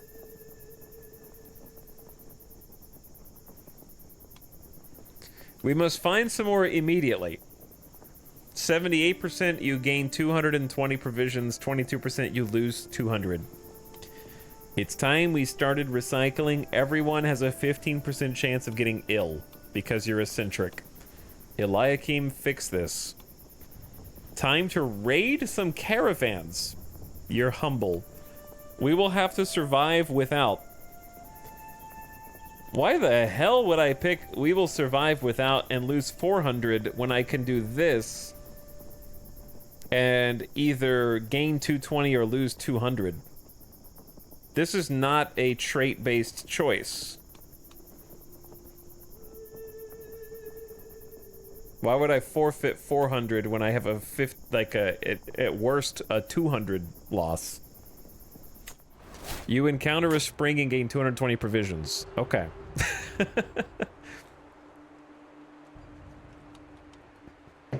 Okay. Maybe it was only because I have high stewardship and it just didn't have the icon next to it. That's really the only thing I could come up with.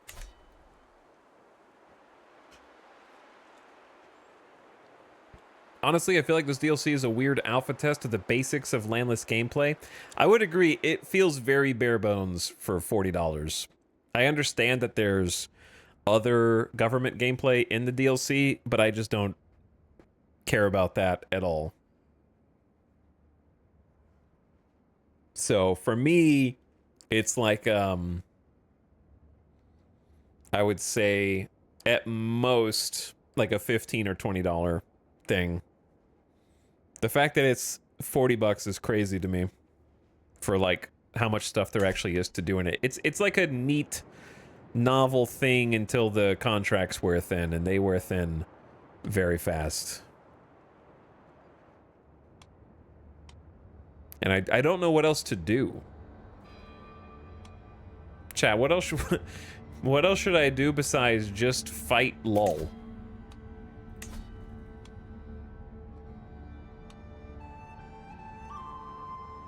Create a work of learning. All right, let's go see this one.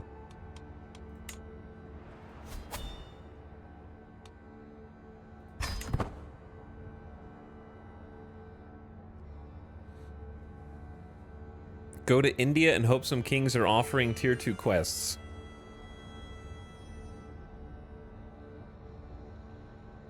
Okay. Well, we were planning on going to India anyways. But I need to make a little bit of money back because I spent all my money on the book.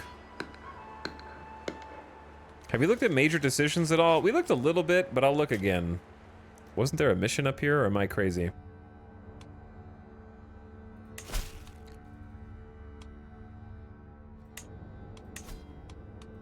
Oh, I forgot about this. Whoops. I forgot I took a scheme.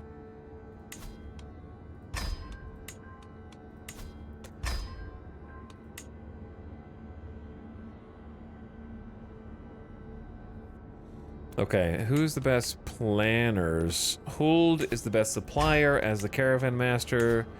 Kraka. And then Chichar. Our max success is now like 80%. We're supposed to stay there and do the mission. Chat, did they just splinter? Wasn't Chicho like all this or something? Did they just turn into two places? Because once we got up here, there's no mission now. I think the mission disappeared. Imagine you were playing Stellaris and you just ran into the same anomalies over and over.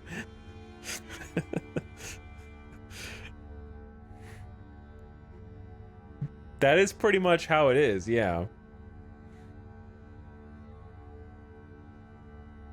You mean Astral Rifts? Dude, I didn't even play Astral Rifts. I haven't played Stellaris since, I'll have to look. I feel like it was Galactic Paragons, which definitely had some good qualities. I have not played Machine Age Cosmic Storms, and I probably won't play Grand Archive. I think I last played during... To be honest, Stellaris peaked at Federations, and it's been downhill ever since 2020. Dude, it all goes back to 2020, man. After 2020, things just went sideways for my favorite games.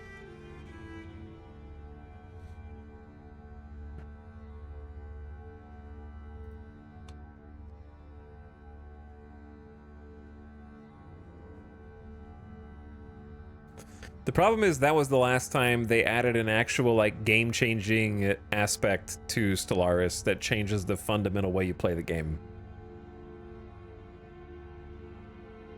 And everything else, I feel like, has been bloat. And, like, just event pop-ups. And different origins. And different, civics.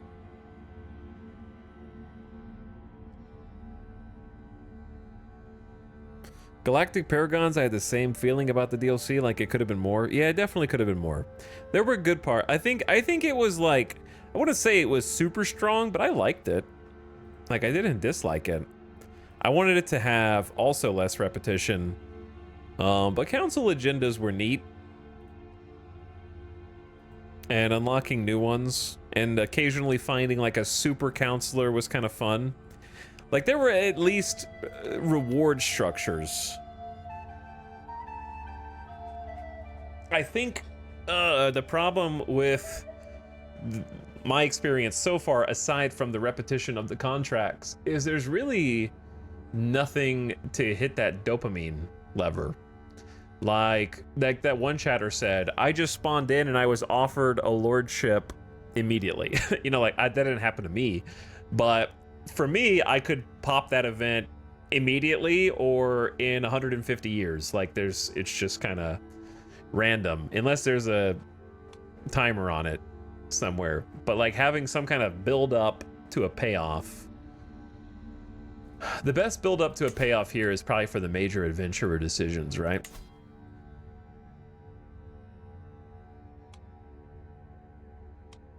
But I don't want to become a great conqueror. That's the most obvious one, right? Because again, once again, Crusader Kings 3, its worst feature is its combat, which is just the dice throwing simulator. More so than pretty much anything else. Stellaris comes close to that though. So unfortunately, it is the thing that is most focused on in Crusader Kings. It feels like it's just always focused on combat and conquering. Champion of the Hand. We get a pressed claim. You start a war. Classic. The Champion of the Heart. You gain a Champion of the Heart. Legend Seed. You must have swords for hire camp purpose. Also combat focused. The Travels of Eric Feng. This one's the only one that's kind of like relevant to me. I have to become exalted among men, which is the next step. And you have to visit 42 POIs. And then I could either unlock new lifestyle perks or create a book artifact. See, like my dopamine for being a scholar is you can have more lifestyle perks. Like I already get all the lifestyle perks. Like if I just let this go on, I'm not even 30 yet, and I've almost got 2 full trees. Well, I've got all the lifestyle perks if I just survive. Or you get a book, which I'm also getting already via my lifestyle perks. So they just don't know what to do with non-combat characters, I think. If you're not a combat character, they don't know where to take you. You become zealous. For the next decade, you walk the path of the pious Kyarwe Bonpo missionary. This one sounds kind of neat. You'll be able to convert counties to Kyarwe Bonpo either by the truth of your words or the might of your sword. That one sounds interesting. I like that one. Found your own holding. Start a construction of a castle. Kind of neat. I like that one too. But I don't think I would want to make a castle for this character. Levy the Outcasts. This one is also like criminal combatants. So 4 of them are combat focused. One of them is like you get a book. Ascension is probably the coolest non-combat one. Just like converting other counties. Grave peril awaits those who fail along the way. Speaking the local language increases the chance of success. That one's cool. But I'm not like a hyper-religious zealot. And I'm not even a theologian. So really like the only one I can do is you get a book. Maybe it's going to be a badass book. I traveled across the world and I'm still missing 11 POIs. No, 9 POIs. Math is hard. And it all comes back to that like prestige grind. The prestige grind is difficult. And it's time consuming. Which time is not the problem. The problem is I need more varied ways to earn prestige than the current mission structures. We haven't really done many martial schemes. We have some better champions now. Maybe we go here and try this out again. How long is this trip going to take? 3 months? And a significant amount of food?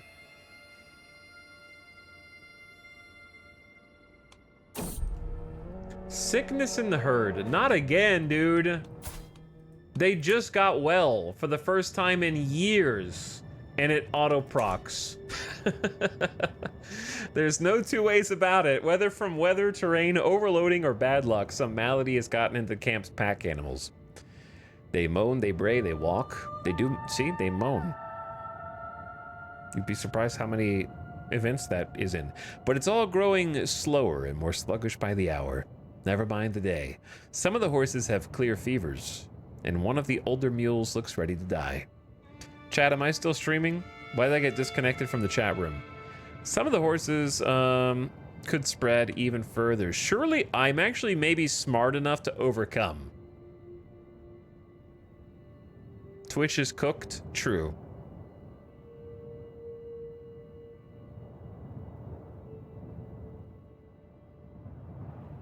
I might actually be able to, like, prevent it this time because I'm smart enough. Is that the basis of my entire character? He took his first trip and his cattle got sick, or his horse got sick, and then he vowed to travel the world and go to university until he became educated enough to prevent it from ever happening to his prized horsey ever again.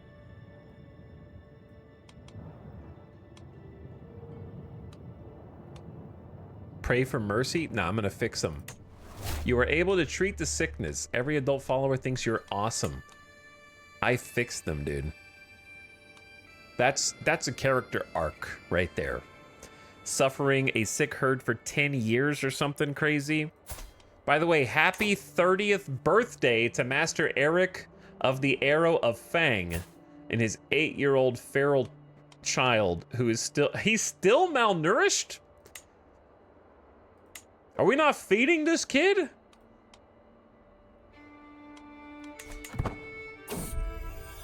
The travails of a cook. Well, maybe here we have our problems. I don't think we're being unreasonable, snarks the cook, who presumably drew the short straw on coming to speak to me, waving an arm dismissively at the surrounding terrain all the while. Elbow deep in this pit of a desert, not a settlement in sight, and us so bereft we can't even stock up on some of the little luxuries to make our food bearable? I sigh, weary of the conversation already. I wonder which of us breaks first. Yes, our provisions are a little low. Bro, we have 3,300. This was also an early event. Yeah, we did get the, wait a second. Are they on the same timer, feeling haggard? Do you think it's possible that the sick herd and the low on food events are on the same timer, so they proc after each other over and over again? Or do you think that's just like coincidence? 95% chance you find 440 provisions. 50-50, you lose a bunch of money. That's a terrible one. Learning challenge is the way to go. We did quite stern on provisions the first time.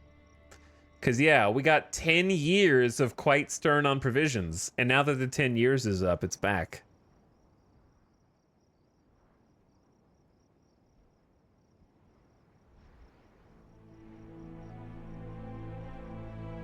That one.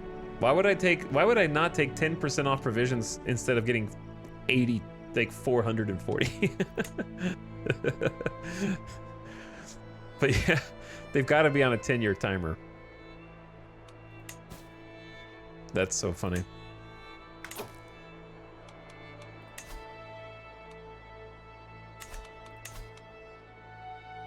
Excuse me, Mayor. Can't do anything for me. I need gold, man. She will not accept this. I'll take food.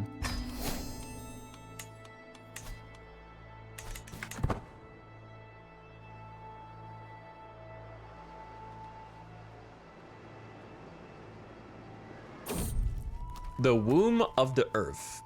The fields of Guazhou are a sight to behold. Every crop in bloom, every leaf green, every stem luscious. I quickly tracked down the source of the verdancy, spotting a woman standing in a field, seemingly holding a lecture of some sort to a gathering of listeners. Wait, what? This woman is making the crops grow? My name is Mistress Rongji. She notices me in the distance and turns in my direction. My knowledge of gardening is vast. Yes, incomparably vast. So stay a while and listen. Did you just stay a while and listen me? Just making me want to play Diablo. Color me intrigued. This is you, yes. What is this symbol? Oh, you gain the trait gardener. If you get a 50-50. +2 stewardship, minus stress gain. The master doing gardening, no immediate effects, ...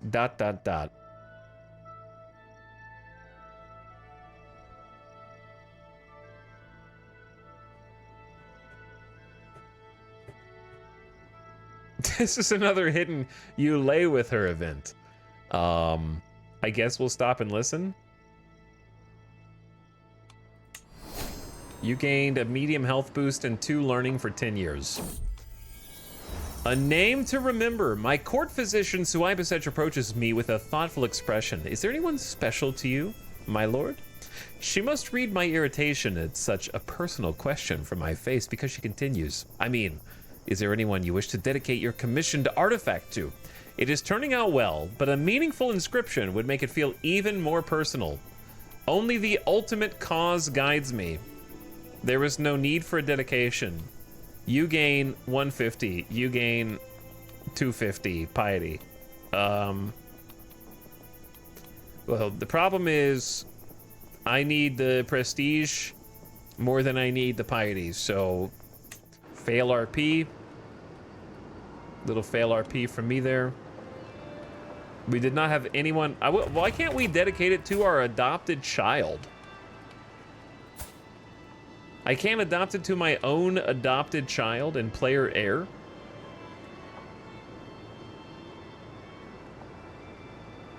Paying 300 gold to leave this as a legacy for them.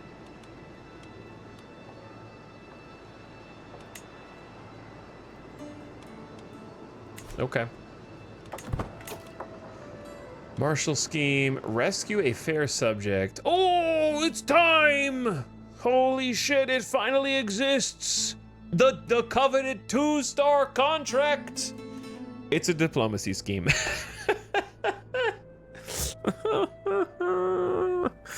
Oh no. Oh no. We just have to wait.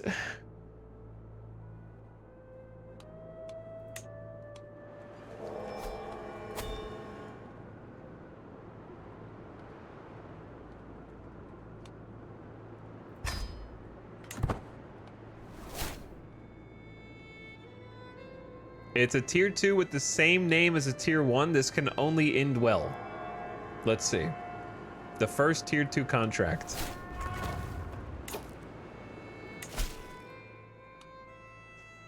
The pay is higher. The potential prestige is higher. Provisions are about the same. Let's see. Oh, I forgot my other scheme. Not again. It's okay. The other scheme sucked. I forgot that we had another scheme. Classic. Classic.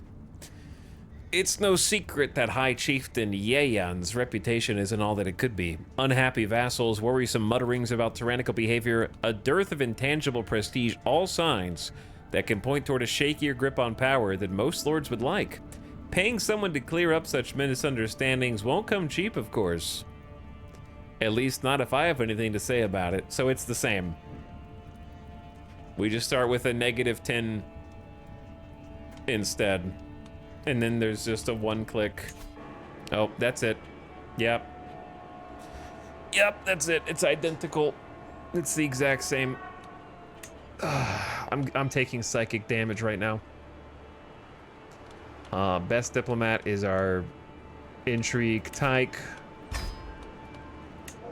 Best scribe is my personal physician. Best herald is hold. Best gabbler is kraka. I don't really need the extra 13%, but here you go. All right, and what they expect you to do, the worst part is, chat, they expect you to sit here and wait. So what you're supposed to do is not leave. This also requires a scheme. This requires a scheme.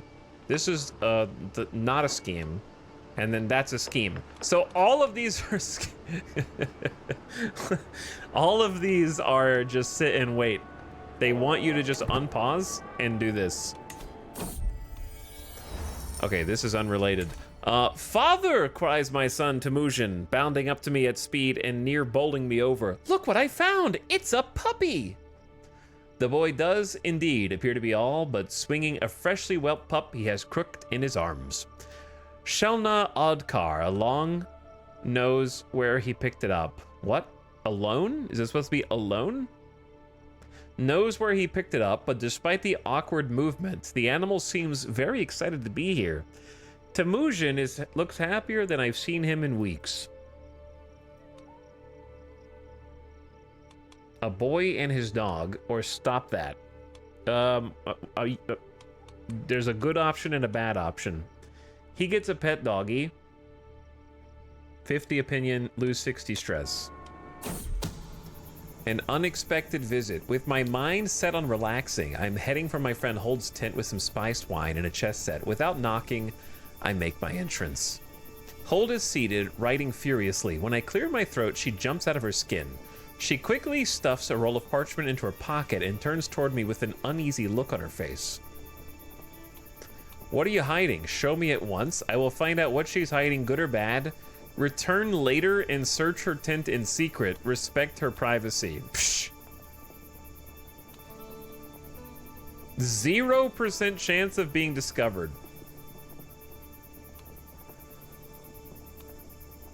Search her tent in secret.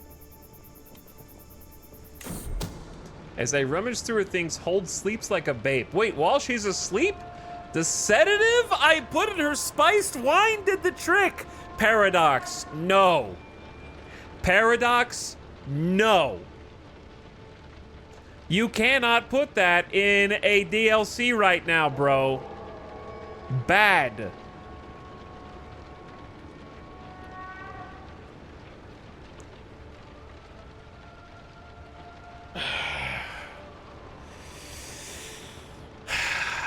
You could have written this any number of ways to not do it that way. I'll sneak in later equals, so I sedated her and rummaged through her things while she slept.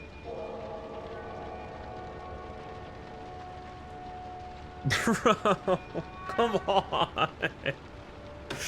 Just have like any cultural awareness whatsoever, dude. Chat, let me ask you this. Is it woke to not include drugging your companions in your DLC?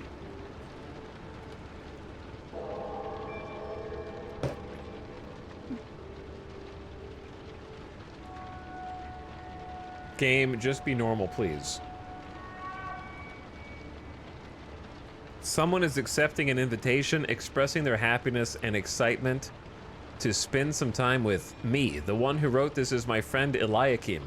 It seems like Hold is planning to surprise me with a trip together with Eliakim. This is not what I expected.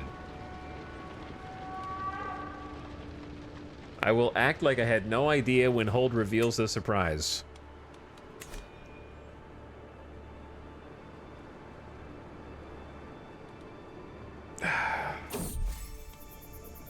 A mischievous smile is playing on Hold's lips. I know I have acted strangely as of late, and for that I apologize, but I had good reason. Hold gestures for me to follow and leads me outside. Sat on his horse and dressed for travel is Eliakim. I have arranged a little trip for the two of you, Hold says. I thought you could use some quality time together. I thought there was going to be an option for pretending like we didn't know based on our decision. It's just a thank you option and that's it. Okay. Also, this is written strangely. You could just say...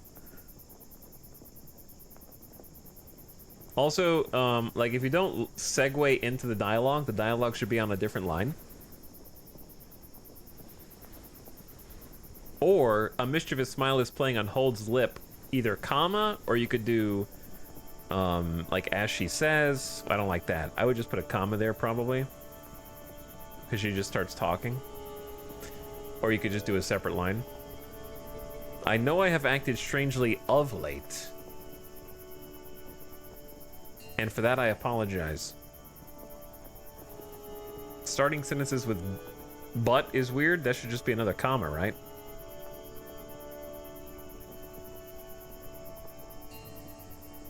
What are our goggles? I got glasses, man. I had to get glasses. But yeah, nothing that even references sneaking into the tent. Act surprised was flavor text, I guess.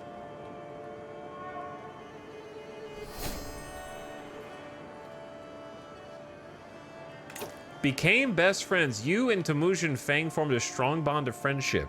Yeah, as of late's not grammatically incorrect, IMC. It just doesn't read well. In like a Crusader Kings old sort of speaking style.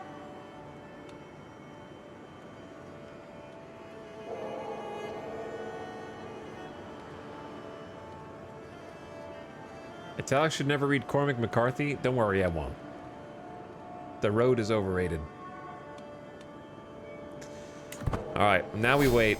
You unlocked a new learning lifestyle.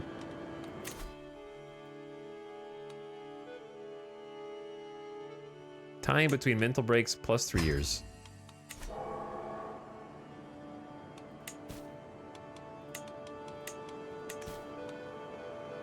Also, we are now best friends with our adopted son. How cute.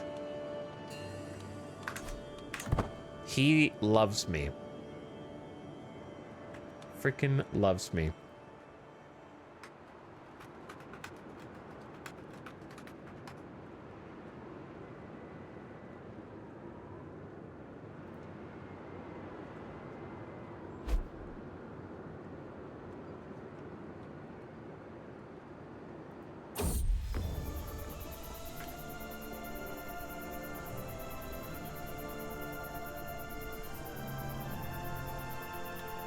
Inspiration realized. Let's see where my 300 gold went.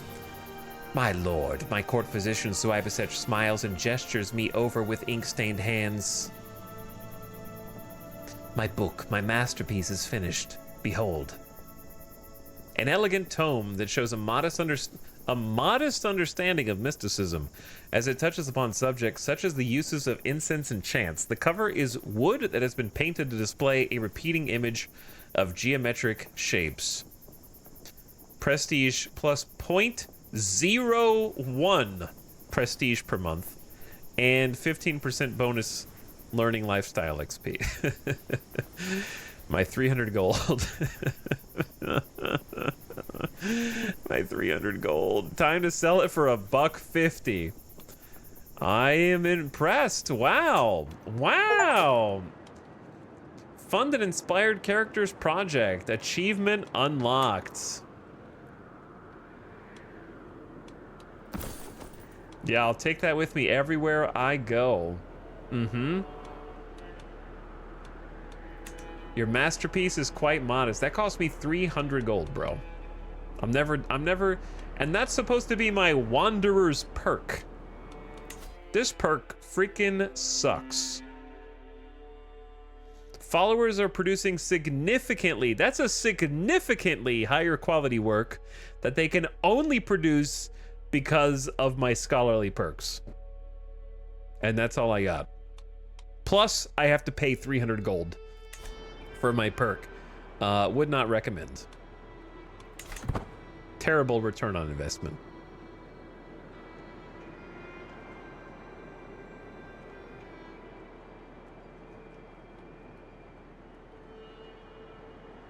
My disappointment is immeasurable and my day is ruined.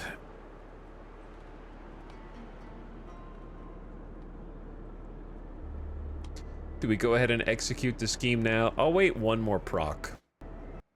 The game just crashed. I'm not joking. Hold on. An error has occurred and the application quit unexpectedly. A crash report has been generated, which could help us fix the issue on a future release. It just gets worse, man. It just gets worse. Luckily, we changed our autosave to monthly, but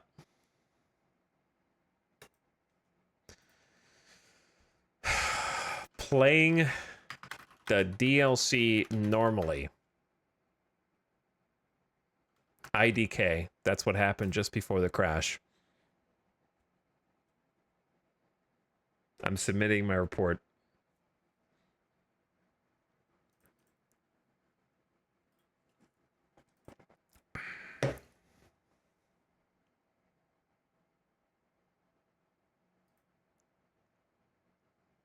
It's rough out there, man. It's rough out there. Month after launch, by the way.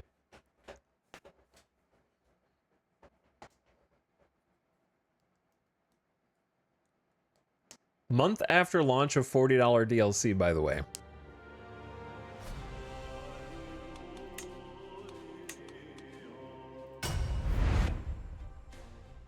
Me after I play the latest CK3 DLC. Okay. What was the last thing that happened? You know what? Maybe this is before we wrote the book, and we'll get a different reroll on the book, and this time it'll be like a God tier one. Do I have the book? I do not have the book. Yeah, it's being written down here. Luckily, we changed our crash saving. Wait, this is different. Uh-oh.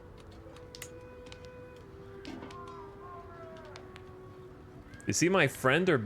Wait, we don't get to be best friends with our son in this timeline? They say children react more than anyone else to the places they find themselves in.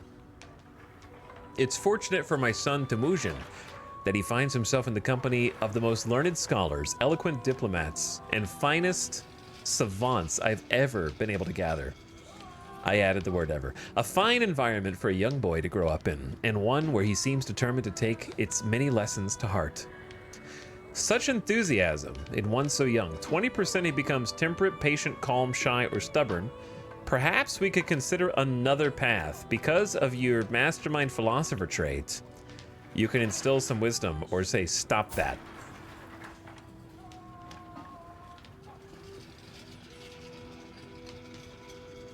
Shy and stubborn would be bad.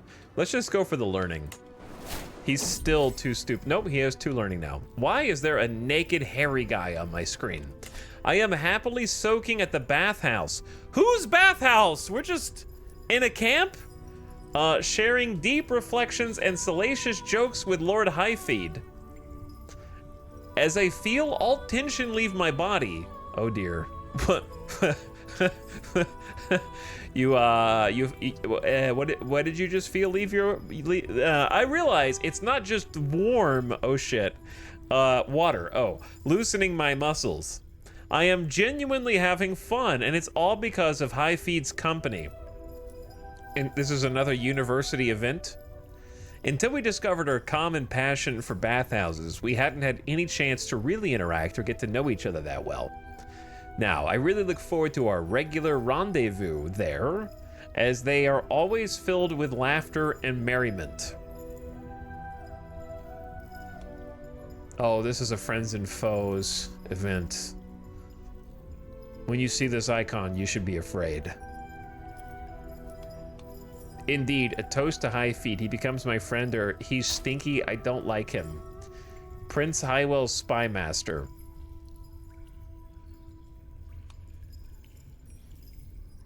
Okay, sure, let's be friends. My book, I did re-roll it, and now it's purple! Yeah, it's that easy. Iron Man mode. Don't like what quality your artifacts come out. They're not seeded, so who cares? Just keep deleting the game and then reloading it until you get what you want. Now I have 5% more monthly learning lifestyle XP. My lord! My court physician Suibasech smiles and gestures me over with ink-stained hands. My book, my masterpiece is finished. Behold!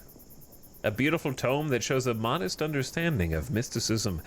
Still modest, though. The rest of it's the same. It just, like, crit procced.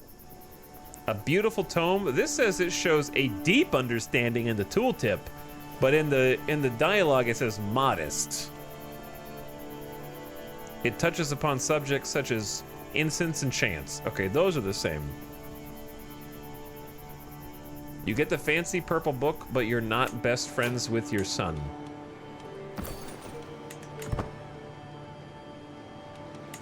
Some trade-offs have to be made. Roll again and you might get the Winds of Winter. I can't believe that the crafts are not saved or seeded. And also that Iron Man doesn't autosave more often. It's pretty easy to cheese. It's like, what's the point of Iron Man when you get to choose your save frequency? Right? Isn't the whole point of Iron Man that Iron Man chooses your save frequency to be the most common or the most frequent one so that you're locked in? If I can change my Iron Man save frequency to 2 years, is it really Iron Man?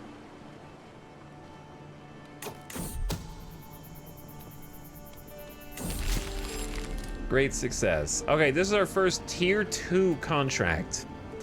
I think it's identical. It just pays you more money. Okay, so that's worse. I feel like it's exactly the same.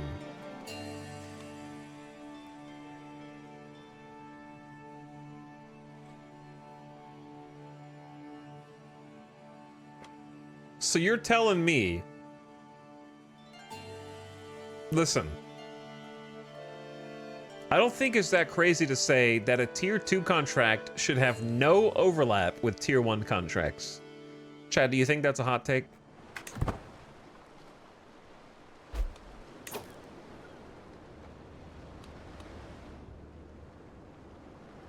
Like, they should be different content, right? Your follower gains a nickname. Xuanling the Hunter. Tier 3 is where it gets good for sure. Dude.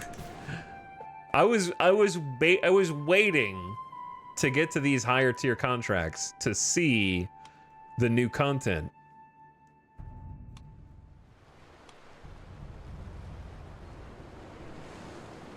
This is a new quest. We haven't seen that one before. We haven't seen generate a claim before, but I think it's just a scheme. So let's go try. I've never seen 2 contracts in the same area either.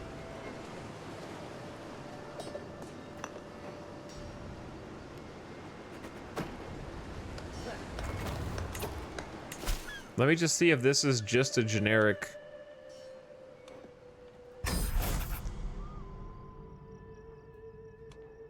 Let's say you happen to find proof of my liege's ancestral claims. Would you then let everyone know the truth?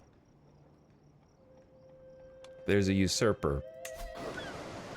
Oh. It's... Yeah. Except now there's like a different role.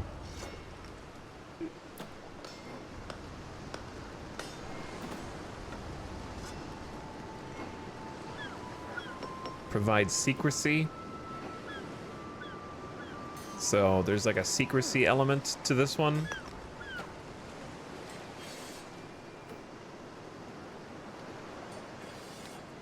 What's my default success chance? Decent? I'd probably pick...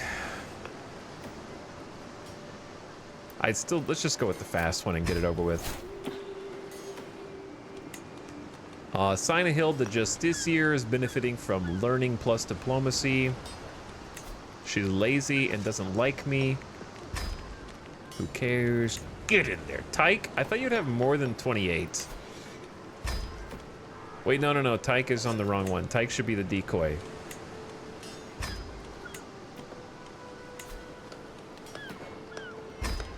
For the extra secrecy.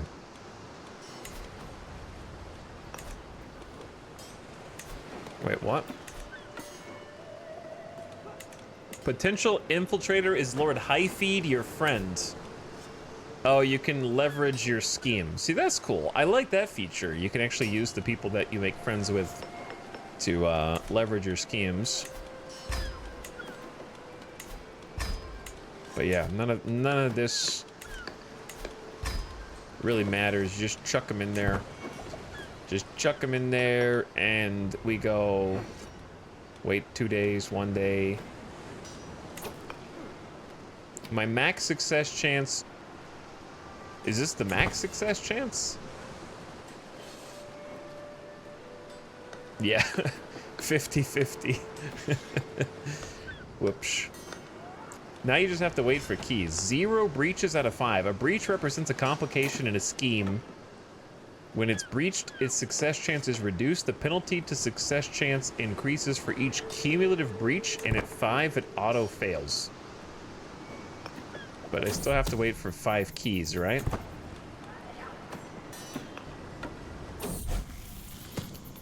Hello? Why do you have a spotlight at the bottom? Toil and hard work. Are we telling spooky stories around the campfire? My son and heir Temujin has been impressed with one of the household champions. After finally meeting in person, he's been repeating the warrior's words. Work hard and you can master anything. Indeed. Keep diligent. It's a good trait. He can become generous or patient. Nah, stay diligent, man. Now you've got just and diligent. Diligent can make up for some of that diplomacy, stewardship, and learning that you're losing because you're freaking stupid. All right, let's execute. 48% success chance. Failure.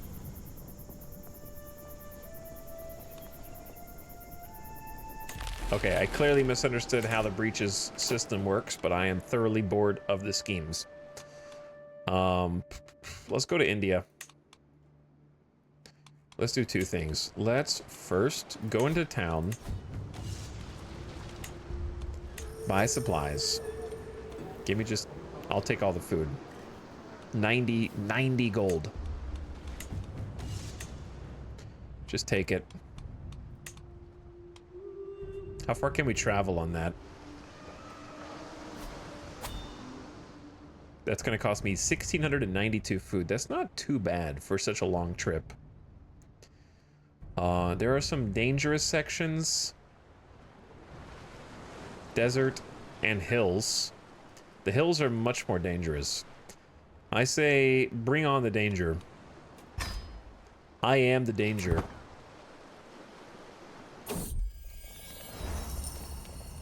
Crimes of passion. Rounding a little cluster of tents as I leave the barber's tent, I come across a gaggle of followers having dinner around a hearth. Curiously, both Sinehild and Kraka are amongst them, neither of whom particularly enjoy— Oh, dude, it's this event again. Kraka mutters something inaudible, only for the whisper to send Sinehild into a blind rage. Blood is about to be spilled. Yeah, we tried to intervene last time, and we failed. And then Ragnar got injured for, like, years. So this one must be on cooldown too. We're seeing them on like a rotating cycle. We saw the cow one after, or the pasture sick. Then we saw the, God, what was the one that came right after that? It's been a while, probably close to 5 to 10 years since this one happened. They're on like a rotation.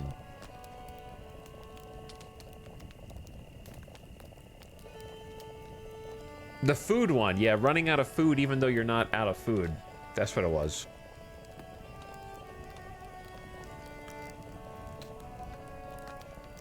Maybe we're just getting really unlucky and we're proccing the same events, but it really makes it feel like there's not very many events.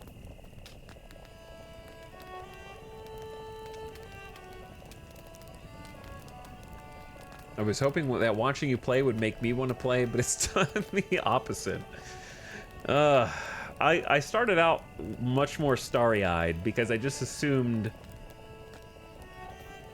Like, put a different way, you will see everything, in, like, unless there's some other things I haven't done yet, you could see everything that there is in this DLC in less than 6 hours. It feels like. Without talking about rare events that never proc. Not including, like, uber rare events. Just like the core gameplay. You could experience the core gameplay loop in this DLC in like 4 to 6 hours, probably. It took me longer to create a character, I would say. Not including the government type, just the adventurer. It just feels super shallow, unfortunately, because we just keep seeing the same events over and over again. And like the cool events, like the Wolf Child is not part of this DLC, is it? That's just a traveler event.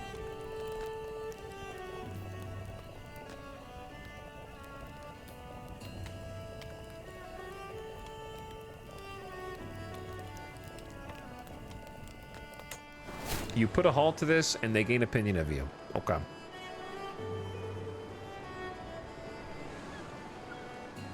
By the way, hello, Sax. Thank you for the tier 3 sub. Sorry I missed you. I appreciate the 38 months, dude. And for the 5 subs in 1. But yeah, I was hoping it wouldn't end this way. I was hoping that we, like, could make some things happen. I was definitely coping that unlocking the prestige level was going to open up a bunch of new mission types. I'm willing to go down here to find out, though. We're going to go where all the, like, kings are. We're heading down, south right now. We're going to be going through, like, Tibet. My path from the barber's tent takes me close to the camp's edge, where the shouts and screams of children at play draw my attention. There's more than one child here?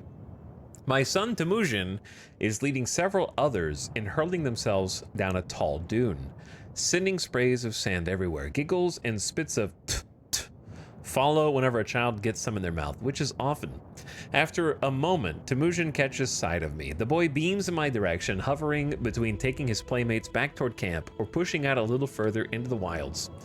Stay within sight. 33% chance. Every playing child gets a lifestyle perk unlock. 50% chance they get martial or learning, or children are just super excitable.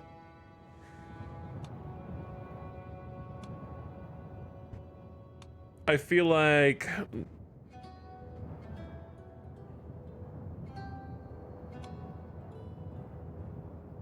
Let's go martial and learning. Play to your strengths. Did you get nothing? I think he lost both 50-50s. Too bad.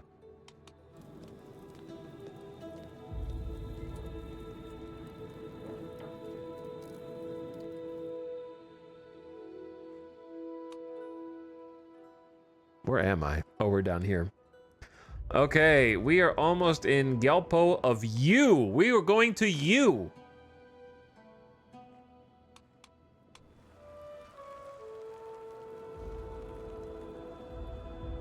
The letter U. Visited the capital, gained some XP, got a lifestyle perk. Medium health boost. I am healthy as an ox. There are no 2-star contracts here. I will go into town.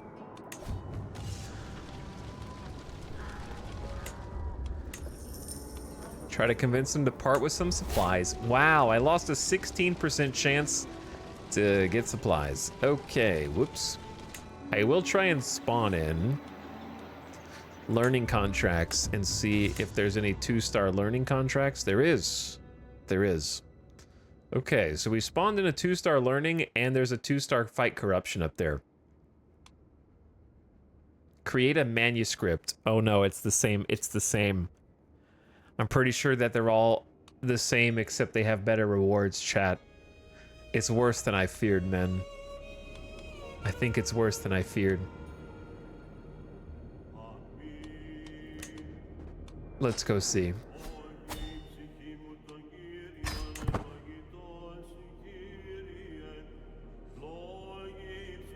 I honestly never once in the last 2 days suspected that they were going to be identical events with just higher payouts. It seems our time in Kona has proven beneficial for my son Temujin. Something about the local culture simply fascinates him, so much so that in our brief time there, he's managed to pick up passable Tibetan, an achievement that the lad is trumpeting to the high heavens by speaking it around camp constantly. Wow, he's supposed to be stupid and he just learned a language instantly. Even dropping little words and phrases into conversations with his lessers. Smug behavior to be sure, but perhaps with good cause. He learns Tibetan. Maybe he could teach me too. 95% chance you learn the language together. Easy. Easy. Snap of the fingers. Add that to my collection. I speak Tibetan now. All right, manuscript time. I hum as I look around the study. Plenty of scripts, manuscripts, and short. Yep, no, this is the same. A piece of work is not necessarily judged by its length. We can choose 5 times. Yep, reach for 5 chapters. I peer down. They wanted a scripture pertaining to social skills, a valid point for me to consider. I'll dazzle them with my wits. Yep, it's the same.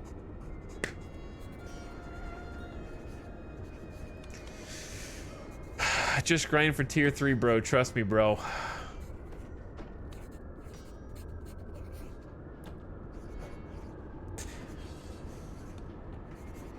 Is there a wiki page for this DLC up yet?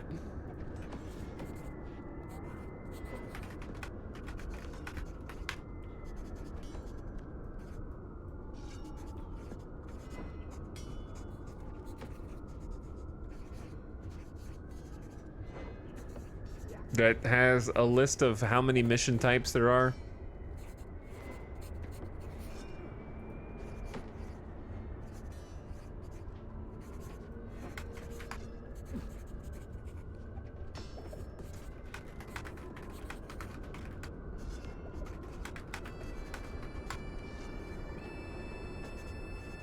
I don't know, I can't find it.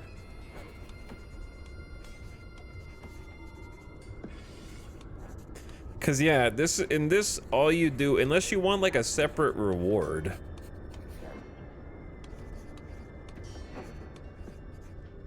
They're all over 90% at first, but yeah, if I wanted like prestige, then I'd just do boom. Terrific job. Now we have a 90 to try and get. These are the same reward, by the way. These are identical. One's diplomacy, one's stewardship, one's intrigue, and one's veteran travel. So if you have high enough skills, yeah, these have identical rewards, whether I use learning and diplomacy or stewardship and learning.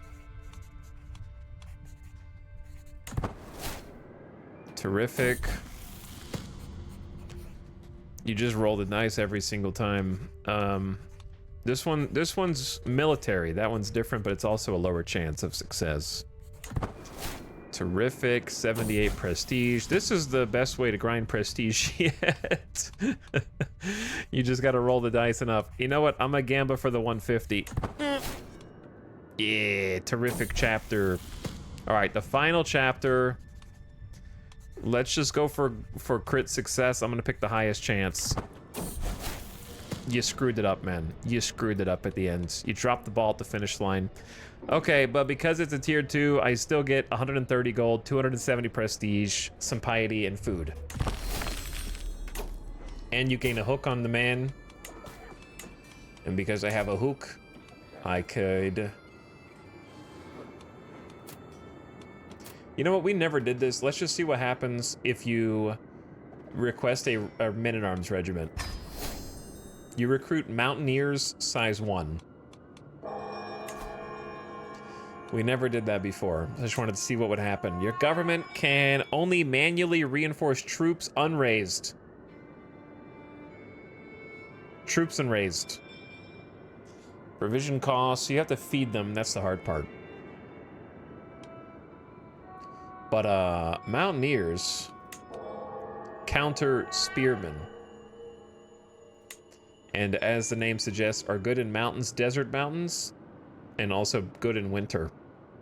Tibetan soldiers are the undisputed champions of their domain. Tibetan mountaineers. There's a stewardship scheme tier 2, so it's just a scheme. There's a diplomacy scheme tier 2 criminal contract, that's just a scheme. Chat. Bros. I'm dying here, men.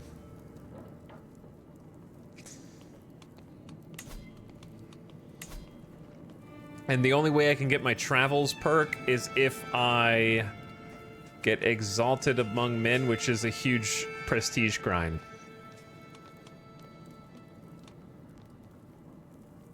Because I could get the other 8 points of interest. Let's just take a road trip. Let's take a road trip. Where am I? Okay, let's take a road trip real far down here. I should not take a road trip after hiring those troops because I'm just having to feed them now. Hold on, can I just fire them?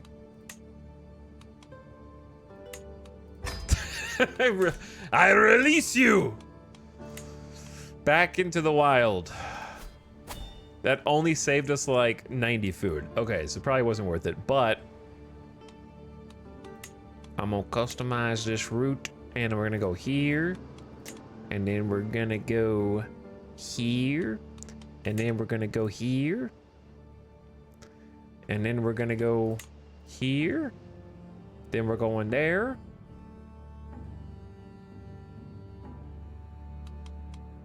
Then we're gonna go freaking here. And my food's running out, and then we're gonna go here. My food's running out. My food's running out.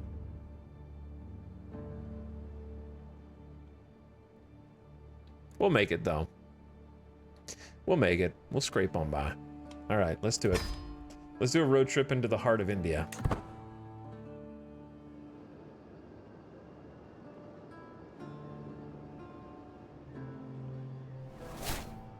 You gain 200 stewardship from visiting the kingdom of Kamarupa. Hospitality for a day. The journey has been long and tiresome, and my feet ache so much that my ancestors must feel it. As I feel I'm about to collapse from exhaustion, I feel something heavy on my neck. Before long, I am adorned from head to toe in traditional Kamrupi garb, the streets alive with jubilation. Every house head beacons me.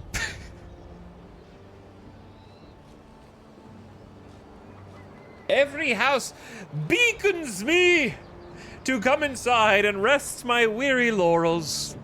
It would only take a moment to regain my stamina, and I would be welcomed as the guest of honor.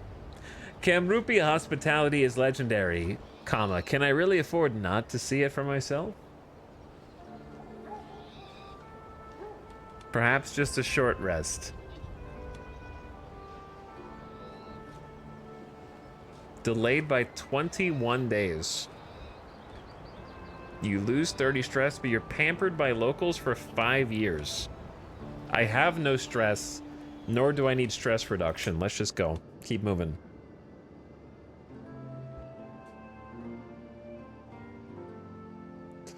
Listen, chat. I'm not trying to be mean, but when like 33 to 50% of the pop-ups have at least one typo, the vibe that it gives is Steam Workshop events. Like when it's just like that's sort of what I expect when I download a mod for something. You know what I mean?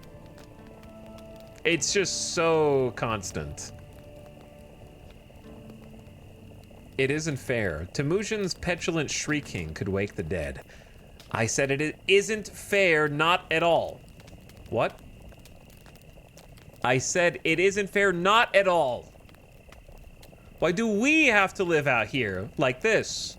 Like we're just animals roaming from place to place with no palaces, no castles, not even proper beds. I didn't ask for this poverty, and I deserve better. Through the screaming and the outrage, I can see that my son's frustration is real. Tears of both anger and sadness roll down both his cheeks.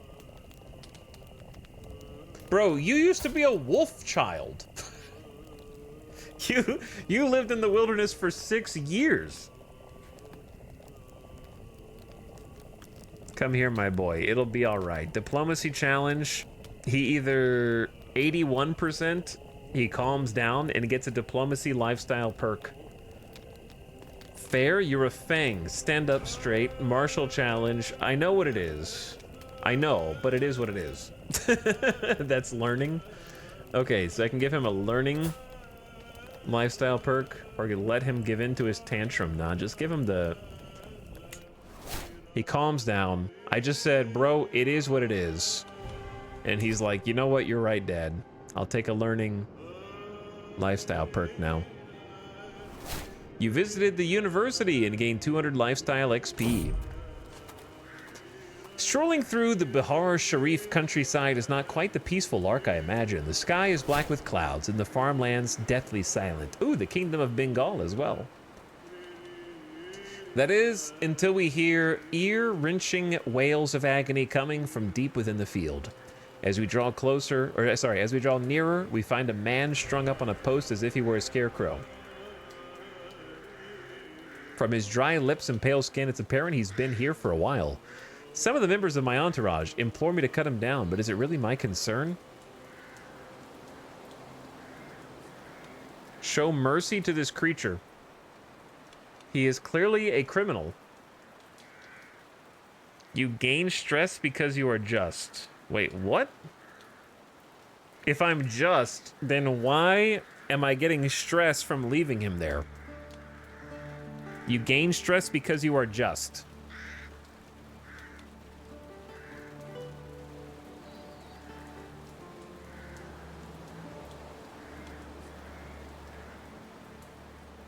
Okay, show mercy to this creature. The man grovels pitifully at my feet, bloodying the soil with his hands. Soon, members of my entourage hoist him onto his unsteady feet, pleading to hear how he came to be here. Oh, I was just here to collect taxes. The peasants told me the gold were buried out here, and before I knew it, they descended upon me and strung me up like a scarecrow. Intellect is clearly not his strength, but he offers me a small sum of wealth for my assistance regardless. What? He's in danger. Come with me. Okay. No. He's got flies in his brain. A good reward for a good deed.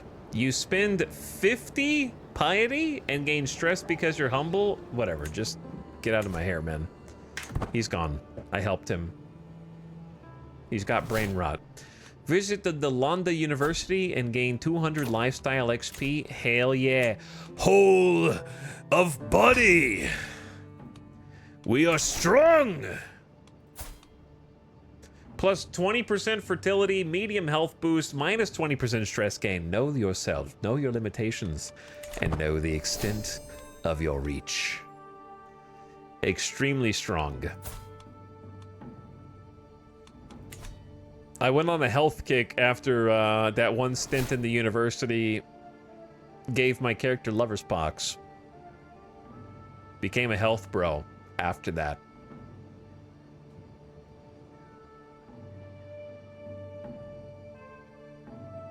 By the way, our prestige is not going up too much from these. I think the best way to get prestige is to grind contracts. Visited the university.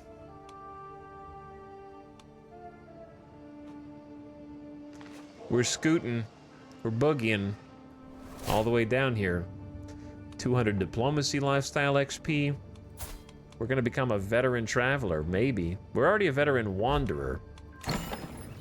Tyke got a book inspiration. I'm not gonna pay you 300 gold, bro.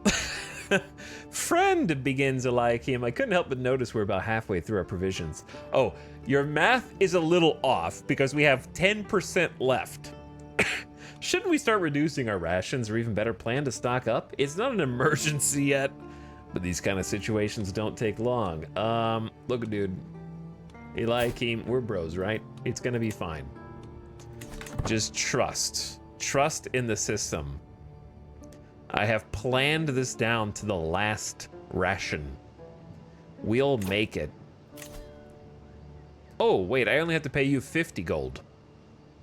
Okay, that's more reasonable. I don't know what you're doing, Tyke, but I am sponsoring you. You've been around for a long time, and you're my second. Love at first camp. Father, I have a request, stammers my son Temujin. Behind him, shyly clinging to my boy's hand, lurks a gangly Marathi youth. Why would you describe her that way? Gangly. As in, like, lanky? Oh, she's a callous lunatic. Gangly means, like, tall and thin. She is neither of those things. This is Anandabai. Anandabai. I really like her, and I was wondering, could she come with us? Her parents, too. She can't leave them behind.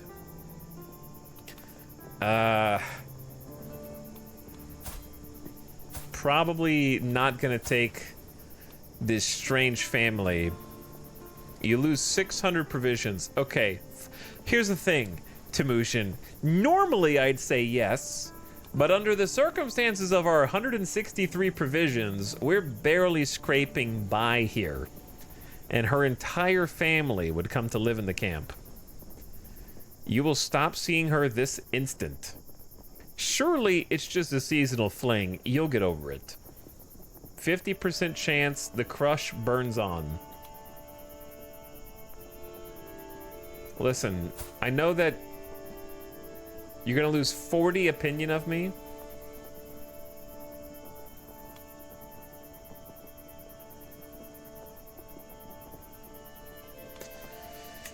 Tough love, bud. Tough love. You gotta stop seeing her right now. Do you understand? All right, we haven't done gather provisions. The bounty of Naldurg. Stepping outside my camp, I survey the drylands. I look amazing, by the way. We're in a desert right now, also. Naldurg should treat us well. The drylands are full of life, and one need only take the proper time and care to find food here. Learning challenge. 453 food. I'll see you in 3 years. You're only allowed less than 500 food every 3 years. And it's the same event every single time you do it. Also. Unless it changes geographically, but like quantity, not text.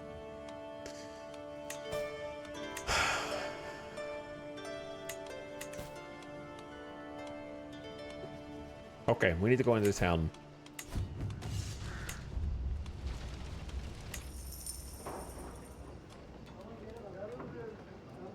A 1,000 provisions. If we convince him that his provisions are going bad, he'll give me 1,000. Okay, he'll give me 1,000. Thanks, dude. Very cool. All right, why did I come down here? Chad, I came down here for a reason. Why did I come down here? Oh, I was trying to see how much prestige I would get from making such a trip. Because I was trying to proc the travels of Eric Fang. I have visited 42 points of interest, but we are a far cry away from Exalted Among Men. So, the best way to do it is to, unfortunately, just grind. Because you can get crit success 400 prestige per tier 2 mission. And if you did that, mathematically, if you crit success every one of these tier 2 steward missions, I would need 10 of them to crit success. Doesn't it say you only need 2 or 3 of those? Chat. Maybe. Yeah, you're right. I just need money. The money that I paid what's-his-face. But I have to complete a stewardship scheme, a learning scheme. Wait, boundary dispute? I need money! This one pays the most. You know what? It's worth. Let's do it. Let's do a major decision. And see what happens. Fortified knowledge. The high altitude and the brisk air of Mulaka has a very refreshing quality as we traverse the local hill fort. The soldiers in the valley below appear to be practicing some rare type of training technique I've not seen before. I move in closer, failing to restrain my curiosity. While doing so, I am approached by the local captain. Herarau. Would you like to join in, my lord? I am always up for a challenge. 80% you become reckless. How about no? My bodyguard. I'm already a rough terrain. It's a duplicate event! They're all on timers, dude. They're all on timers, and they just rotate. We saw this event on the way to Italy, which was probably like 8 to 10 years ago. And it's so identical that I can't even learn how to be a rough terrain expert.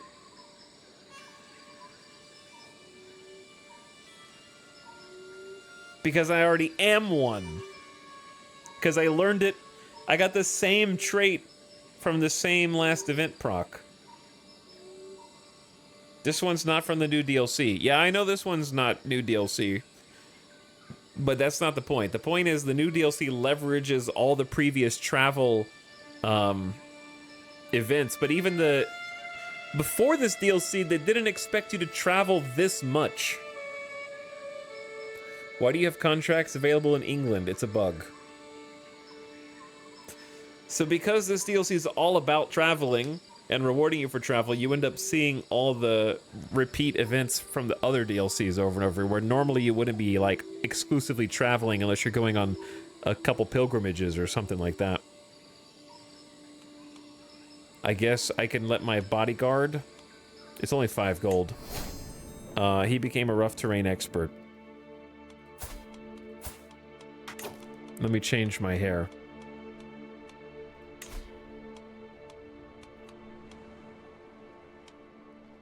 Wait, not hair. I want to change my hat. I'm beautiful.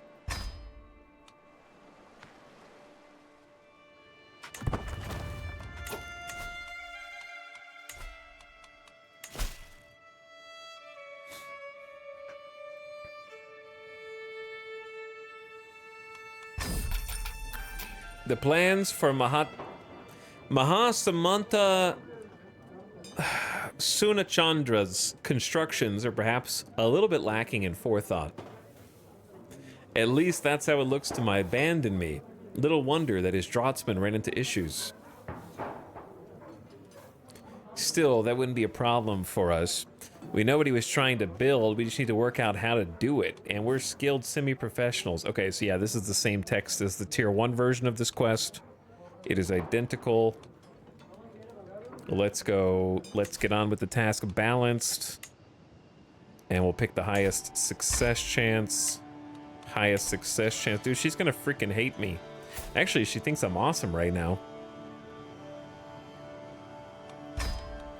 She's lazy. Alright, and then the fastest planners. To try and speed through. And now, we wait.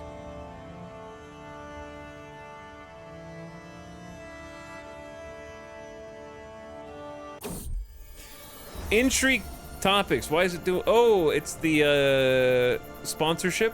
I find my friend Tyke surrounded by scrolls and manuscripts, head in his hands. My lord, there are so many areas of intrigue worthy of attention: scheming, seduction, manipulation. I don't even know where to start. I want to be one step ahead of everyone. He'll focus on scheming. I want women falling at my feet. Okay. What topic does your muse yearn for? Reading is hard. He'll likely be of a higher quality. Do whatever you want, bro. Do whatever you want.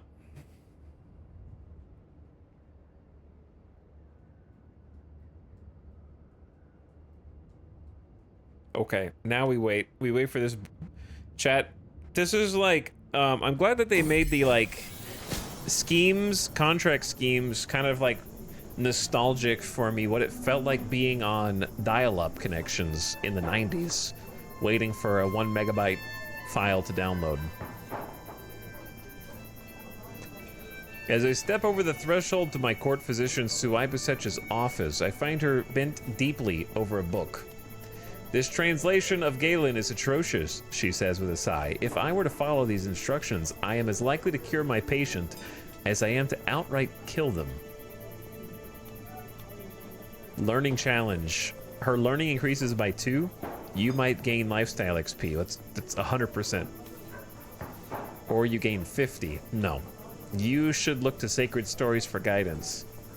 No, just...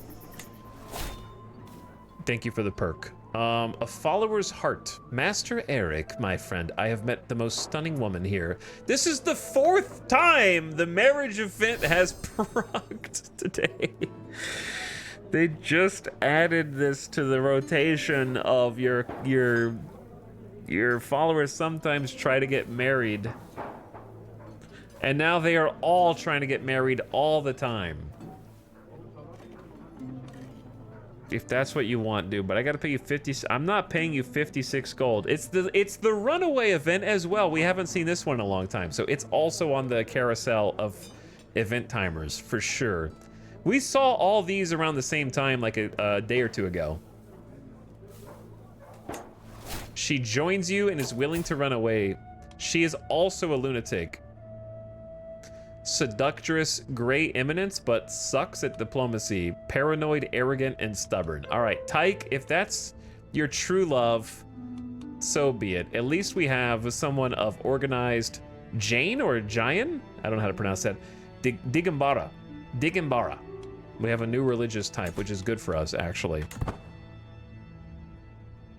But yeah, like, I understand schemes have always been loading bars. That's not the problem. The problem is that the new contract schemes, they intend for you to stay put and not move whilst doing the scheme.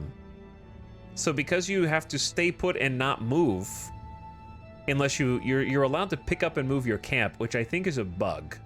Because if you don't pick up a camp, then you have to stay there. So the gameplay is literally fast forward. And wait for this mission type. And they did this mission type everywhere. There's a learning scheme right there. There's like a scheme for every type.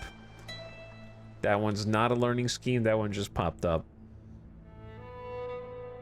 So the issue is not that schemes are loading bars. The issue is that you're not supposed to do anything else while you're doing it. Tyke's exasperated cries spoil a quiet moment. How am I going to go about writing about intrigue when my quill keeps going missing? He rushes over to me. My lord, every time I make a bit of progress, it seems something goes wrong. I'm certain someone at court is tampering with my work. He storms off to his study. Could it be? No. Kraka? I am paying for quality. The artifact will be of a lower quality. 53% chance the tamperer is arrested. Oh, that's gonna create some drama. Okay, that just reminded me. We've been playing now for like 17 or 18 hours. There has only been one drama or dramatic thing amongst our camp followers besides them fighting each other twice on cooldown, which is this. This is the only... like, maybe our crew just freaking loves each other and they all get along. This is the first time any plot has manifested within our group. Intrigue challenge, the tamperer is arrested.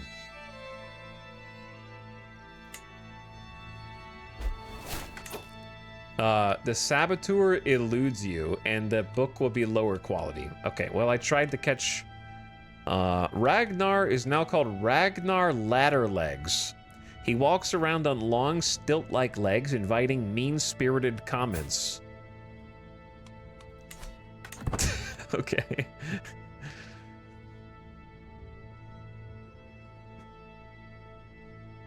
I can't... You know what the worst part is? The guy who's writing the book is the best at intrigue in the entire camp. So the fact that Tyke himself cannot figure out who's responsible really tells you something. He is the only one who's got like god tier intrigue and is like the spy master extraordinaire. All right, let's execute the scheme. Come on, 83. Success. Yes. 106 gold, 270 prestige. They are grateful. And now, chat, we can do a major... They just raised the price. I'm not joking. They just raised the price to 500 gold. It was 250 a second ago. I did one quest and now it's 500. What? What happened that would cause that?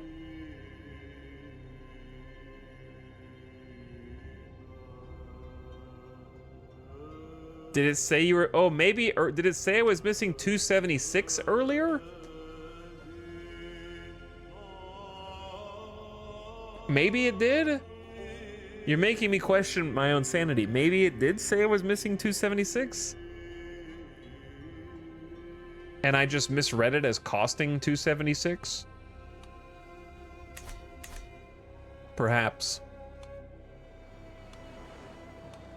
That could be.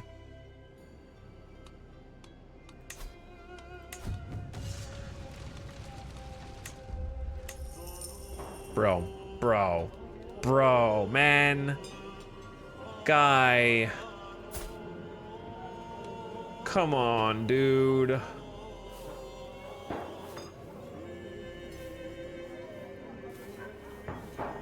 Come on, man.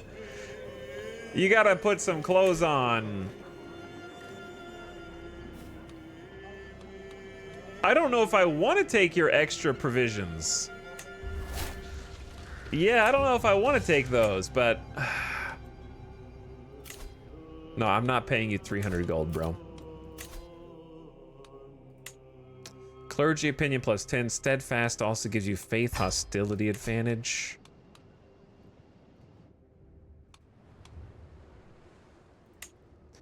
Let's go down here.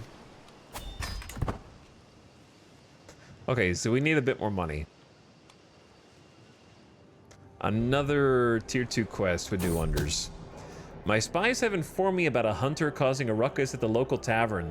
The man has been spending large amounts of... Oh, it's this event. Bragging loudly about the great deal he struck with a fancy lord in pearls and silk. Apparently he drew a map of the local drylands for an unknown nobleman. The spies think the lord must be scheming against me or one of my subjects. That idiot belongs in my dungeon. How am I imprisoning this random dude? This is for lords. I'm just like an adventurer. How am I randomly arresting this wanderer?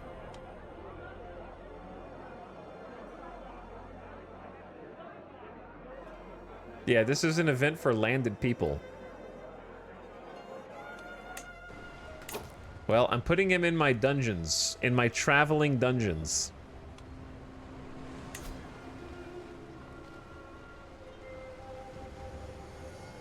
And because we haven't done this ever, executions earn piety instead of costing piety.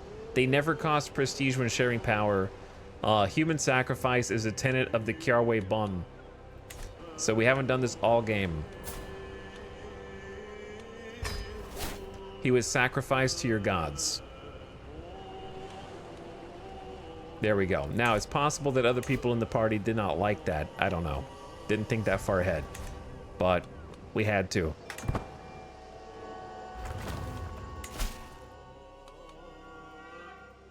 Okay, this is not very much money, but that's all right. 50-50. Thanks for the cash. 2-star learning. A manuscript. Yes. Let's go do that.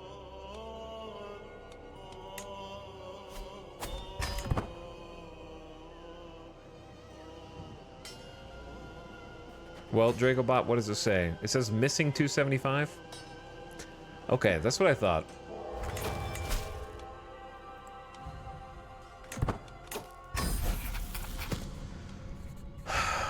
So yeah, it didn't change prices.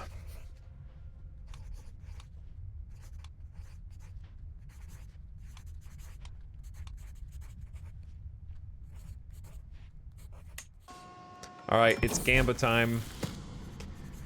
Don't even worry about reading. We just need to try and like crit success this.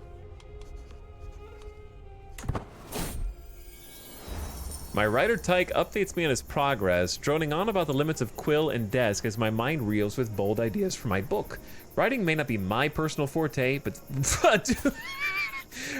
writing may not be my personal forte. I'm literally writing a 5-chapter manuscript for a local lord right now, but it might not be mine. But that doesn't mean I can't say how my money is spent. Just no context whatsoever. See, like, my number one rule as project manager on Crusader Kings would be making sure that the writing team never makes loaded events, right? There should never be loaded opinion events. He is humble. Maybe I'm just humble. That tell you, basically by loaded I mean events that tell you how your character feels about a thing. That should be up to you to choose based on the dialogue options. Because it just creates a disconnect.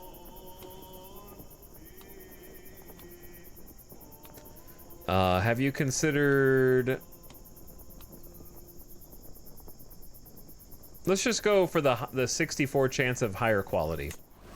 They work well. Okay, sick. All right, manuscript time. So we just want whichever one has the most money. They're only 5 gold. I just... Poor chapter. That was a 90% chance, dude. Move your accursed tent. Damn, this one's on cooldown too. We had this event also, like the day before yesterday. Ragnar seems unmoved. Basically, like, they want the same tent spot, and you have to side with one or the other. And if you have fixed layout domicile, you get to pick a new thing. So we didn't have this last time. We have rules for a reason, Ragnar.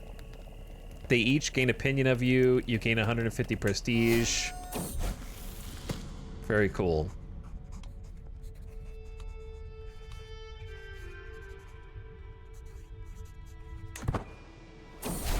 Terrific chapter for a little bonus bucks. Going for the one that gets the most money.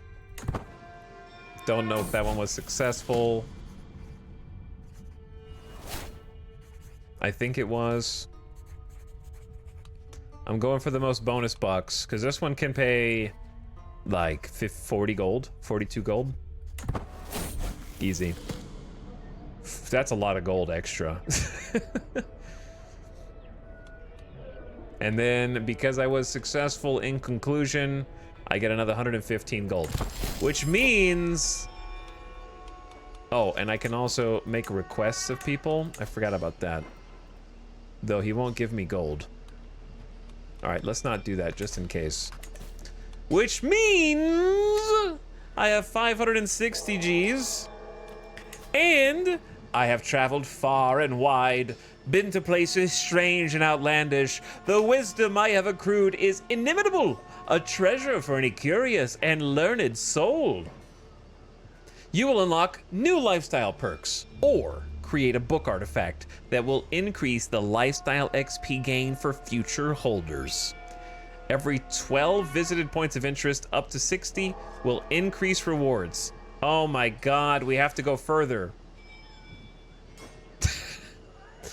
We need more. We haven't maxed out our perks. We need 18 more points of interest, chat.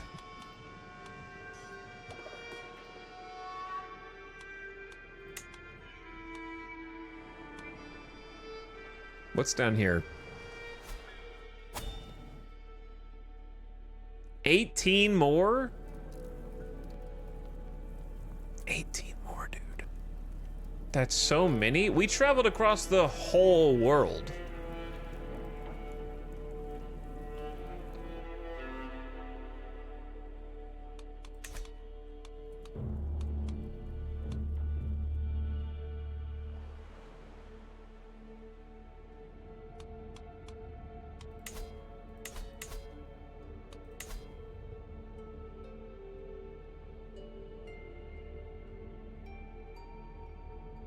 Every 12 up to 60, meaning 60 more for maximum. No, that's not what it says.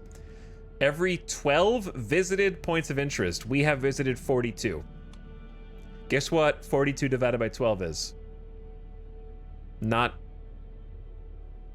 anything. It's 48, so I don't know. But it says you have visited 42 points of interest. So up to 60 will increase the rewards. So we could go to 48 and we would get a tier 4 reward or whatever. And then 60 would be the final tier. I guess you could have earned this by fame, correct. You could have not gone to any points of interest and just become super famous. But then if you visit points of interest, it'll increase the rewards. So this is like an optional bonus perk if you were just leveraging fame and money. Or fame and experience. That way you're not stuck. So we don't need to go to a ton. Let's just go to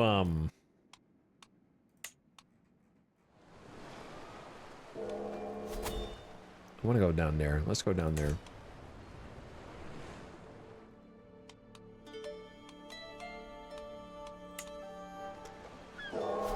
We're gonna travel down to Samantakuda.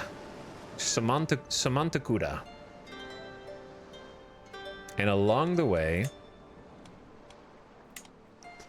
if we go here, then there, then there. How many is that? 1, 2, 3. That's only 5. We need 6.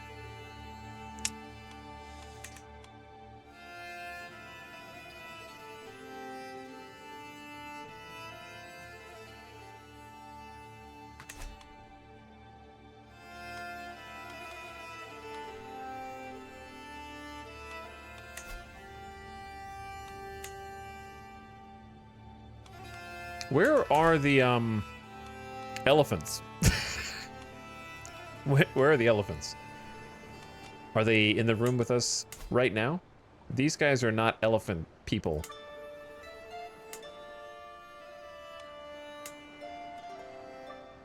They do have Garuda. That's heavy infantry, counter spearmen and archers. It's kind of cool.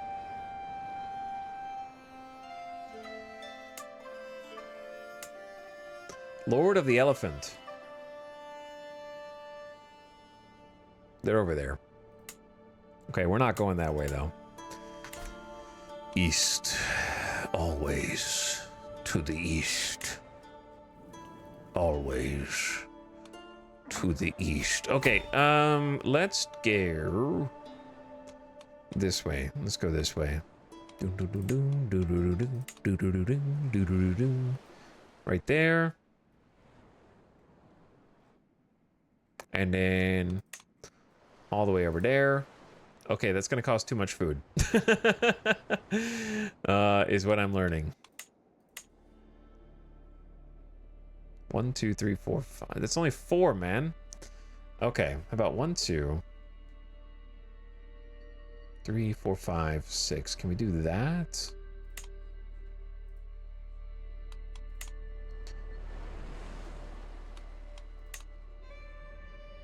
That's 2, 3, 4, 5, 6. Yep. Yep. That'll work. All right, one final voyage before we write our memoirs. Let's see what'll happen on this trip. How old is Eric? He's 33 years old. He is celibate, and he has an adopted son and heir, Temujin, son of wolves, Fang. The Herculean child. 200 lifestyle XP for visiting the kingdom of Telangana. Blood and spit. Apparently Gonka. Who the hell is Gonka? Spit in my son Temujin's food during dinner. Who are you? Gonka, son of Gonka? We're just... What? Who is this? It seems as if Temujin is trying to tire Gonka out by not reacting to his bullying, no matter how many times Gonka calls him rascal or slaps him across the cheek. Gonka, son of Gonka. Just ignore him. Temujin keeps the trait calm. Don't be so meek. Take revenge. Become vengeful. Vengeance is best served indirectly, deceitful. So calm, vengeful,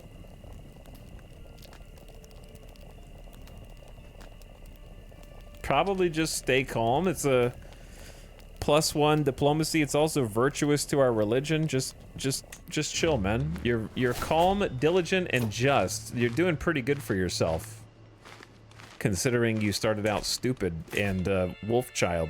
Hey, our first stewardship perk ever. Domicile income plus 0.5 per month. Oh, the speed.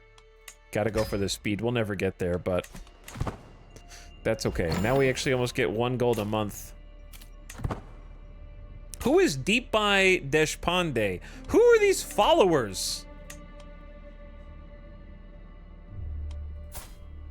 Oh, you married Tyke. Oh yeah, you're with Tyke. Okay, she's inspired. Yeah, that makes sense. She's with Tyke. That's accurate. Inspiration realized. Bro, your book sucks. My lord! My friend Tyke smiles and gestures me over with ink-stained hands. My book, my masterpiece, is finished. An ornate tome that shows a modest understanding of intrigue as it touches upon subjects such as a capital small sinister book with black leather cover containing detailed drawings of plants and step-by-step plainly illustrated instructions for preparing a wide selection of poisons, ... only 2 dots. The cover is leather, displaying a repeating image of rose flowers enunciated by the placement of moonstone inserts. I am super duper impressed. Some prestige, some dread, some monthly intrigue lifestyle. Thank you so much. Thank you so freaking much, man. I'll wear that right now.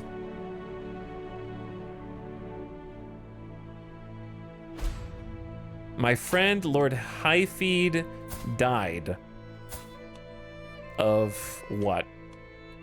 Slain in battle by this chump.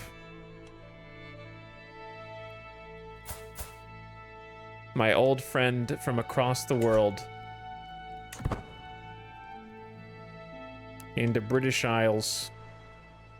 That was not the guy I took a bath with, chat. That's a different dude, man. That's from the beginning of our adventures. We just randomly met him and he wanted to be friends. Slain in battle.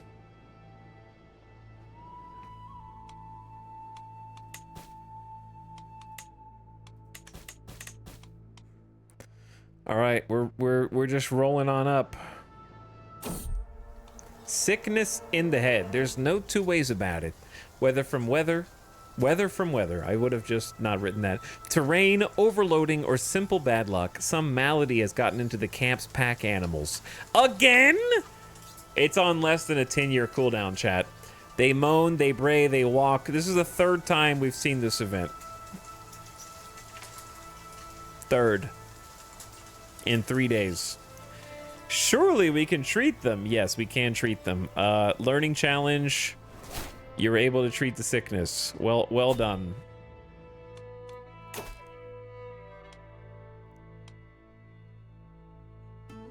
Pilgrimage is 50% cheaper.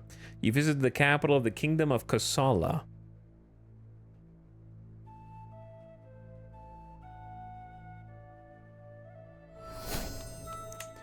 Let's do pilgrimages are cheaper, even though we won't do one.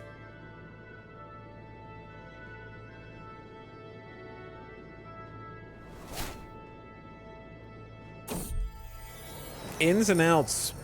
As we trudge down the road, a building hoves into view. Yep. It hoves into view. I remember the word hoves. This is the one where we keep asking, why do we keep trying to go to an inn? This is the 3rd time we've seen this one also.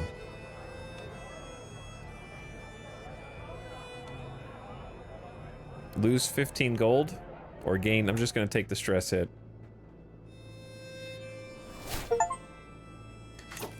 Finish both tracks of the Traveler trait. There and back again. We're a veteran traveler.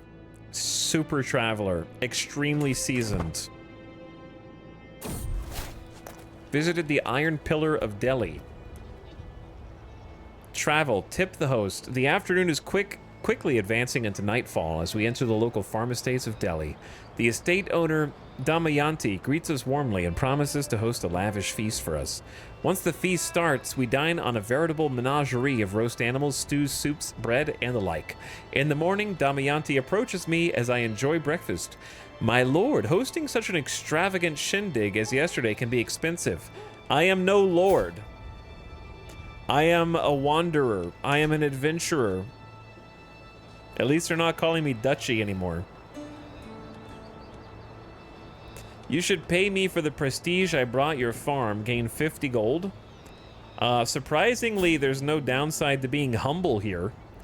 There should probably be a humble interaction with you should pay me. Let me compensate you. You pay her 50 gold. Bro, I didn't ask for this. Maybe we can. She gets a weak hook on me. Who's this random person? They're a wanderer as well? They're a wanderer also. What? This says they're an estate owner. The estate owner Damayanti greets us warmly. Am I getting like one of those pop-up food places on Yelp where they try and pretend there's a real restaurant and make fake Yelp reviews to get people to come in?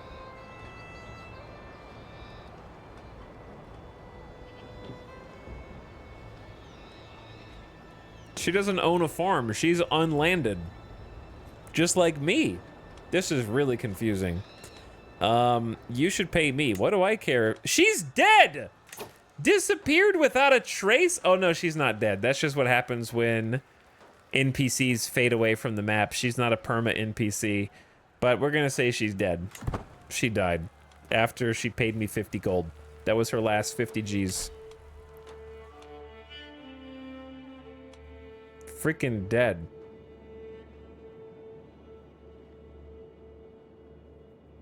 I don't know what that was a weird one. That one was a weird one. All right, stewardship XP, and with that, we have visited 48 points of interest. That should be 12, 24, 36, 48. That should be 4 out of 5 potential reward structures. I'm gonna pay 500 gold and 1500. Hold on, 500 gold and 1500 prestige to make a major adventurer decision. I have seen wondrous things. The wisdom I have accrued is inimitable, a treasure for any curious, learned soul. Learned soul. So this should be big. The bright sun rising over snowy mountain peaks, the effervescent gutters of sprawling cities, the temples harboring the most pious and the most wretched souls, the works of men across centuries, nature's wonders crafted by the hand of Sangpo Bumtree Almighty. I have seen it all. I have talked with highborn and lowborn alike. I have seen people live in a myriad of ways. Such a trove of astute observations, of my faultless reminiscences, would be a cherished marvel for anyone with but a spark of curiosity. Should I decide to write it down, my memories belong to me alone. You gain 4 learning lifestyle perks. I have not told half of what I saw. You gain the Travels artifact. This artifact will provide lifestyle experience for future holders, or you postpone the decision. Okay, chat, I'm gonna be real with you. Just unlocking 4 learning lifestyle perks is the worst reward you could give me for a major decision. It's boring, it's uninspired, it's vapid, and worst of all, it's easy. Like, I am gonna unlock those in a couple years in game without a major decision That's going to take me like 1 to 2 years right now to get that. Like 2 years, probably. I'll get 4 more learning lifestyle. We're already a quarter of the way to the next one. And then the book, the learning lifestyle itself procs books that you can pay for from your followers. So I'm already getting those. So it's nothing that I can't get unless this is the best artifact in the game. So we're going to find out. If this is the best artifact in the game, I will eat my words. You will gain the travels of Eric Fang. That's what I would pick anyways.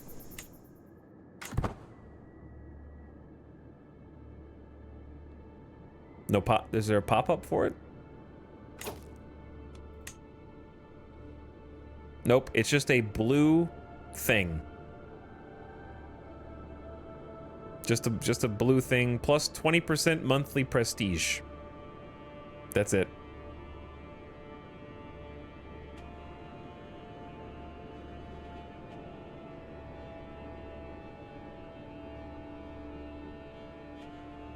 You will hear it for yourself, and it will surely fill you with wonder. And I assure you that the womenfolk, buy and sell and do all that is needful for their husbands and households. For the men do not bother themselves about anything but hunting and warfare and falconry.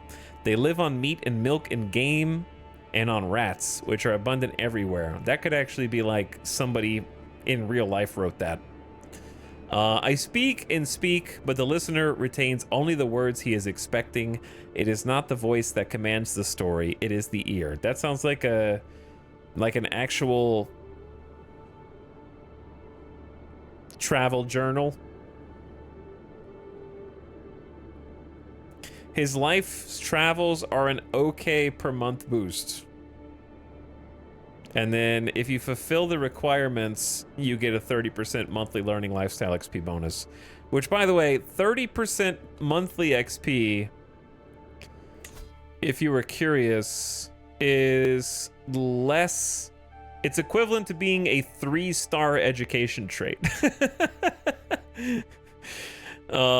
It's slightly better than 1 domicile building upgrade that I can make. Okay, so if I went to just my camp and the barber's tent, I'll end up with 3 upgrade buildings. I can use 1 of them to get 25% learning lifestyle XP, which is about 5% difference. That bonus is for everyone else. Yeah, we know. I'm talking about if I was on another character that wanted lifestyle XP, it's a drop in the bucket compared to the stuff you can already do. It's just like... It's very much a yes and bonus.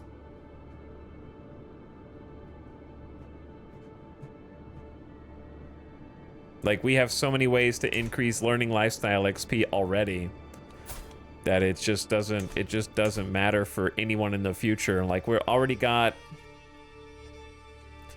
20% from philosopher culture, 10% from water rituals. Another random book that was created is 20%. You know what? I'm curious. If we go to the market...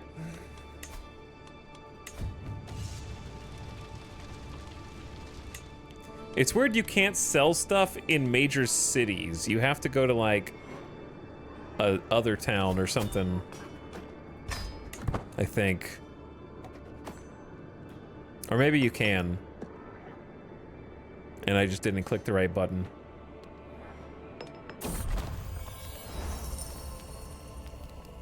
It's tough to describe what's so appealingly intimate about the low buzz of a camp settling in for the evening. Maybe it's the distant sound of the same arguments as last night, resuming without delay, the mixed screams and forced politeness from the barber's tent. What? Screams? Or even the sounds of evening prayers going up to the Catholic Jesus, Tingri Tingri, and Asatru Not. All this forms a quiet, comforting blanket of familiarity. This is my domain. And these people are my people. A small kingdom, but one where I know every sight, sound, and soul. Simply listen. Perhaps a shave and a haircut, looking immaculate for 10 years. Time to rein in the baggage train's chaos. A walk along the perimeter sounds pleasant. This is a good event. This one's a good event. I like this one. It has a good vibe, references things that have happened, gives you some options based on what you've already got.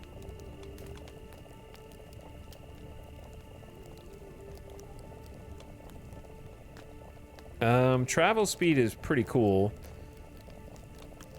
Rain in the baggage train's chaos. Okay, what was I gonna do? I was gonna go into town. Boom, boom. Maybe I can sell some artifacts. Let's see how much the travels of Eric Fang are worth. 73 gold. My life's work. Everything that I have ever learned, the knowledge I have gained as a mastermind philosopher who is an illustrious level of fame, just short of being literally exalted among men. Hold's Book of the Esoteric is worth more than my life's work. I am honestly taken aback. Are you, Feng Shui? This is exactly what I expected. It's just a blue trinket. Like, it's my major decision for Scholar is literally just a bauble. Here you go.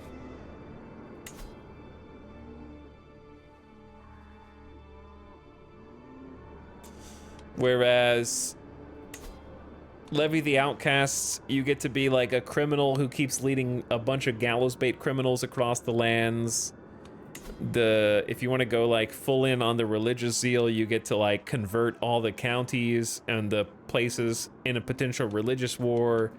Great Conqueror kind of speaks for itself. You actually get the Conqueror trait that the AI can get just to become OP. Champion of the Hand Culture starts a separatist uprising war, which doesn't sound as interesting to me as the other one, but at least it's like a way for you to get landed.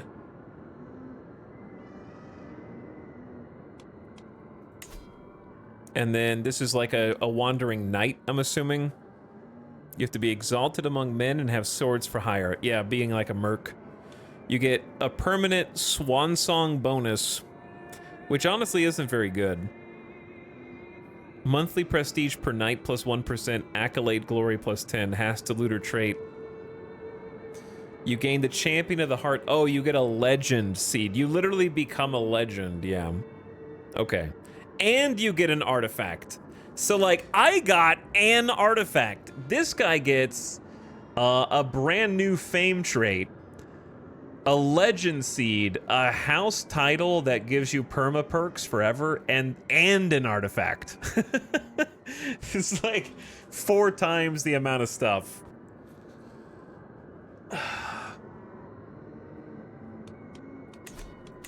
Okay.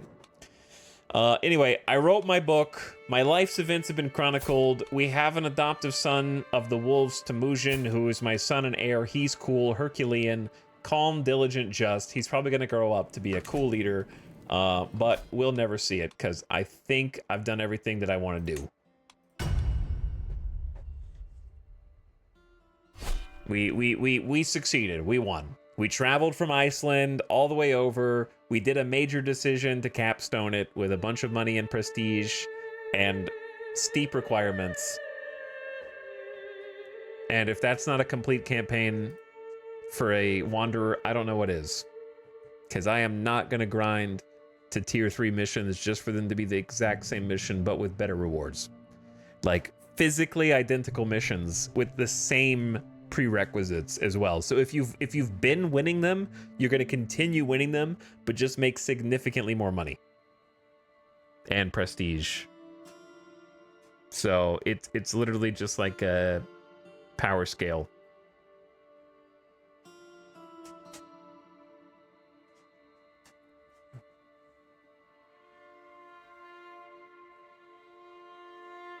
The CK3 streams are fun. I just wish they didn't end on a bad note a solid 50 to 70% of the time. I mean, it's more than that at this point.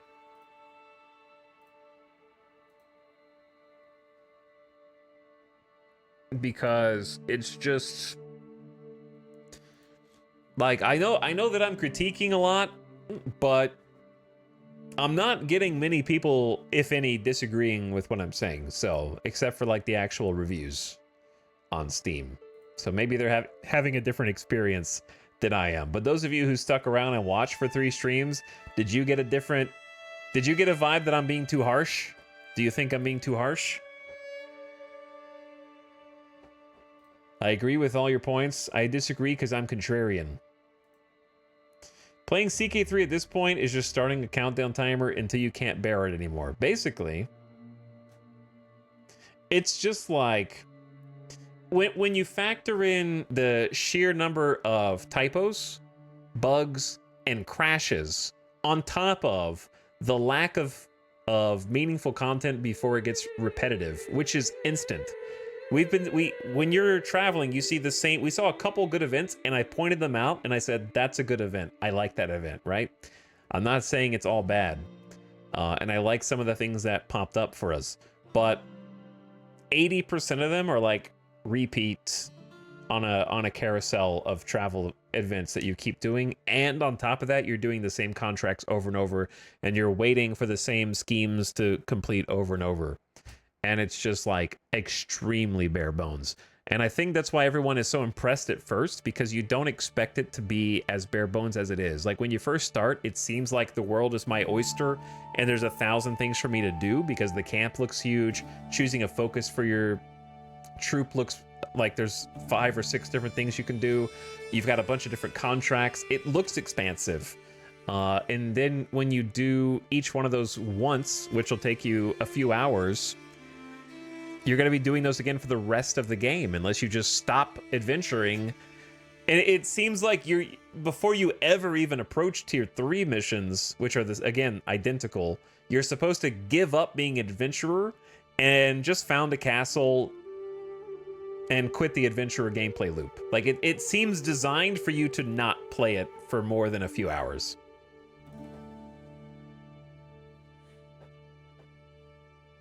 And they just want you to like work toward founding your own castle or something like that.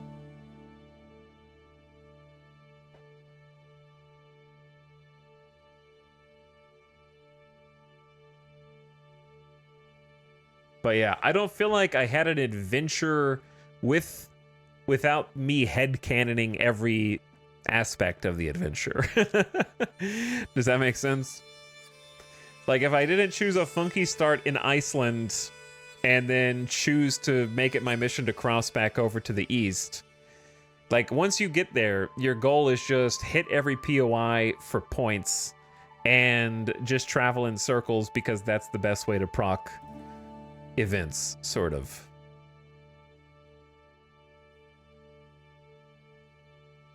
Like, imagine that RimWorld released an entire gameplay update and the update was just you in a caravan with 20 to 40 events.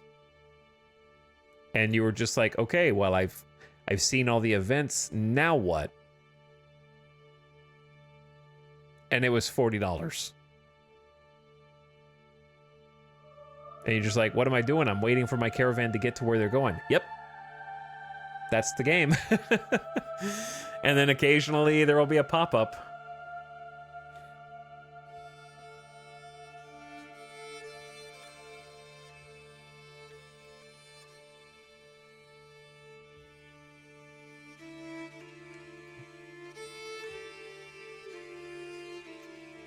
Now you can play an admin government and do the same thing. I don't really know what the admin government is.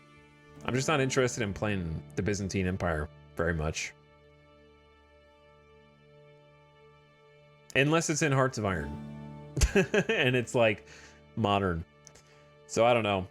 I think there were moments where it peeked through the clouds and I was like, oh, this is cool and this is cool. And like I said, the bones are there, but they needed actual like contracts and an actual contract system and some kind of like local rep with earning or like doing those contracts for different people. The patron list was a complete afterthought. I have no idea what the list of patrons is supposed to accomplish. Does anyone know what the list of patrons is supposed to do? It seemed like I could do one mission for anyone of any 1-star, 2-star, 3-star, it doesn't matter, and they will bend over backwards to do anything that's within their power for me.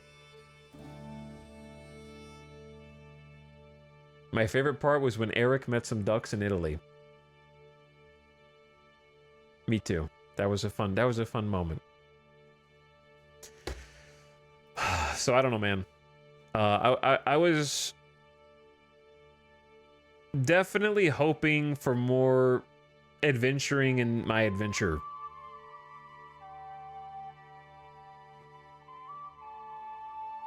I guess.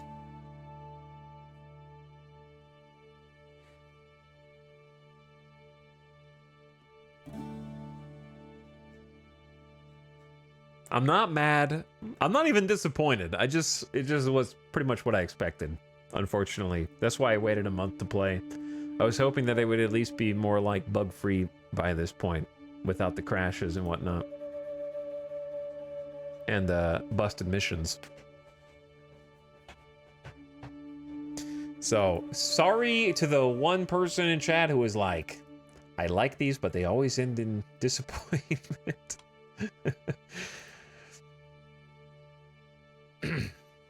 Yeah, I mean, it's just not... The truth is that Crusader Kings 3 is not where it should have been after 2020, and no amount of event packs are going to change that. Like, nothing is going to change with the next little DLC that's coming out with more events. After that, the next event pack is not going to make it better. Like, adding more bloat isn't going to help anything when all the events boil down to which one has the highest chance of success. I choose that one.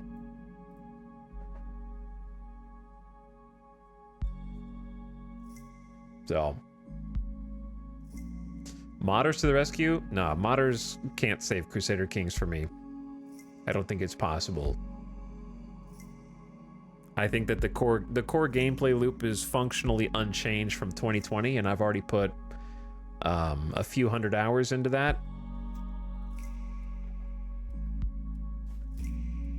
And I enjoyed the first 100 hours were magical. The second 100 hours were fun. The third 100 hours have been mostly like I did enjoy the Iberian Peninsula campaigns, and I enjoyed less, but still enjoyed the Persian campaigns. Those are the last two campaigns I was like, you know what, that was pretty fun. But the Persian campaign had a similar problem, where ending the intermezzo was very much a fizzle, and it was just like, that's it? Okay, that's it.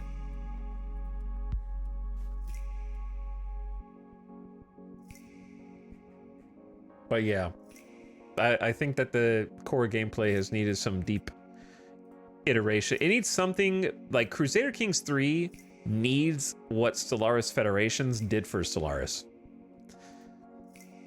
Crusader Kings is a political simulator with no politics, basically.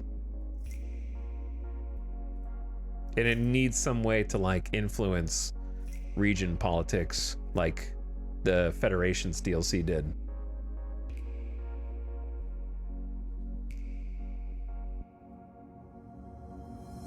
I don't consider creating assassination schemes and reaching my alliance cap to be enough politics for the political sim. And then the RP, we've kind of touched on that already. All right, chat, I'm gonna send you off on an end of stream raid. I don't know if I'll see you tomorrow because I don't have anything else I want to play right now. So just check back later.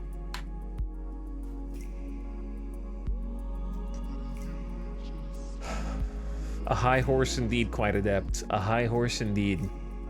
May you one day reach it. But yeah, I'll look around and try to find some other stuff. I still like Satisfactory and all the other stuff we were playing. It's just, you know, 350 hours in a row. And I just need to let things go on cooldown for a while. I need to let things on cooldown because too much of a good thing. and all that.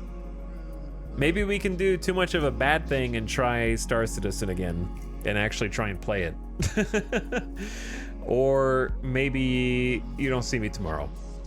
But we did. Listen, I muscled through 3 days of Crusader Kings to try to get to some kind of end for our character. He wrote his memoirs, has an heir. What else?